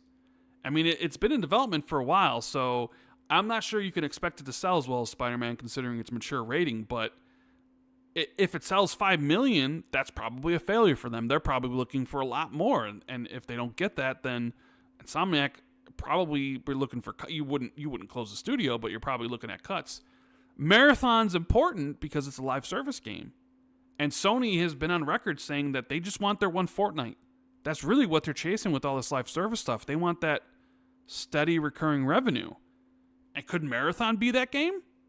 Possibly. I mean, Helldivers turned into a successful live service game, not like a Fortnite, but that game does incredibly well on PC. It was even in the top 10 at Circana. It does well on PlayStation and Xbox, but they want to take that next level. Like, I think Sony would love it if Marathon was the next Arc Raiders and pulled Arc Raiders numbers, like 15 million in 3 months, like 6 million concurrents or whatever it is that they're touting over there. Like, that would probably make Sony really happy. As far as like Hunter's Horizon Gathering, I don't know when that's coming. I don't know when Fair Games is coming, but it almost seems like we'll make all these things and hope that one hits. So it doesn't matter that Hunter's Gathering does bad if Marathon becomes the hit that we hope it might or something. But yeah, it's a big year. I mean, GTA 6 is coming, so you know they're going to sell a lot of consoles. A lot of people are going to upgrade from PS4 to PS5, potentially upgrade, their memberships, which are more expensive, and buy controllers and all those things for GTA. Have a big marketing push for it. So it's a big year. It's definitely a big year. No, I agree. I think that, from my standpoint, Wolverine is still big for them, as far as their releases. I understand, the pretty short question in reference to, Yeah, Marathon. Yeah, that is a big bet. Even if it does well, what are Sony's expectations for it to be they doing did well? spend $3 billion on Bungie. Exactly, and they had to settle out with a lawsuit, and they delayed the game. Like all these financial things that gamers we don't really care about too much, but these the people who are crunching the numbers and worrying about profitability, yeah, they do care about that. So yeah, Marathon is going to be under scrutiny, especially with Bungie's, future. Let's be honest, tied to it, right? So that's there. Yeah, I mean, I don't know. I don't want to disrespect Soros because I personally do like what I saw from Soros, but yeah, like, is it one of those things from Housemarque? Does it sell the numbers they want to sell? We gotta see. I'm not gonna sit there and say they're in trouble yet. The only thing because you nailed it. When GTA is on the platform, and let's be honest, it is going to be considered the lead platform, almost marketed as if it was a PlayStation exclusive, right? It's going to move the needle as far as console sales, and they're going to benefit. And it's not on PC. I can't subscribe to this. Oh, they dead this year. I'm saying? They're in trouble this year. When you go get that, GTA is going to put like a real infusion into the entire gaming industry, right? In short term. So that's how I look at it. We gotta revisit this like next year and 2027, and as the whole PS6 delay happens or not happens kind of thing, then I'll start to really pay more attention to it. Yeah. We got C Woody who says, hello, Rand and Steam guests. Let's play a game. If you had to choose two Xbox owned studios to swap IPs for one game, which two studios and IP would you choose? Hard mode, you can't swap Bethesda and Obsidian properties with each other. P.S. Rand, go Indiana Bears. Oh, don't you even start with the Indiana Bears. Actually, you know what, Cog? I wouldn't even really care if they went to Indiana. Honestly. Really? Is this a thing? I didn't know that was a thing. Yeah, there's this big thing. Well, they leaving the shot? They might be going to Indiana. They might be going they might be going to Northwest Indiana, which is like 20 minutes from downtown Chicago, and moving there. There's this big, huge stadium stuff going on. You're doing like a Niners thing. Yeah, it'd be like a New York Giants thing, like possibly. Okay. So we'll see how that. And honestly, I thought about it, like, would I suddenly not be a Bears fan? No, I still would. I've never been to Soldier Field. I never plan on going to a Bears game. So does it matter if they play at Soldier Field, Arlington Heights, or over the border in Indiana? No. Yeah. As long as the name doesn't change. And they're not calling themselves the Indiana Bears. They keep the Chicago. They got to keep the Chicago Bears. Right? They would have to. Got to keep the Chicago. Yeah. Yeah, I mean, my team is not the Santa Clara 49ers. It's still the same. And the Jets and the Giants are not the New Jersey Jets and Giants, even though they don't play in New York. So you'd be fine. But yeah, I didn't know that. Thanks for putting me on. So what was the question? What IPs do we want to swap? So I'm still unclear on this question. Like, IPs that the game studio owns, we're going to let someone else run it? Yeah, so do you want, like, so you could swap, like, say, Gears, like Playground and like Coalition, where like Playground gets to make a Gears game and like the Gears would make a like Fable or whatever. Like, which ones would you swap? I guess. I mean, we know the one. That's one answer here, and I know God says that you can't swap Bethesda and Obsidian though. Which would be the answer. I can't do Obsidian. Yeah, you can't do Obsidian with Bethesda. Ooh, here's one. Here's one for you. What you got? You ready? What you got? Talk to me. Swap id and Doom with Halo and Halo Studios. So id makes Halo, and Halo Studios can make Doom. There you go. That partially because I like the idea of id making a Halo game. Really. Yes, I like that, and I like their. Because I like, Doom and Dark Ages I like them from a narrative perspective too. Like, you got to be crazy deep, but like it's cool. It's balls to the wall. It's funny. It's intense. You can see, Master Chief rocking out and see what he's doing next. I'm with that. I'm trying to think. I think for me, it'd probably take, with Playground doing so well right now, it's gonna sound sacrilegious, but like, I want Playground to kind of like. I want State of Decay to be better. Yeah. And I want it to exist. So it comes down to what studio do I think could put them in the best position? And if Hey, this Forza Tech is doing what this Forza Tech is doing, you know. Hey, what could they do with it? What could they do with my beloved State of Decay with with that engine and they've already kind of mastered the open world and kind of stuff. So just food for thought. If what you call it was having any issues, Undead Labs is having any issues. Hey, let's see what Playground could do with that, man. I just want State of Decay to exist and do its thing, and hopefully, Undead Labs comes out and proves me wrong. That's the studio I'm actually the most worried about. That's why I said it. Okay. We got Goggles Lens says, hey, Randy Guess, I talked about this with Jez when he was solo, but do you guys think of the new Xbox controllers that are rumored to be coming out? If it really is the next generation controllers before the next generation console comes out, I hope it has next-gen features.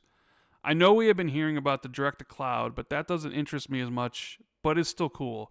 What I'm thinking about is haptics and gyro aiming using controller. As modern controllers have gyro aiming except the Xbox controllers, which would be great against PC players in competitive games.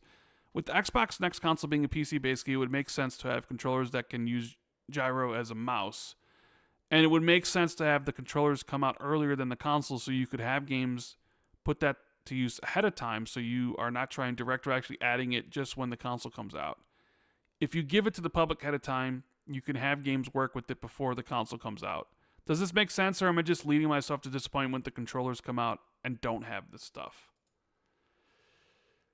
Yeah, like the reporting is that there might be new accessories, new controllers this year, possibly the next-gen ones, which would definitely have the direct-to-Wi-Fi. But then the other report, the Sebel thing, was that it would have haptics. I doubt they'll ever do gyro. I just don't think that's a feature Xbox wants for whatever reason. But haptics could seem cool, and with like Xbox making all their games on PlayStation, the devs have to do the haptic work anyways. All out. I like your point. So like, you put it in the controller because you're multi-platform, so you already got to do it then. Mm-hmm. Do I see those coming out before the generation starts? I mean, Jez and Tom have kind of mentioned it, so I guess it's certainly possible. I don't know. It'd be weird to put out the controllers a year before the system, but then again, I guess maybe they're more used for the cloud stuff in reality than actually. I just would wonder if they also put haptics in it, how that would work with the current games or like upcoming games. I guess they'd have to be patched or whatever, but right. I don't know. I'm very curious to see because Xbox got kind of. There was two lines of thinking with the Xbox controllers, that they were too samey from last gen and they didn't improve enough. Like with PlayStation did, like the haptics and the trigger stuff, and people seemed to be very happy with that controller, while Xbox kind of was like, oh, we just put a share button on it, and you can't even share stuff to Twitter anymore, right? So functionality is gone. Yeah, we'll see. I just don't think there'll be gyro on it. I don't know about you, and I want there to be haptics. Yeah, I agree. So.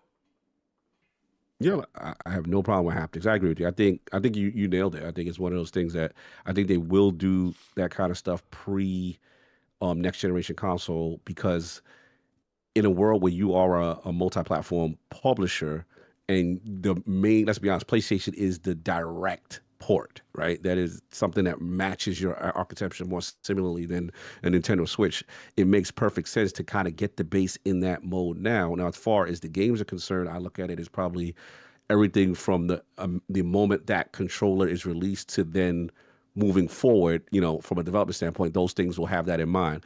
I think only select games they'll go back and patch in, like really big games that they want to, promote, whether it be like a Halo, Gears and stuff like that, or the developer puts it in as a, because that's a labor of love. You got to go back to back catalog stuff and add that stuff. I don't see too much of that happening, but I definitely see, moving forward and them kind of say, hey, this is the new controller, or maybe, Elite 3 or whatever, and start implementing that stuff now, before the next generation. They've kind of done stuff like that in the past.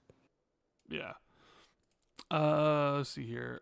We got Nitrim who says, hi, 20 years from now, how do you imagine games and gaming have developed? Are the most popular ones still open world? Well, the most popular ones are live service games, despite what people say about them online. Like Fortnite. I mean, we weren't talking about it, but Roblox engagement is bigger than Steam, PlayStation, and Fortnite combined. And that's Roblox. Insane. That's insane. Are you saying like is Roblox open world games the biggest single player games potentially? But I mean, COD's always usually the biggest, except for maybe this year. Except for this I don't know, because I look 20 years is a long time, right? That's what he said. 20 years. I think back to 20 years, and that's 2006. So we're talking about the beginning of the 360 generation essentially. And you could argue that gaming hasn't really changed too much. Like the 360 generation has kind of been the blueprint of gaming since then. But they're like, I'm thinking of like how AI is going to change things. Like, are there going to be any other sort of leaps that happen, like actual VR, like space age VR, where you're there instead of having to wear something around your head? Because 20 years, we're talking about what, 2046, almost 2050. Like, there could be some really significant changes by then, and what is going to be popular, I couldn't tell you. I would never, if you went back 10 years ago, I'd never tell you like the biggest game in the world would be some blocky looking Roblox game with shitty looking games, but apparently it is. You know what I mean? Like, no, we the old curmudgeons, Rand. We the curmudgeons. I'm just saying, 20 years is a long time to project out, but that's a long time. Yeah, that's a long time. You can even say, are humans even making games in 20 years, or is it all just made by AI? I know. How's the games industry in this? Exactly, the games industry. You know what I'm saying? Like, how that's even going to be around with everything that's happening right now? It's hard to predict, man. Every generation, we've been told like they've been preparing like it could be the last one because you never know. Yep. We have Shay Elephant. Happy Friday, Rand and Lord Cognito. Do you think it's possible Xbox can unify the achievement system and make a cross-progression, cross-achievement system with Steam, Epic, and GOG when the next-gen Xbox PC arrives? Thanks for the good show, and always good to hear Cog's voice. Thank you, brother. That would be really interesting and really cool, but I doubt that'll ever happen. I would put the possibility of that at like 0%. Yeah, that's tough, bro. Like you're talking multiple platform, store platforms and UIs and stuff like that. Look, we're just happy right now that the Xbox app and the actual Xbox console are now doing Play Anywhere. There's a synergy between, the achievements and stuff. I still have little glitches here and there. I did like Final Fantasy VII, about 40% of my playthrough on my ROG Ally, and then 60% on the on the Xbox. And to this day, I beat chapter 13, chapter 12, or whatever, certain chapters on the Ally. The achievement didn't pop. On my console. So when you look at my console complete, like it only has the ending of the game, which I did on the thing, and the chapters I beat at home. But you see what I'm saying? They still have issues there, right? These are still little minor pain points and stuff like that. Now you talk about adding another storefront and Steam. Like, trust me, in a perfect world, hell yeah, I'd love all that stuff. But I got to be realistic as far as the lift and the time involved to get all that stuff done. So we will see, because technically I'm the beta tester for this stuff with the Ally. We have, let's see here.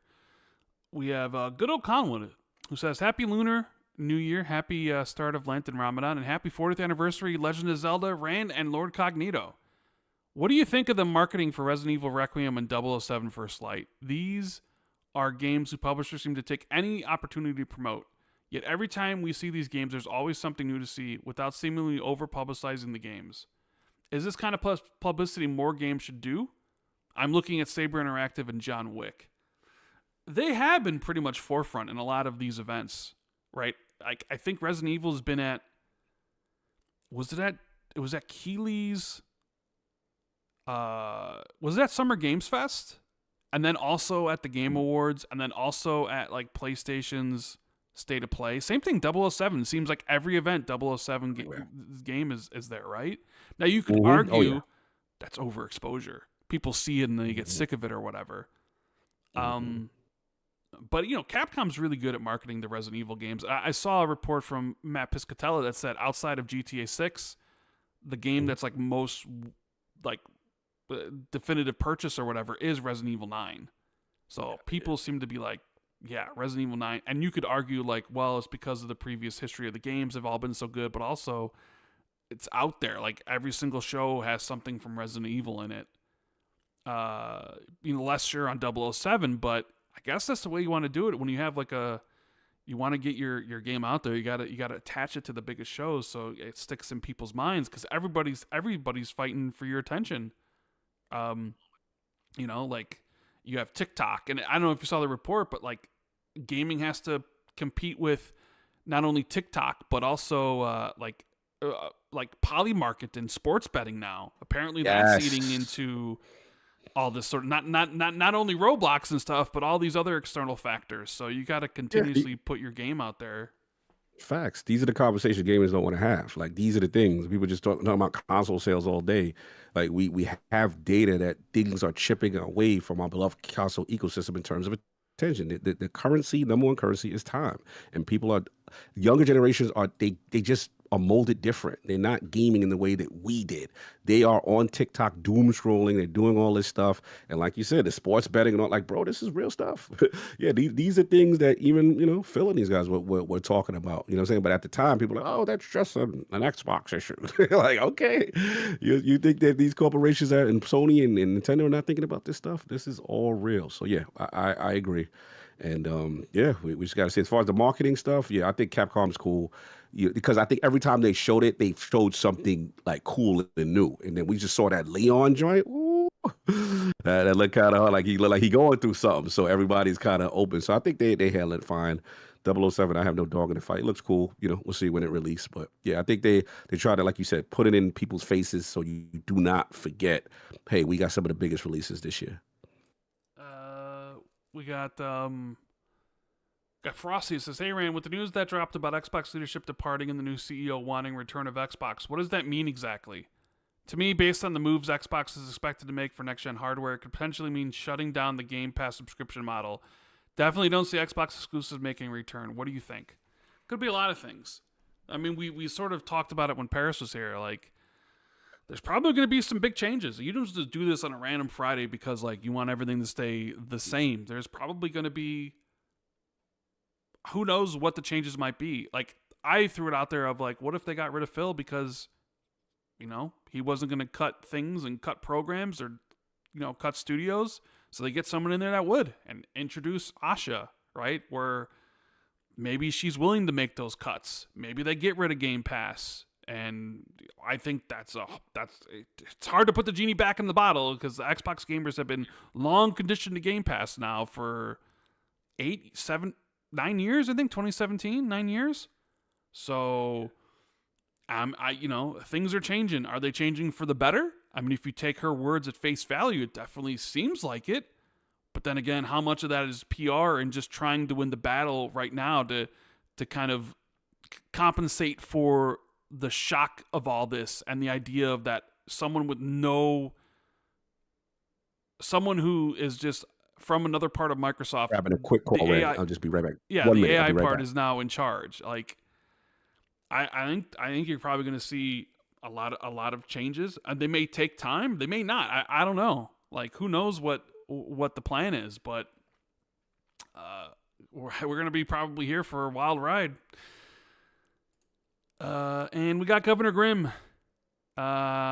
He says, thanks for your takes on this whole thing. No question today, Everborn was right over a year ago. If you know, you know.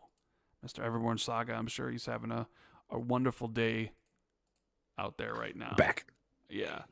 So you know what, Cog? That is the end. We've come to the end of the Patreon questions and everything. This show's been 4 hours and 9 minutes long. Good old IOP time.